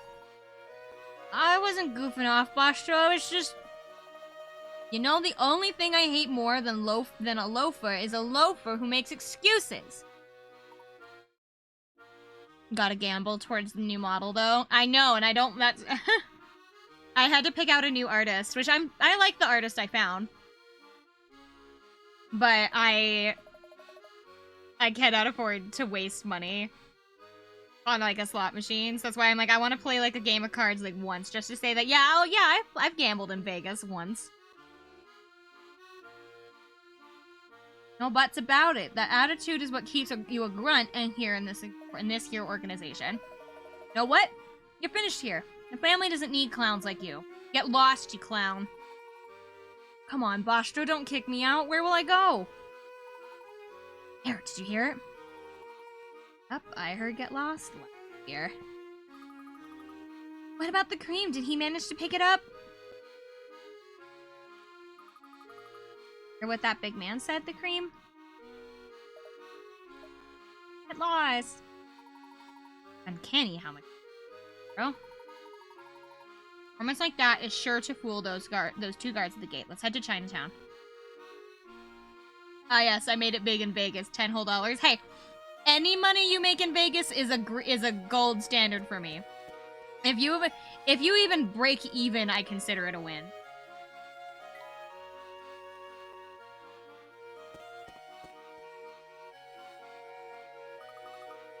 You know this statue here, Luke? Hmm? Oh, the one with the man and that looks like the professor? Sure. Seeing it kind of got me thinking about... Sure. One thing that occurred to me is that you know how everything is going to turn out, don't you? I mean, you're me, so you already went through the scenario 10 years ago, right? Well, in a way, yes. But I can't tell you what's going to happen from here on out. You see, if I had that knowledge, it could alter the course of history. Some of the things that are supposed to happen might not happen at all. Time travel has changed the way events unfold here. Mess it's made. We wouldn't want to add to that chaos, would we? I never thought about it that way. More, knowing about your future self could actually change who you become. Just to complicate things further, probably worth noting that technically, you aren't me.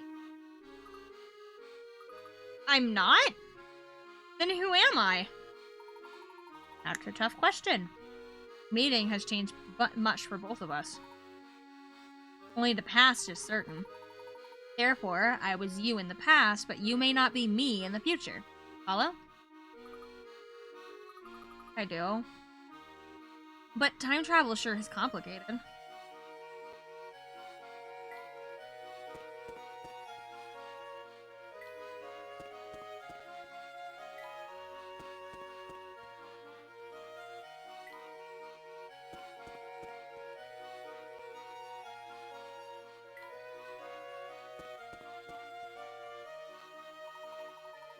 Salutations, mein amigo!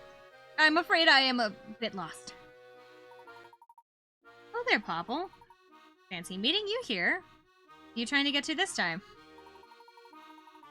I read a magnifique article about the great underground caverns of El Mundo and came to see them. Yes. One school of thought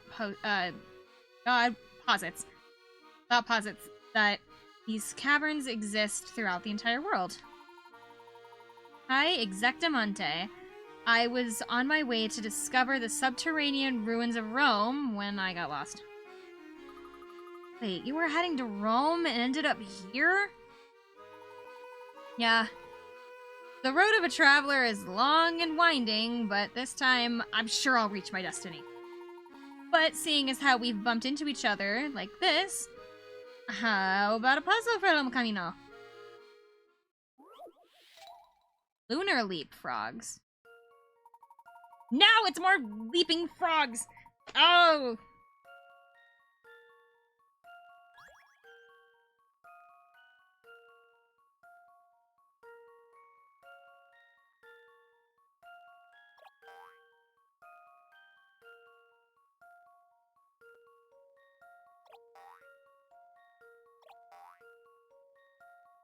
Oh wait, hold on. Give me more! Don't give me more leaping frogs! Alright.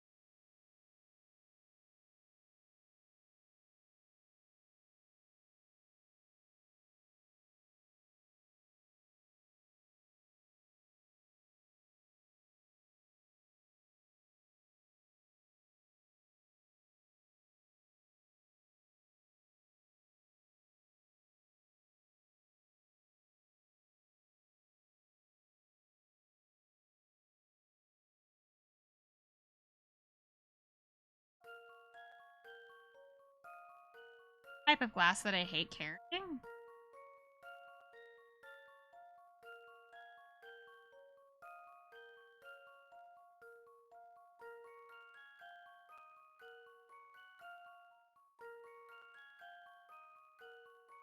This one because it fits less in the box? No, because that would be both of these.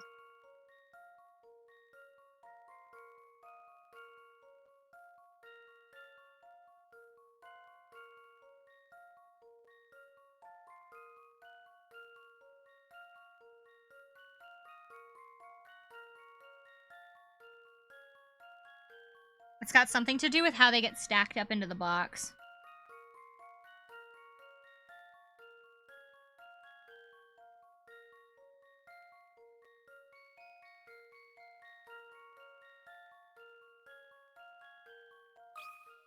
Because these don't That stack? should do the trick.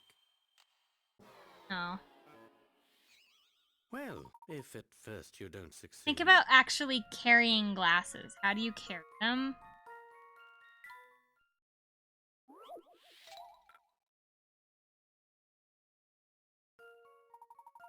Around the middle?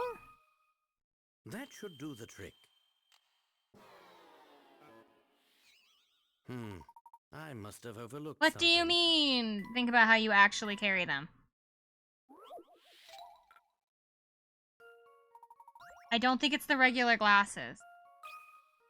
But I don't think it's B. That should do the trick. Oh my god, it is B! I must have overlooked something. But why is it B?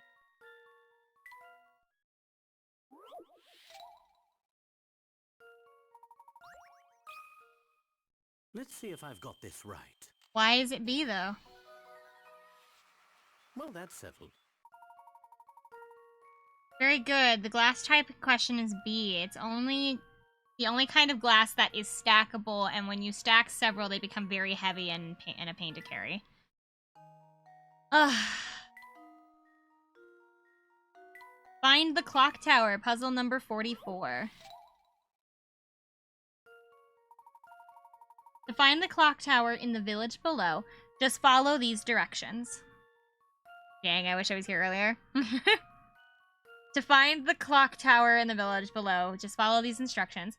Go straight, then take the first left, take the next right, and then the next left. It'll be right in front of you. Which spot, A through H, is the clock tower located? Great. The first left, then right.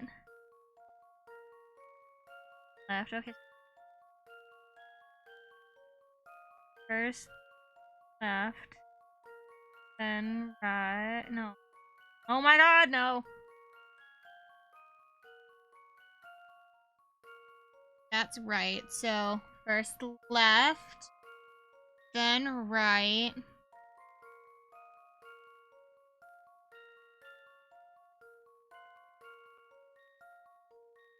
H, you start at A?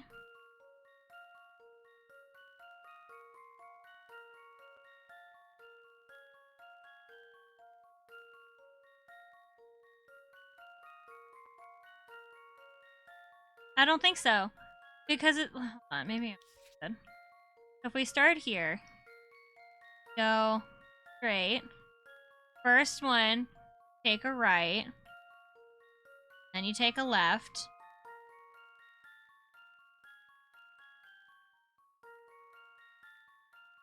Oh. No, you're taking a left. Wait. Ah!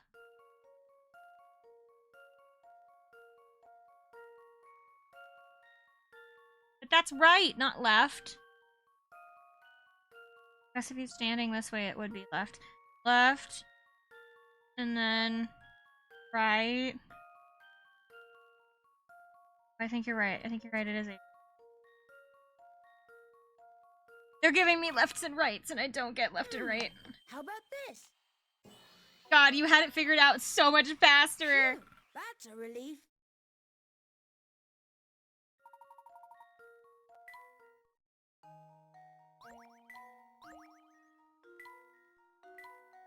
How many people?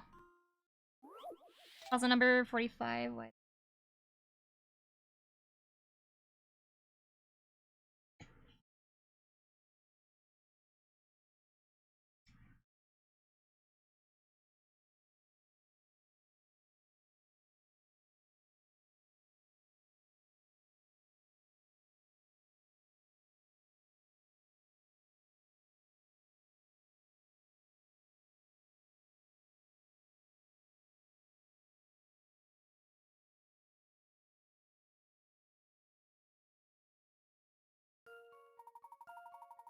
I was riding a double-decker bus, and then the tour guide on the upper level told me that, including myself, there were 25 tourists on the lower level and 40% as many tourists as the upper level. How many total were on the bus?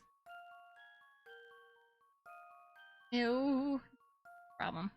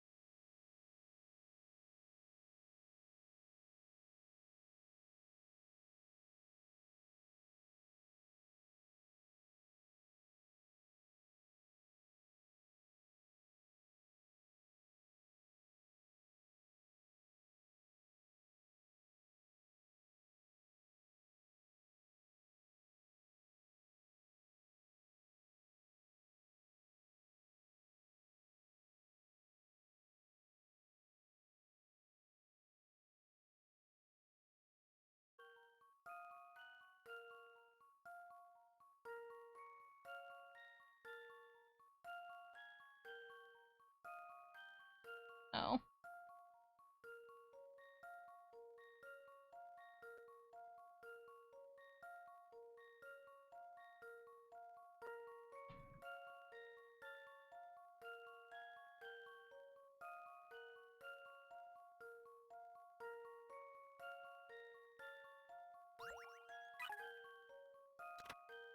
Even if you think you have the answer from a quick calculation, you might have completely overlooked.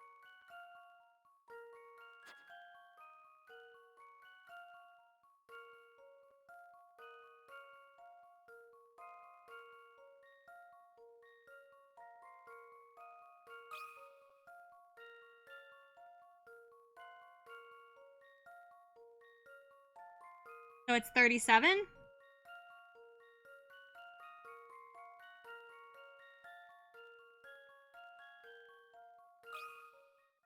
This one's as good as solved. Ugh. I knew it!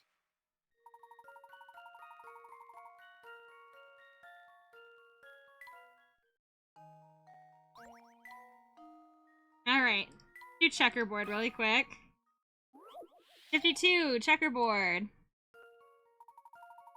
There are 3 sheets of transparent plastic with different patterns painted onto them. If you layer them correctly, the checkerboard pattern appears in order, or the order in which you layer them is important, and you cannot flip or rotate the sheet. Which sheet goes on the bottom?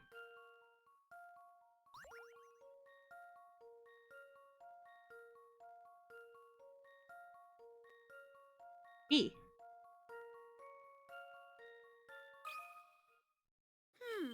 How about this? Because it was the only No one with a puzzle yellow can one in the stop corner. Layton's apprentice. It was the only sheet that had a yellow bottom right corner. Which means that it was the only one that could have been on the bottom because it wasn't getting covered up. B.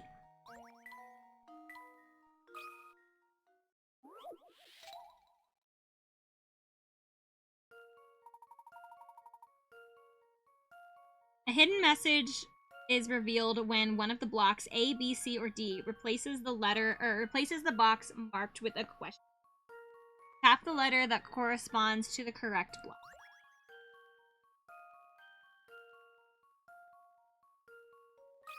B. That should do the trick. Spelling Layton. Well, that's settled. Man, those two were easy.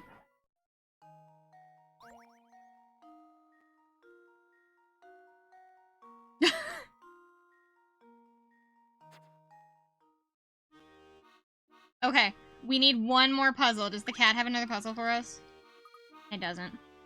What about one of that like guy with the cufflinks? Have another puzzle for us? Need it.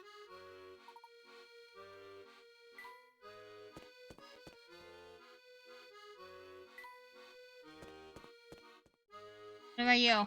Do you have a puzzle? Today's the big day. At last, I shall propose to the most enchanting woman in all of London. That said, I shall make a business proposition. Oh, that's exciting. At last, Belle, radiant goddess that she is, will know my heart's deepest. Belle, I thought that was a child. And that is to start a clothing line with her. Oh, the business proposition is with Belle. Okay. He's gonna marry a different lady, but he's gonna ask Belle to start a clothing line.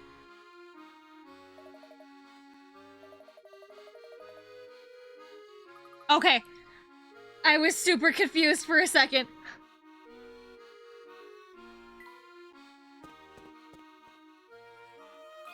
Oh, this guy has a puzzle. Okay. I'm bored, really bored. Give us your puzzle, man.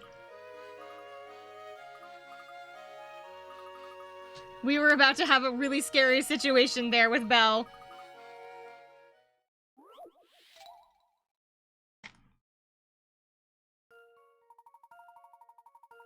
Arrange all the tunnel segments to create a tunnel that leads from the entrance to the exit. Tap the segment and to switch between straight and curved piece. Grab the edge of the segment to slide it in a circle. Green segments are already finished, so you cannot change them. You need to use you will need to use every segment to complete the tunnel.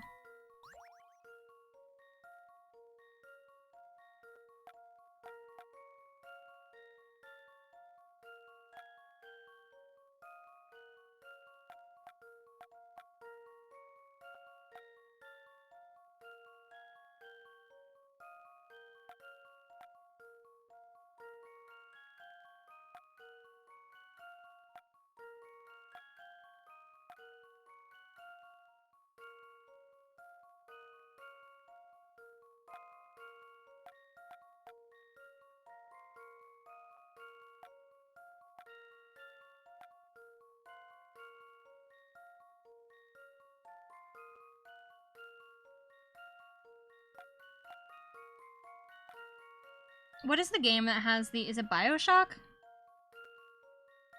BioShock that has it's like a puzzle where it's like if you don't, you have to do these in like a specific time period. If you don't, you like mess something up. That BioShock, right?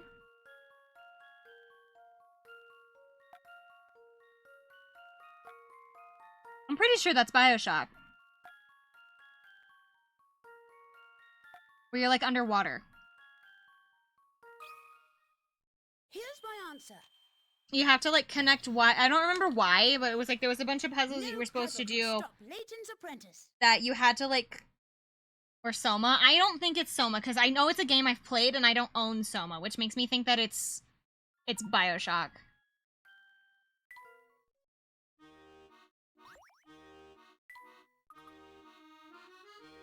Yeah, I have to look at my Steam. I'll look at my Steam in a minute, but I'm like 100% sure that it's BioShock. I never finished BioShock. I played like the beginning of it, but I got so freaked out that I couldn't do it. Like I got to like the first boss area and I went, no, can't do it anymore. Nope, can't do it. Nope. And I never went back to it.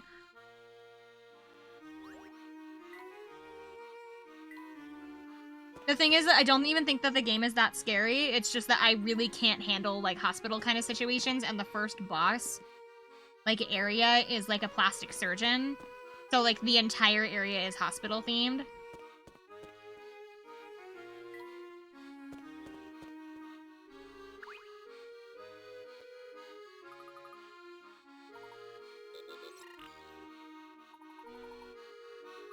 Okay, now we can get in.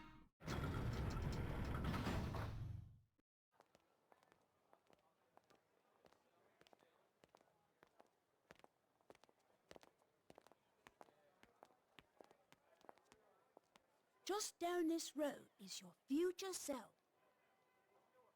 Do you find it at all unnerving? It's quite a peculiar sensation, I must admit. Yes, quite. I still can't believe there's another Professor Layton running around. I assure you, the man is real. You'll see soon enough. Ask the locals about Chinatown. Good day, whippersnappers. Tell me, have you ever stopped to admire this marvelous gate? I still think his name is gonna be Clayton.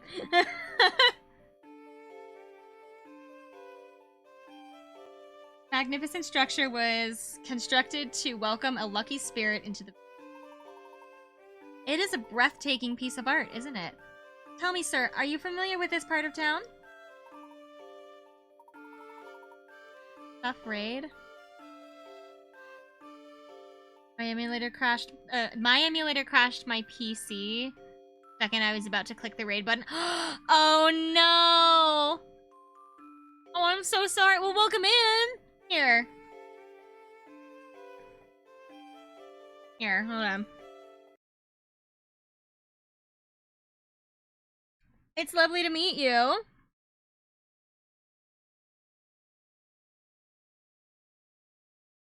Let me see if I can do this.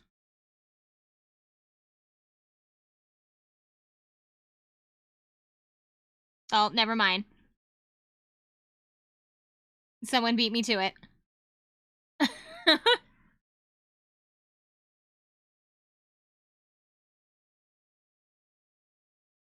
So, someone beat me to it, but never mind. Okay. What were you playing today? Welcome in.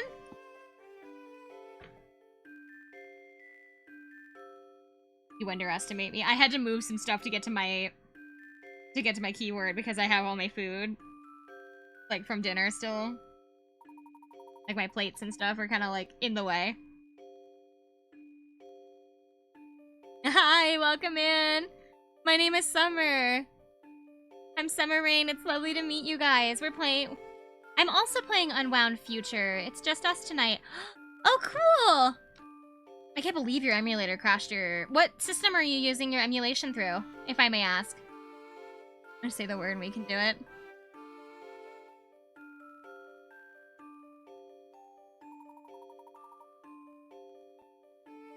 I heard that the family headquarters are in this area, and Whoa there, my friend.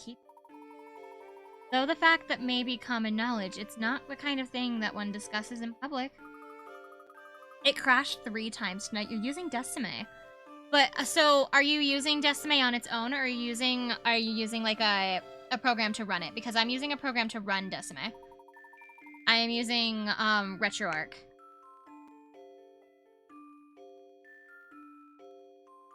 Great shooter. Yeah. So I can't show it exactly because I would have to close out the entire game to be able to show you. How does that work? So RetroArch is an emulation system that allows you, that has all of the like the programs already built into it. So like I can run 3DS games on here and 64. I can do Decimate. I can do like Game Boy. I think I know I can do Switch on here, but I don't exactly know how. Yeah, RetroArch is like the front end UI library.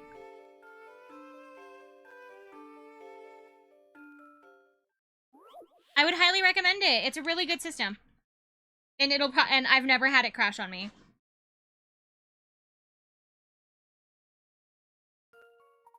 I can't guarantee that it can't crash because like you never know, but I haven't personally had it crash on me, and if you already have the game ready to go, you can just load it up in there.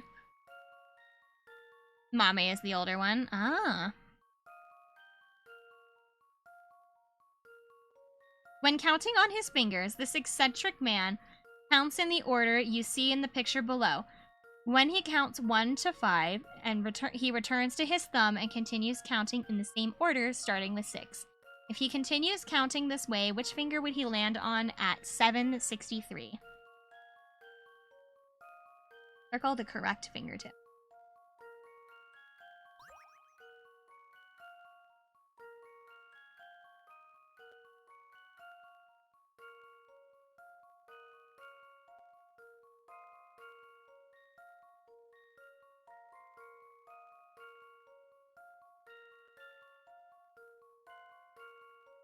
There's like a map. It never crashed until 2 weeks ago, and I've only ever played 2 other Layton games. Fine. Huh. How odd. This is the first time that I've streamed a Layton game. Anywho, enough about my troubles. How are you enjoying this? So I've already played this game before. I played it from from start to end. It was a couple of years ago, so I already know what's going on, but it's a lot of fun having my audience come through with this game with me because this is my favorite one of the Professor Layton series. My favorite game, so it's been fun watching people like play through the puzzles and then also watching people just kind of like trying to piece together the story. We're making it, since this is my audience's first time through this game for the most part, I do ask there are no spoilers in chat, please. But I'm very close to beating it for the first time. We just got to Chinatown, so you're probably a little bit farther along than we are.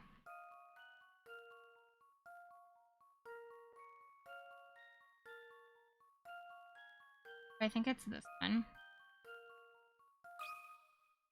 Let's see if I've got this right. No, it's not. Ugh. Well, if it About to meet the mans. Don't say anything. Don't say anything, because I have people in my chat that don't know yet.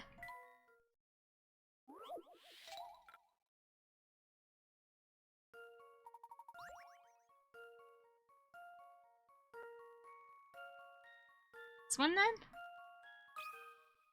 I don't know. I know there's, like, some kind of, like... There's probably some, like, kind of way to, like, math that out, but...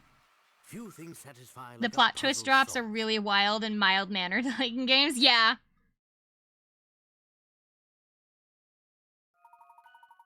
I could be talking about a lot of mans, I know. High five, that's right. He'll land on his pinky. No matter how high you count, the finger that corresponds to the one, or to the one's column never changes. All numbers ending on in 3 or 8 end on the pinky.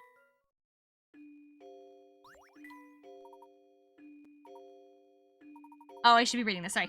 That's the one. It's called the Towering Pagoda. It's the family base of it's the family's base of operations.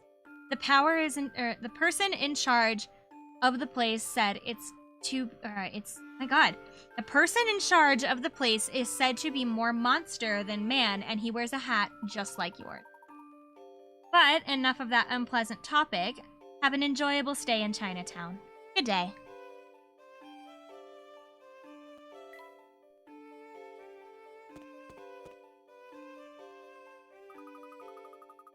Look at all these shops!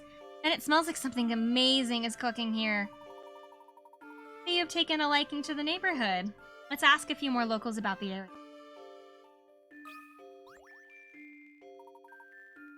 Hello there, little girl. Oh, hi there, mister.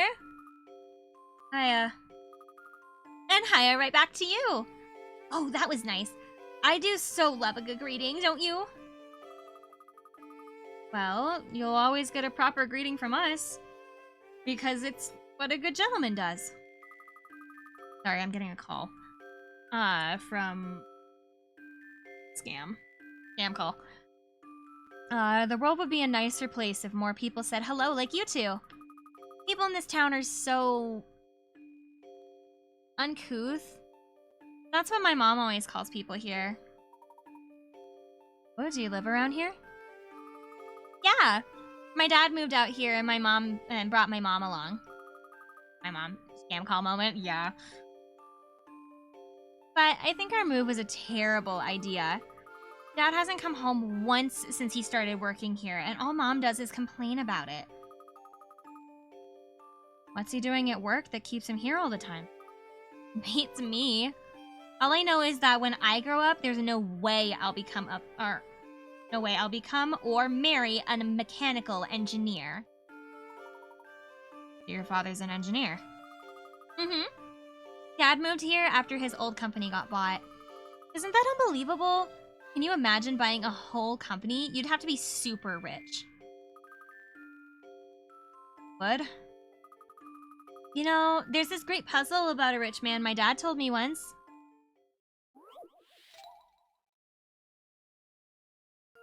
STEM majors destroyed. At an antique store, a wealthy gentleman is looking at 3 flower vases, each one with a different portrait painted on it. Oh, would you look at that? This one looks just like me. I'll take it. Which vase did the man choose?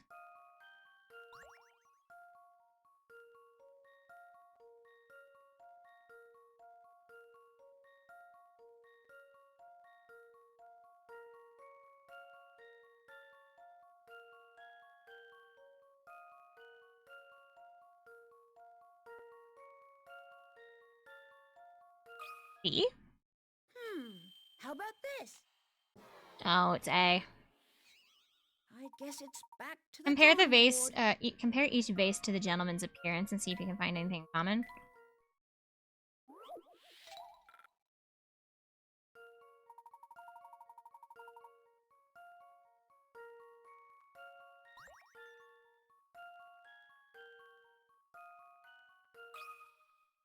This one's as good as solved. They were asking for his hair type, not his body shape. And that's what I was getting That's a relief. confused about. They were looking for his hair shape, or his hairstyle, not his body shape. Although they apparently were looking for his body shape. What? Oh, whatever. Hey, you got the answer. Nice going. Thank you. As an aspiring gentleman, I do my best to solve any puzzle that comes my way.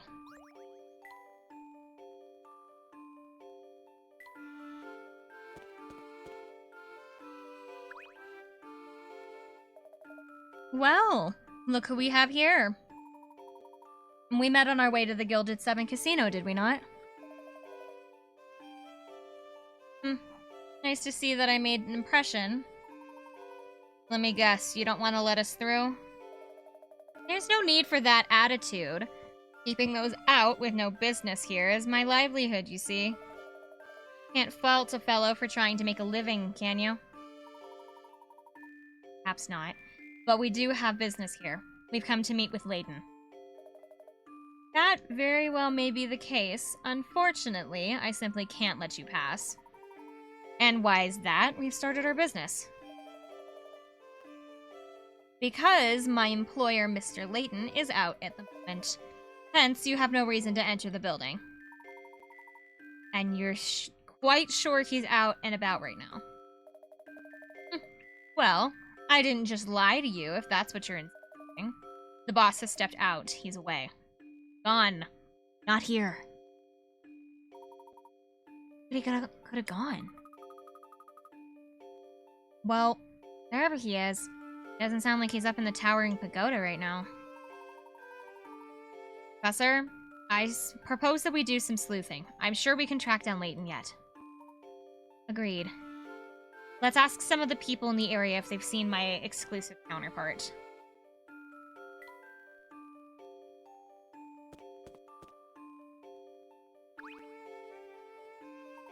What can I do you for? We went to go see the man who runs the towering pagoda, but he was out. Do you know where he is? I think so. But I'm not telling you. He's a dangerous man. You don't want to tango with him. Come now, surely there's no harm in letting us know where he might be. You're wrong there, but I guess I can tell you what I heard. It's just a rumor, though. You sure you want to know about this? I'm telling you, fella's bad news. Real bad. We can handle it. What have you heard? People say he disguises himself and walks around town. We could be only feet from him right now and not know it. Freaky, right? Look, I'm getting creeped out, so I'm gonna end this little chat later.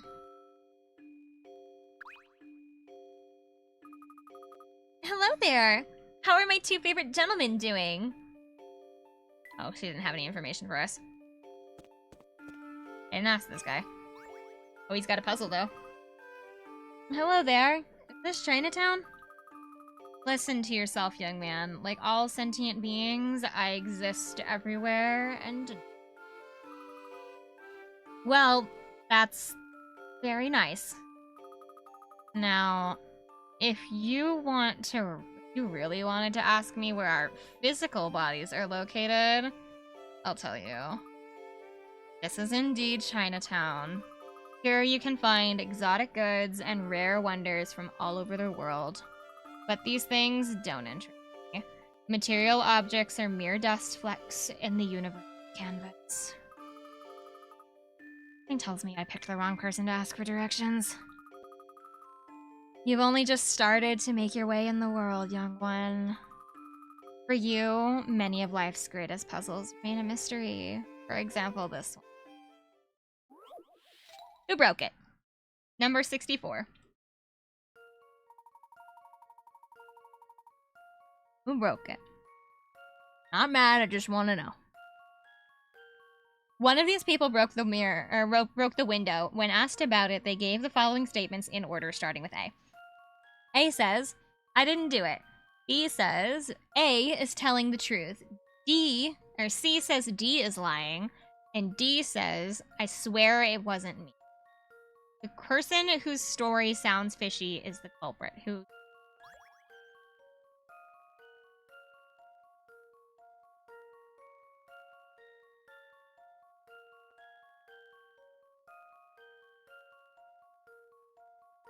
Is it C? Like deflecting the blame onto D?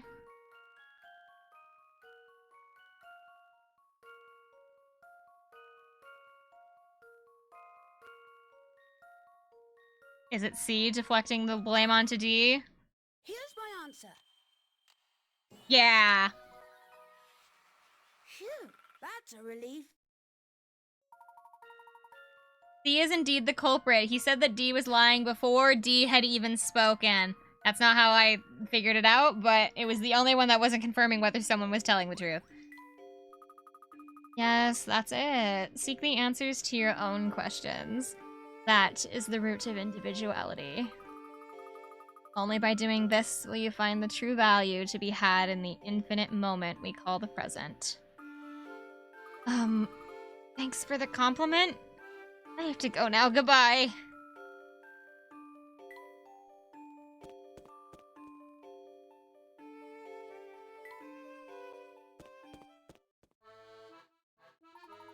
Make way, coming through. I'm in a hurry here. Gotta get back.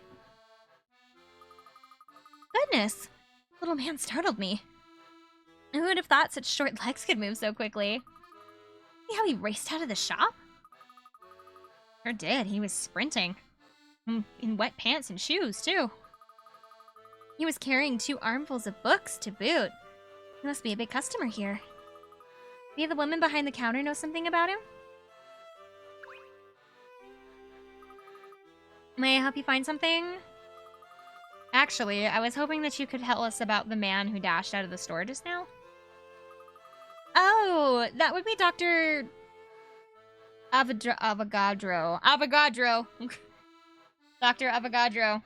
He's always in a hurry. His pants and shoes were soaked. That's very strange. I guess I've gotten used to it. He always looks that way. He sneaks away from work to browse through our books. You know how oh my god, you know how absent-minded. My god, you know how absent-minded geniuses can be. I bet he doesn't notice puddles in the road. Maybe he likes to go fishing on his breaks? Who knows? He always busts in here, buys a few books, then dashes out without saying so much as a word.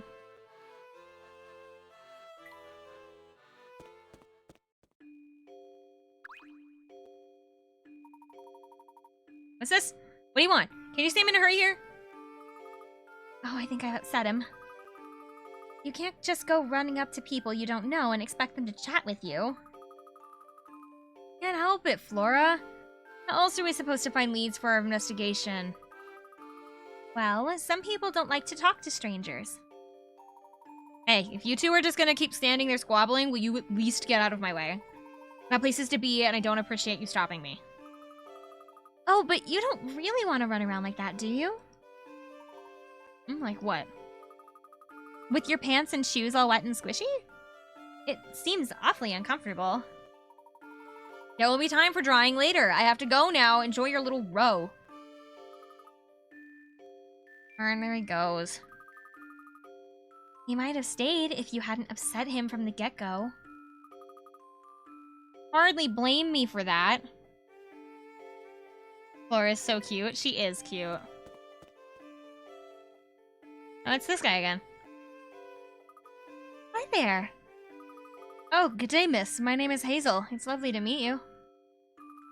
Hi, Hazel. Oh no, it's you. Good to see you again.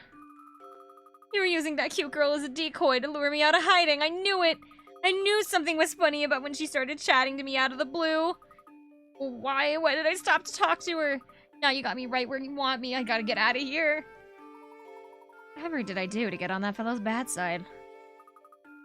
Me, Professor. That fellow a friend of yours, Luke? That would be nice, but I can't get him to stop cowering in fear every 5 seconds.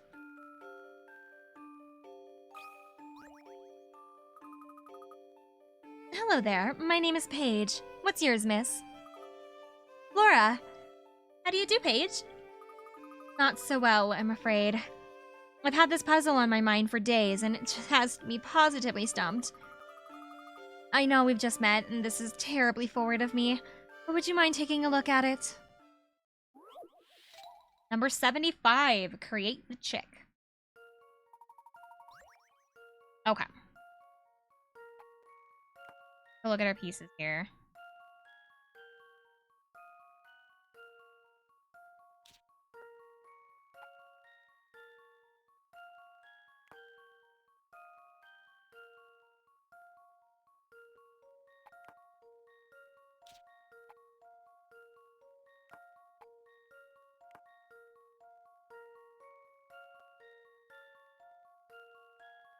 Okay.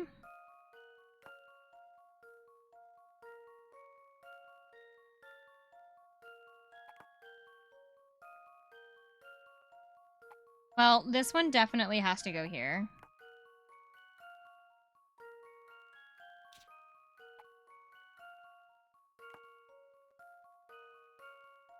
But leaves a spot for 3.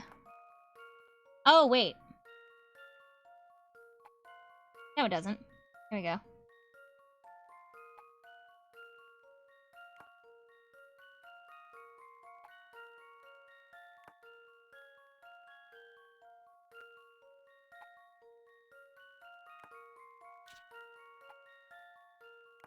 No.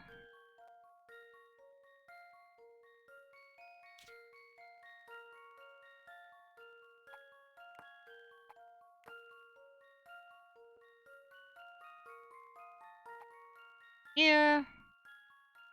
And that goes there. All done. Does this sound right? Did you see that? Hey, bird, it's still too young to fly. Big brain. So the things like that don't really, like, stump me too much. It's like word puzzles and things that get me really bad.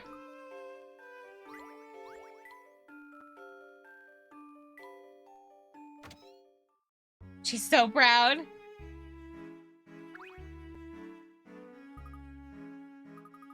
Oh, what a splendid parrot you have there. Nice to meet you. Nice to meet you. I'm the cream. The cream. And I should not have named the bird that. I'm Myrtle. Hey. Hello, Myrtle. It's nice to meet you. Is this your pet store? Pet shop? Oh, no, young man. This is no pet shop. This is a meeting place for animals to find true friends. I named mine Jeff, so yours is better. I don't know about that. At least Jeff is less awkward to say. Are you good friends with the cream? You bet! Oh, I forgot to introduce myself. My name is Luke. Oh, it's nice to meet you, Luke. You and the cream play nice with each other. You hear? It's not the right time to bust that out.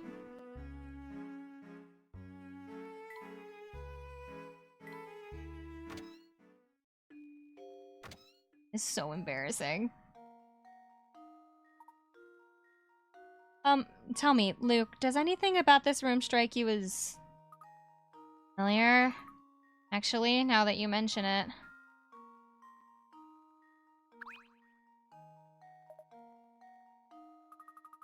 An awfully big sigh for such a small bee. What got you down? Me? Well, you know, even a honeybee like myself gets down in the dumps now and then. It must be awfully hard to take care of those puzzles. Being, and all. Oh, that? No, that's a piece of cake, kid. My problem is that I'm different from other bees. No kidding. What's your story anyhow, Beasley? Oh, so you want to hear about me, do you then? Sure, all right. It's a gripping tale of a lonely drone's triumph over adversity. To become a puzzle bee. I'm talking... Gotcha! No! Beasley, no! Bugs are so very icky, don't you think? You really can't slap them enough. Oh. Stop doing that. I think he's had enough slapping for one day. Beasley, Now we're supposed to no! solve all those puzzles that we left behind. Oh, no worries there, my fellow puzzle aficionado. Taking care of puzzles is my job now. Granny's put me in charge, so just leave it to me. Granny who? Oh, right, of course. So then you're... That's right. You can call me Puzzlette, because that's my name. Hope to see ya soon. Soon. Beasley, no! And you fucking murdered him in cold blood. You should definitely solve them when you get a chance, though. It hurts. I just experienced this today. When it happened, I almost cried. I needed a full 5 minutes to recover. I'm still not over it.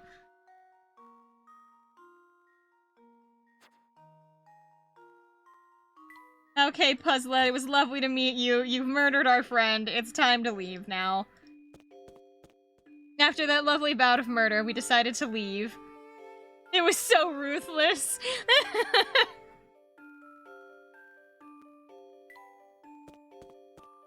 After Puzzlet decided to murder our bee friend, Professor Layton and Luke decided to go and walk around Chinatown a little while to clear their heads.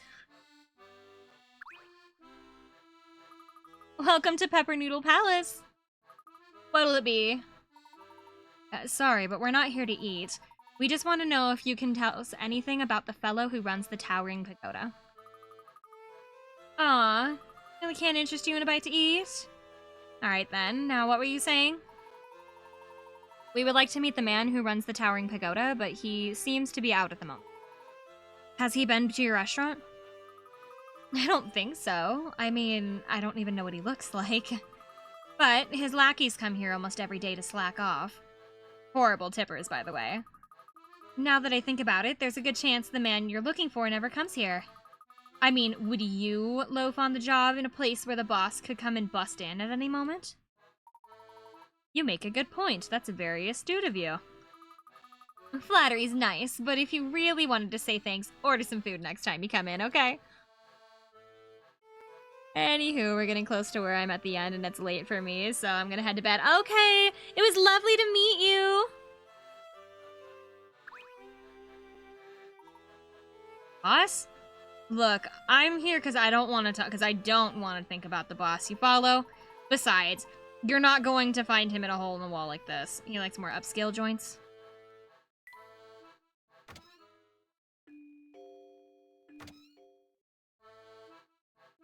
Of course, thank you. Ooh, toy shop. Yes, thank you for the raid. Take a look at all the toys around here. Big on toys, are ya? I used to be, but now that I'm older, I don't have much time for toys anymore. But you can't forget that toy car of yours, my boy. I suppose you got me there, Professor. Car is far too much fun to put down. Car, you say? I see it. Yes, this is one of my creations. Really? Wow, that's so cool. Thank you kindly. Well, since you're such a fan, I have a special offer for you. If you can best this puzzle of mine, I'll give you a special track for your car. A special track just for solving a puzzle? Gosh, it's my lucky day! Puzzle 68, paper cuts. 2 squares of paper, A and B, are shown below. Following the arrows from left to right, each piece is folded in half again and again. The red dotted lines on the far right image of paper A show where a cut will be made. Your job is to cut paper B so that when you unfold it, the cutout shape in the middle matches the shape in the middle of paper A when it's unfolded.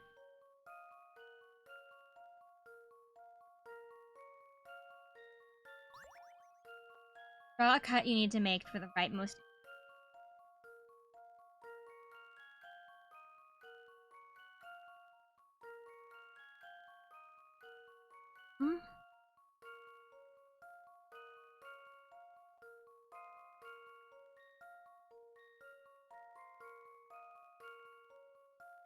Wouldn't it be here?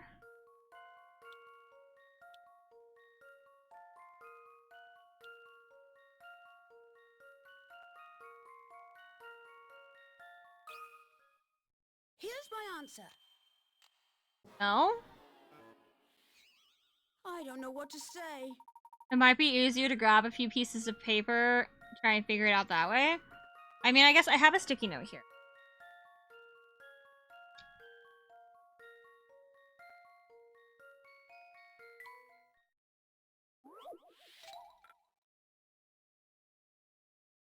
Let's see. So if you fold it like this, fold it again like this, how do you make it match? That one.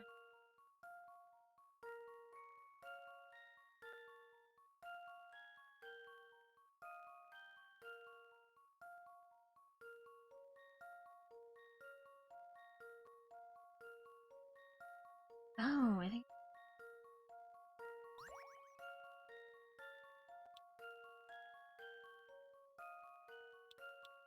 Wait.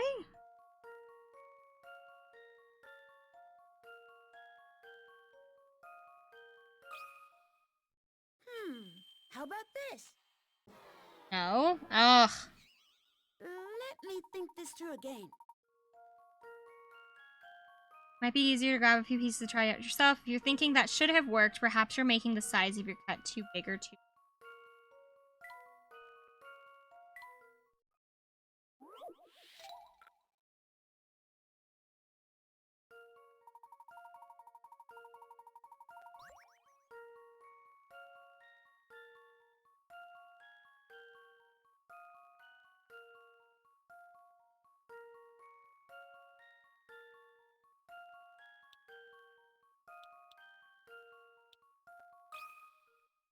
Here's my answer. Ugh. Let me think this through again. I'm like trying to visualize it. I have like a piece of paper folded in front of me. I'm trying to like visualize it and it's not working.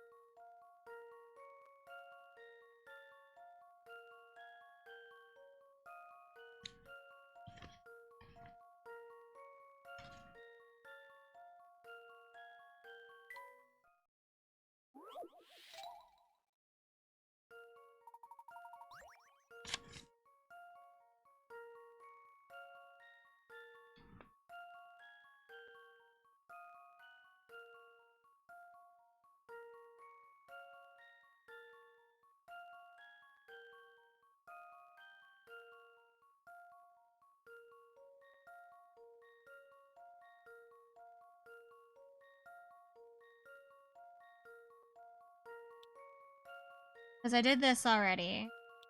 I did the other side as well, and I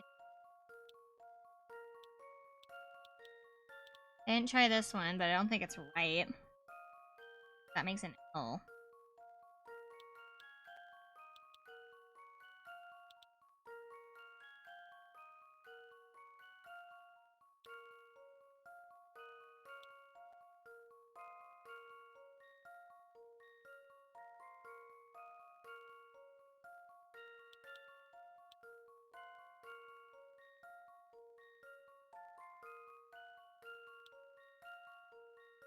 No. Oh, do you have something, Zero?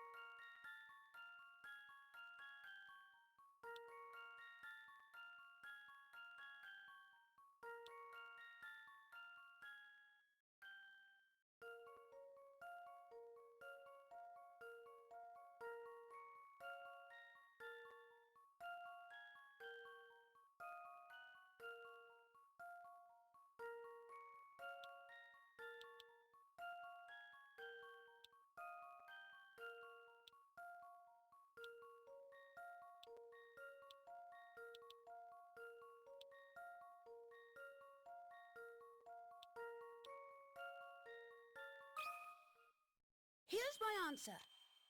No. Ugh. I don't know what to say.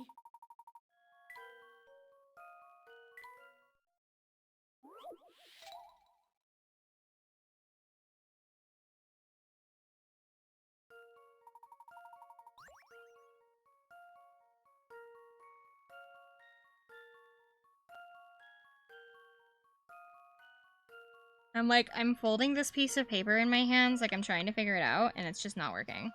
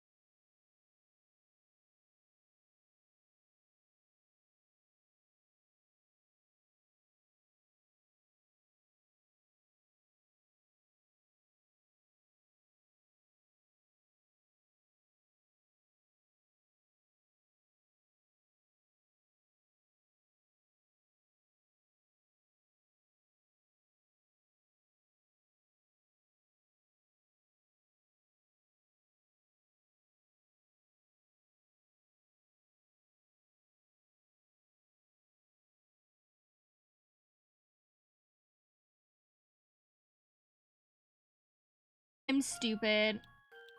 It's this.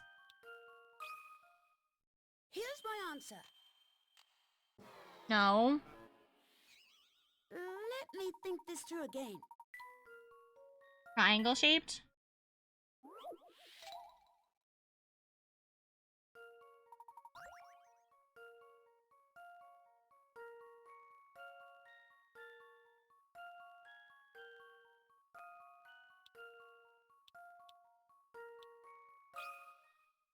Here's my answer. It should be that shape though. I guess it's back to the drawing Why is it board. yelling at me and telling me that it's wrong? I literally have it in my hands. I can see. I am holding it. I am holding the correct answer in my hands.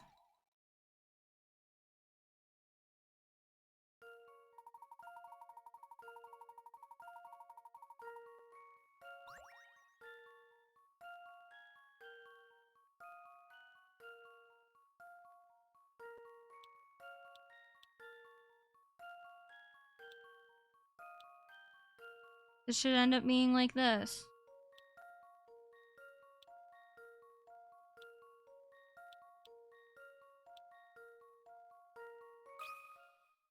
This one's as good as solved. I don't get. I give up Let me think this because through I have to again. have to cut it diagonally from the corner.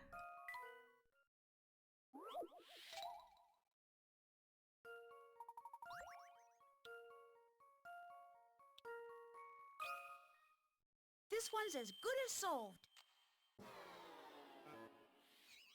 Let me think this through again.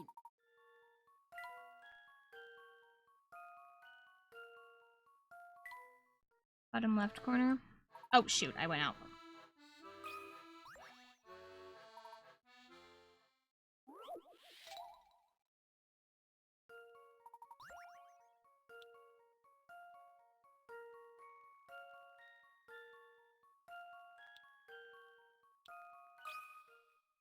Here's my answer.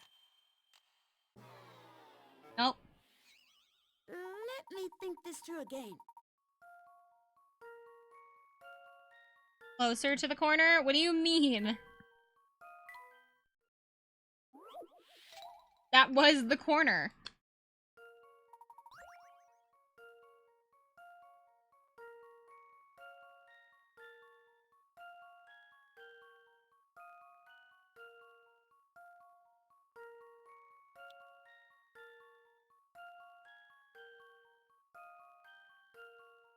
Where the arrow is? This arrow? Yeah.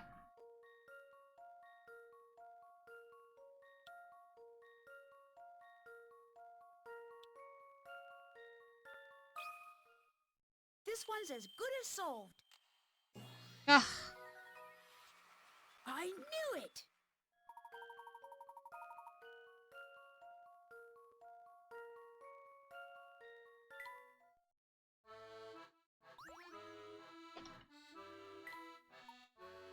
I can't do that one. That one did not compute in my head. However, I do need to get going. Because my dad and my uncle are going to be getting here pretty soon. So I actually have to get going. I'm going to save our adventure.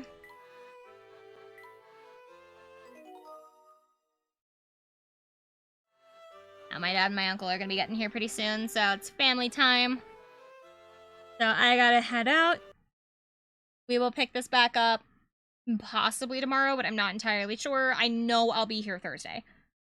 It's gonna depend on what family stuff is going on.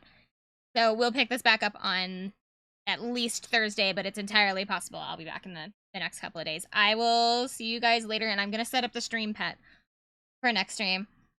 I will see you guys later, okay? Everybody have a good night, good day, good morning, whatever it is for you. I will see you guys later, okay? Bye! Like a hand reaching for a handle, but to find that it was never there. Candidly, I can't handle knowing that it's all up in the air. I thought the world ended in March until I heard the doorbell ring. Can't keep from falling apart, but I'll glue back everything again.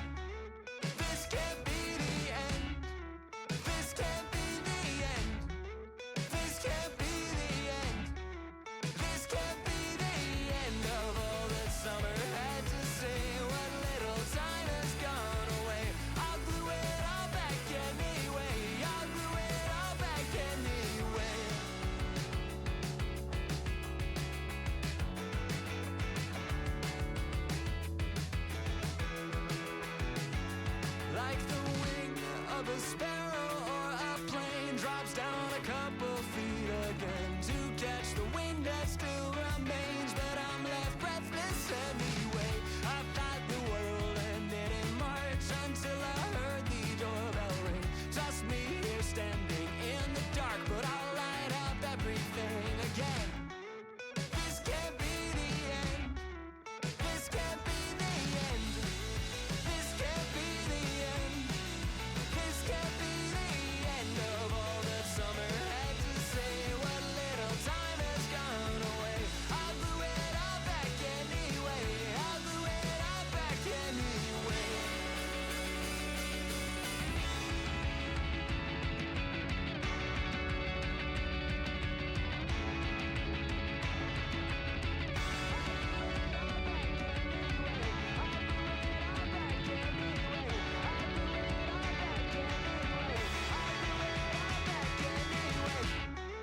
This can't be the end. This can't be the end. This can't be the end. This can't be the end of all that summer had to say. What little time has gone away, I'll glue it all back anyway. I'll glue it all back anyway.